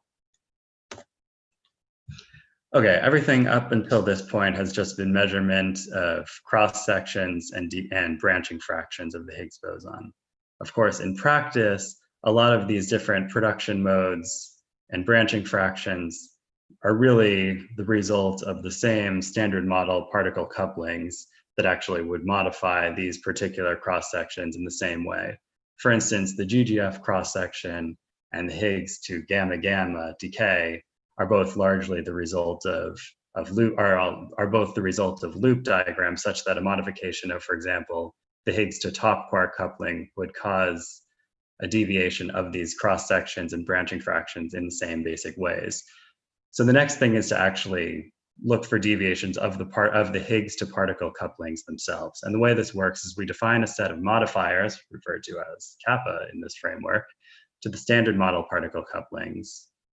There's a couple ways to potentially do this, either for loop diagrams in particular, which are potentially sensitive to different BSM effects. So for the loop diagrams of Higgs to gluon couplings and Higgs to photon couplings, we can either define kappa parameters as deviations of these effective couplings, or we can resolve all of the different diagrams and only define kappa parameters as deviations for the standard model direct couplings themselves. The former potentially would be sensitive to, for example, new particles entering into loops, which would not be the case for the latter, whereas the latter allows us to be more general in terms of looking for deviations of individual particle couplings. One other thing that's worth noting is the Higgs boson total width potentially would be affected by invisible or undetected branchings of the Higgs boson. So a couple extra parameters are defined that are potentially allowed to float in some of the results that I'll show, which are just the branching fraction for Higgs to invisible and the branching fraction for undetected decays, where in this case, invisible just refers to Higgs bosons that are invisible to the Atlas detector, which is to some extent constrained by the Higgs to invisible analysis, where the undetected branching is really anything that would not be detected by any other result, in particular Higgs to light jets, beyond the expected Higgs to gluons or CC bar from the standard model. Okay, the first of these results is just floating the resolved coupling for each of the standard model particles, setting the BSM couplings and branching fractions to 0, and then not using the effective couplings. And this is generally a classic plot. So the plot on the right then shows effectively the coupling to each standard model particle as a function of particle mass.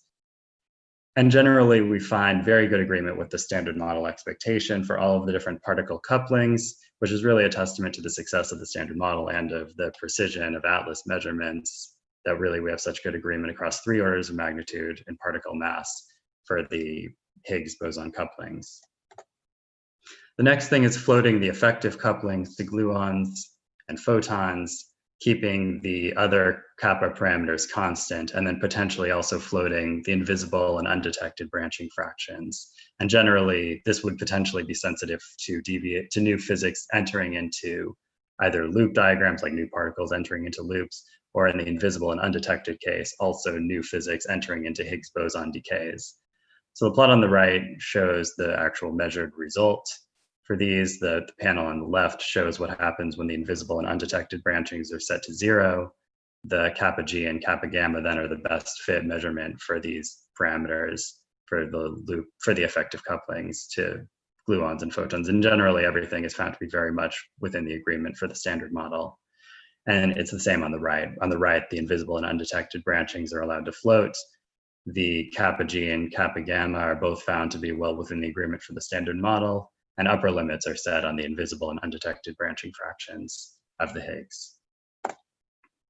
Next, This is what happens when, in addition to the previous model, all of the kappa parameters for the other standard model particles are allowed to float up to certain constraints that are placed in the model. And the results are shown on the right.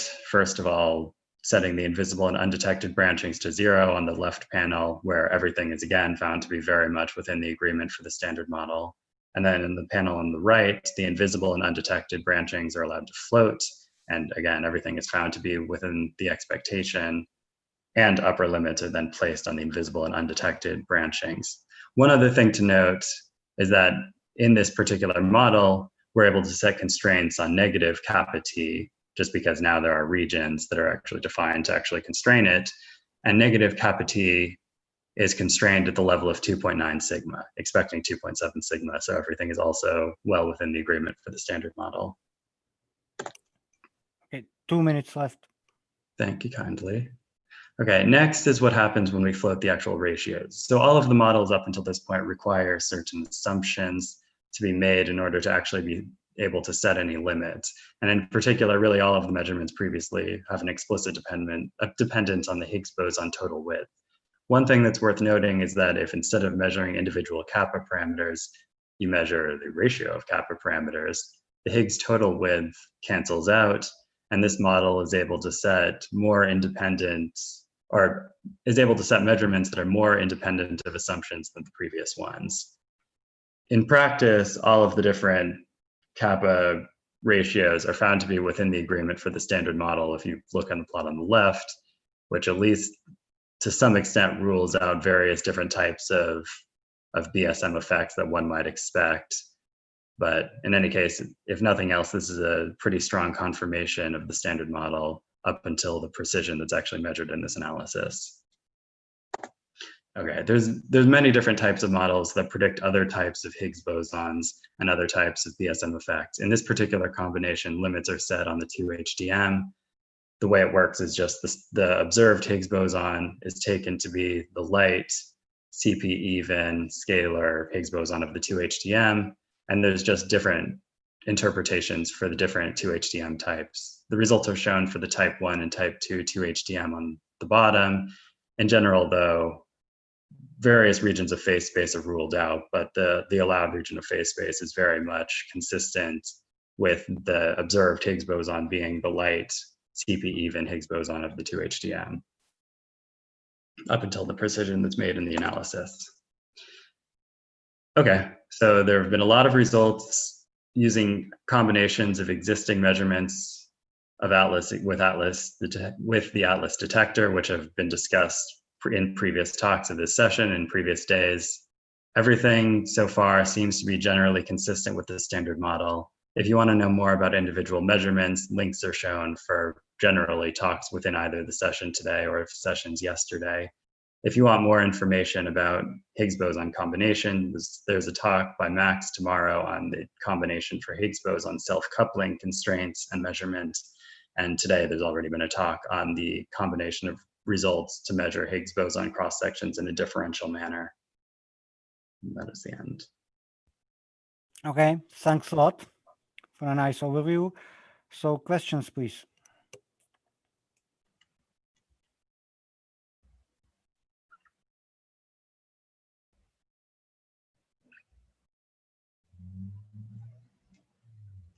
Maria.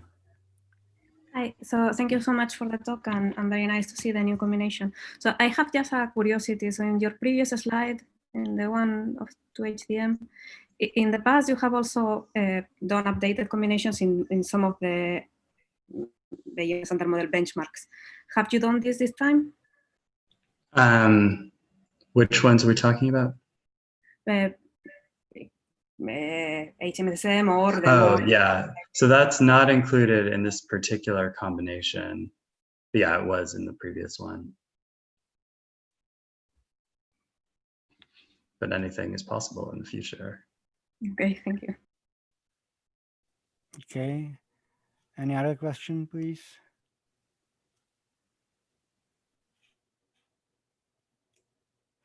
So doesn't seem to be the case. So thanks a lot again. And let's move to the last talk of today's session by Ignasi.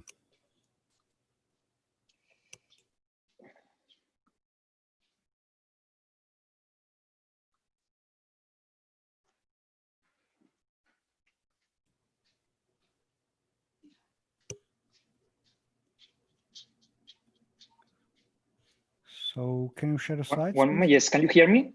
Yes, perfect. Just share the slides and yes. So then let me.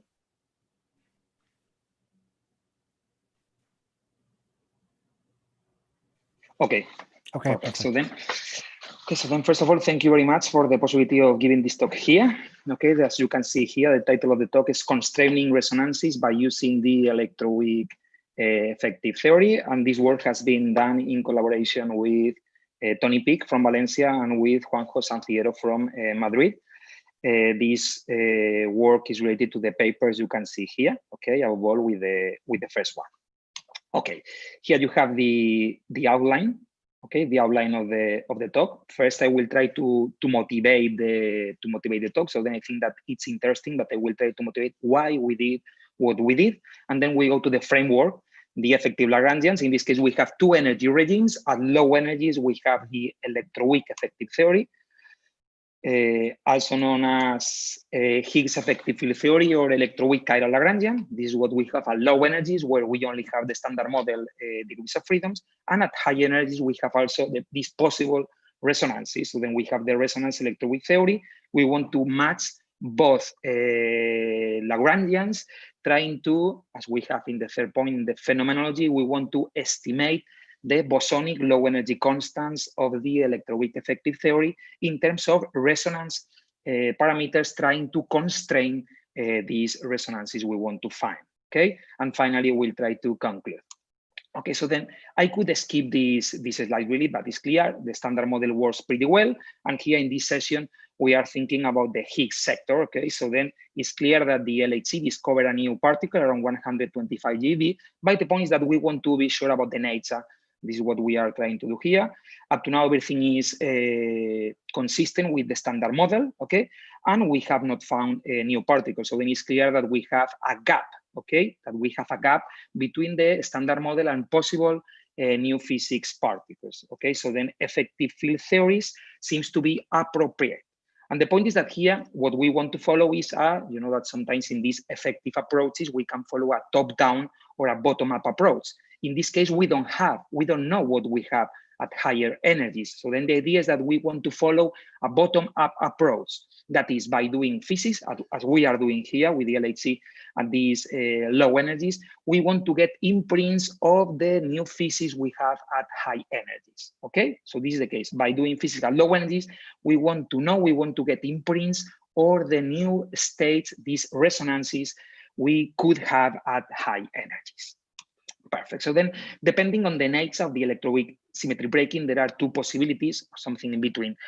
The more common decoupling or linear effective field theory is the standard model effective field theory, where we assume a standard model Higgs, and the leading order Lagrangian is the standard model Lagrangian, really, and there is a typical expansion in canonical dimensions. But here we want to follow the more general non-decoupling or nonlinear effective field theory. There are different names in the literature: electroweak effective theory, Higgs effective field theory, or electroweak chiral Lagrangian.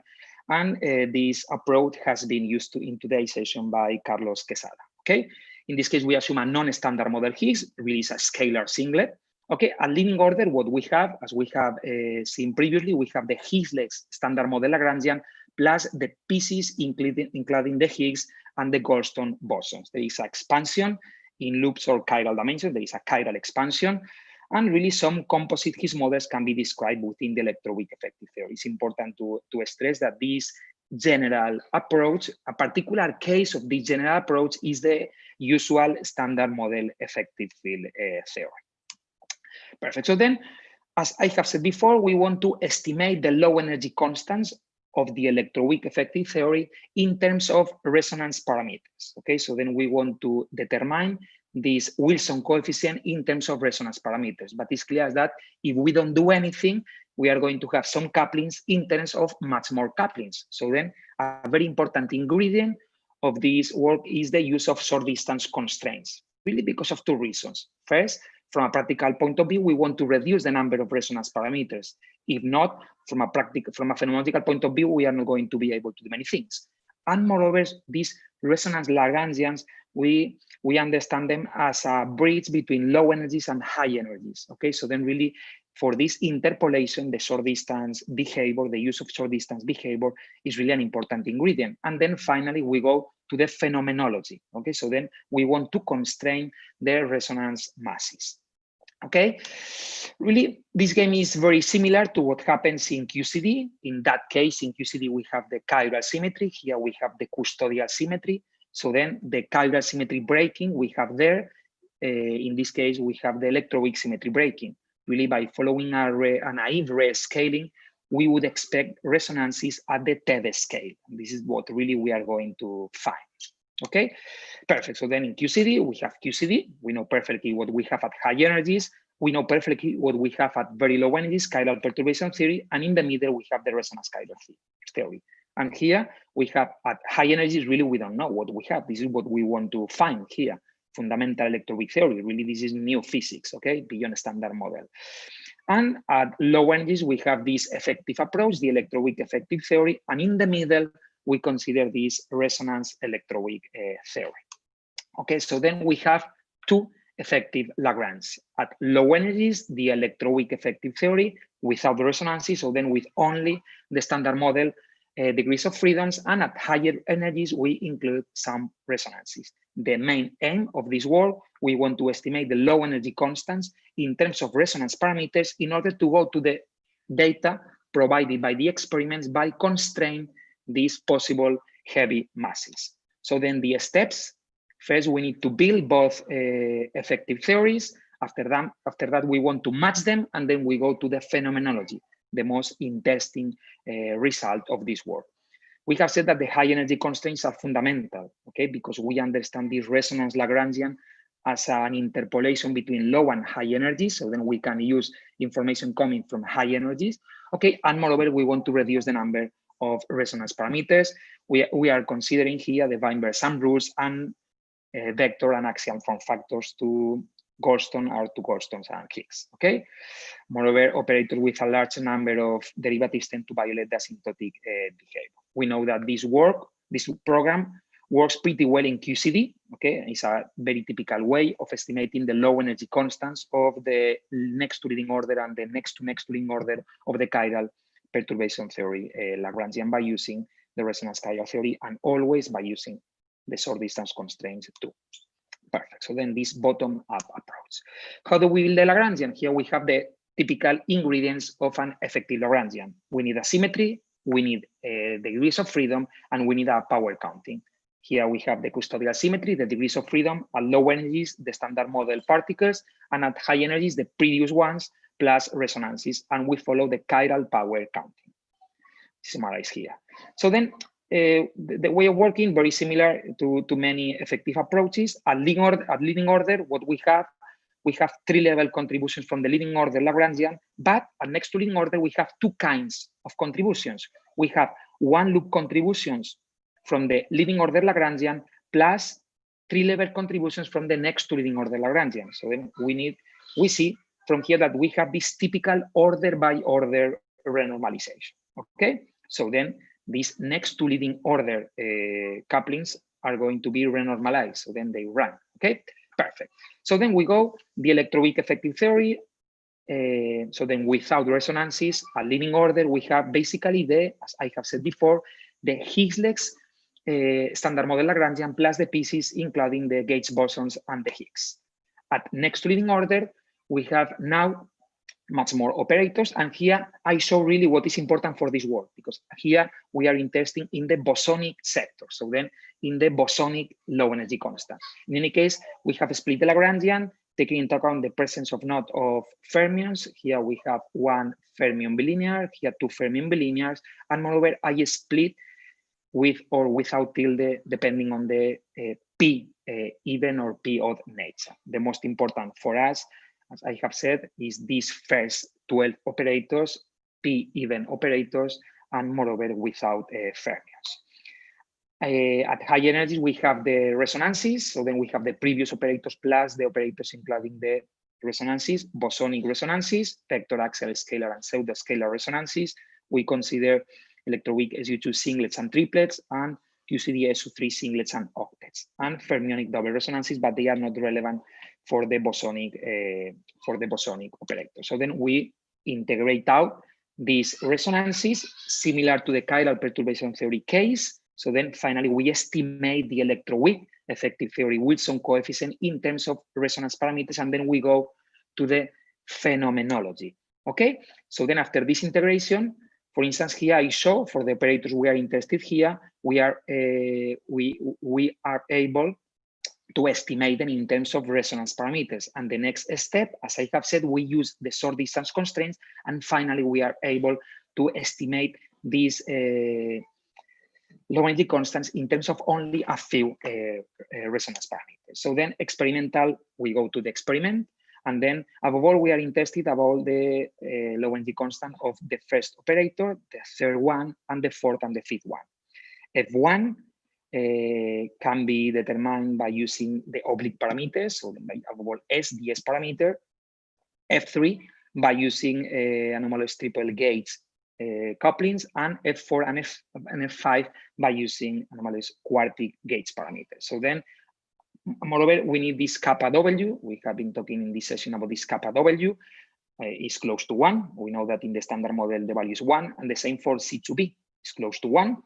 The first one, kappa W, is the Higgs WW coupling in the end, and C2B is the Higgs WW coupling. Okay, so then this first one, kappa W and C2B, we need them for the running. Okay, but then we see that really the information F1, F3, F4, F4 plus F5, close to 5. We don't have very good numbers, but they are enough. The point is that they start to be competitive in order to get imprints of the resonances. From one loop consideration, we would expect 10 to minus 3, the order of magnitude, and the running the same, 10 to minus 3. And I go to the main result. Okay, here I saw these parameters, and here I saw the ones where we have experimental data. The experimental data is the green band, and the dashed green band you have here, okay, is the one when we consider moreover the running, because we know the running, because the running is established, and this is the running that depends on some parameters, on this kappa W and C2B. The most important one is the one coming from F1, and then here I show the dependence of this F1 in terms of the vector mass, okay? In gray, if we consider the first and the second bi-inversal rule, and if we consider only the first bi-inversal rule, we have both the gray and the orange band, okay? And here in orange, blue, red, and gray, we don't know the axial mass, so then we assume that the axial mass is infinity. We have the gray line. If we consider 1.2 times the vector mass, the red, 1.1 the blue, and if we assume that the axial mass is equal to the vector mass, the orange. So then we assume we expect to be close to the blue or red one. From here, what is clear is that we need to get resonances at the TeV scale larger than or equal to 2 TeV, more or less. Here with F3, by considering only P even operators or P even plus P odd operators, only the black or the gray band. The same with F4.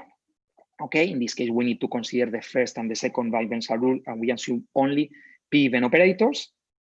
Okay, and I have followed the previous notation, the orange, the blue, the red, and the gray band. And finally, F4 plus F5. In this case, it depends on another coupling, but is, as you find here, is a good place to search for scalar resonances. But the point is that from this, avoid with the first one, from here, we see that really we have competitive data in order to start to constrain these possible resonances, okay? All the couplings are consistent, okay, with the, or can be consistent with the standard model, but in any case, with these numbers, we can say something about the resonances we wanted to say, we wanted to constrain. Around this, all the first one, F1, with the one which comes from the, in the end, from the S parameter, oblique parameters larger than or equal to 2 TeV. Okay, here I saw F6, F6 plus F7, and F9. In this case, we don't have experimental information in the future, but we have the theoretical predictions prepared, okay? So then here I go to the conclusions. up to now, our searches for new physics have given negative results. So then for sure, we have a gap between the standard model and possible new states. So then effective field theories are appropriate.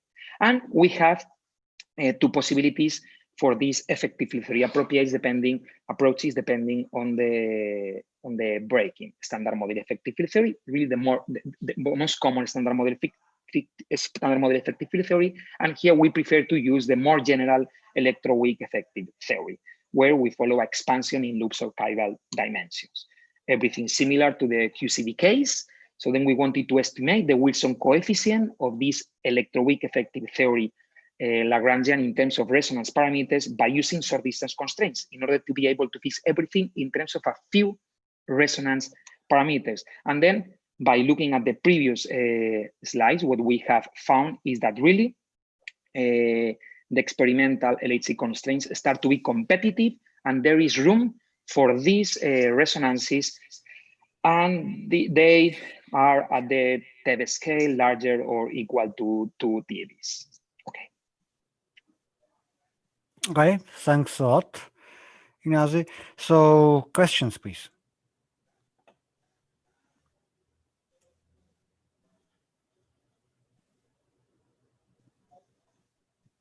So I don't see any hand raised. So maybe I have very naive question. So given the experimental progress we have seen yesterday and today, which one of these scenarios will be more constrained after these updates? Okay, so then the point is that exactly, data really we have used very recent years from very recent data from this year or last year, and moreover they are improving. Okay, so then avoid we have information with this F1, F3, F4, and the point is that the scenario seems to be possible. Okay, and above all, these vector resonances could be found in the near future. This is the point. So then that we are optimistic. Okay, that the data are improving very fast.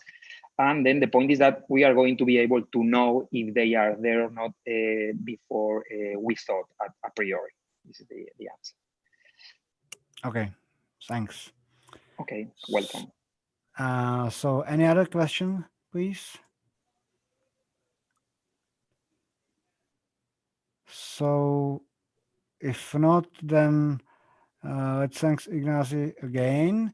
And just let me remind you that there is still a MetaMouse channel open for any questions to any speaker, and also there were two speakers of this morning who have opened a specific Zoom room for questions, for discussion specific to the JHU generator and the anomalous coupling measurements.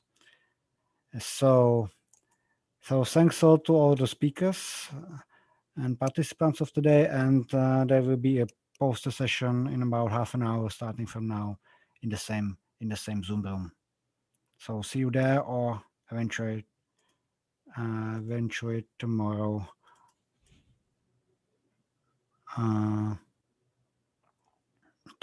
Tomorrow at the third Higgs session. Okay, thank you.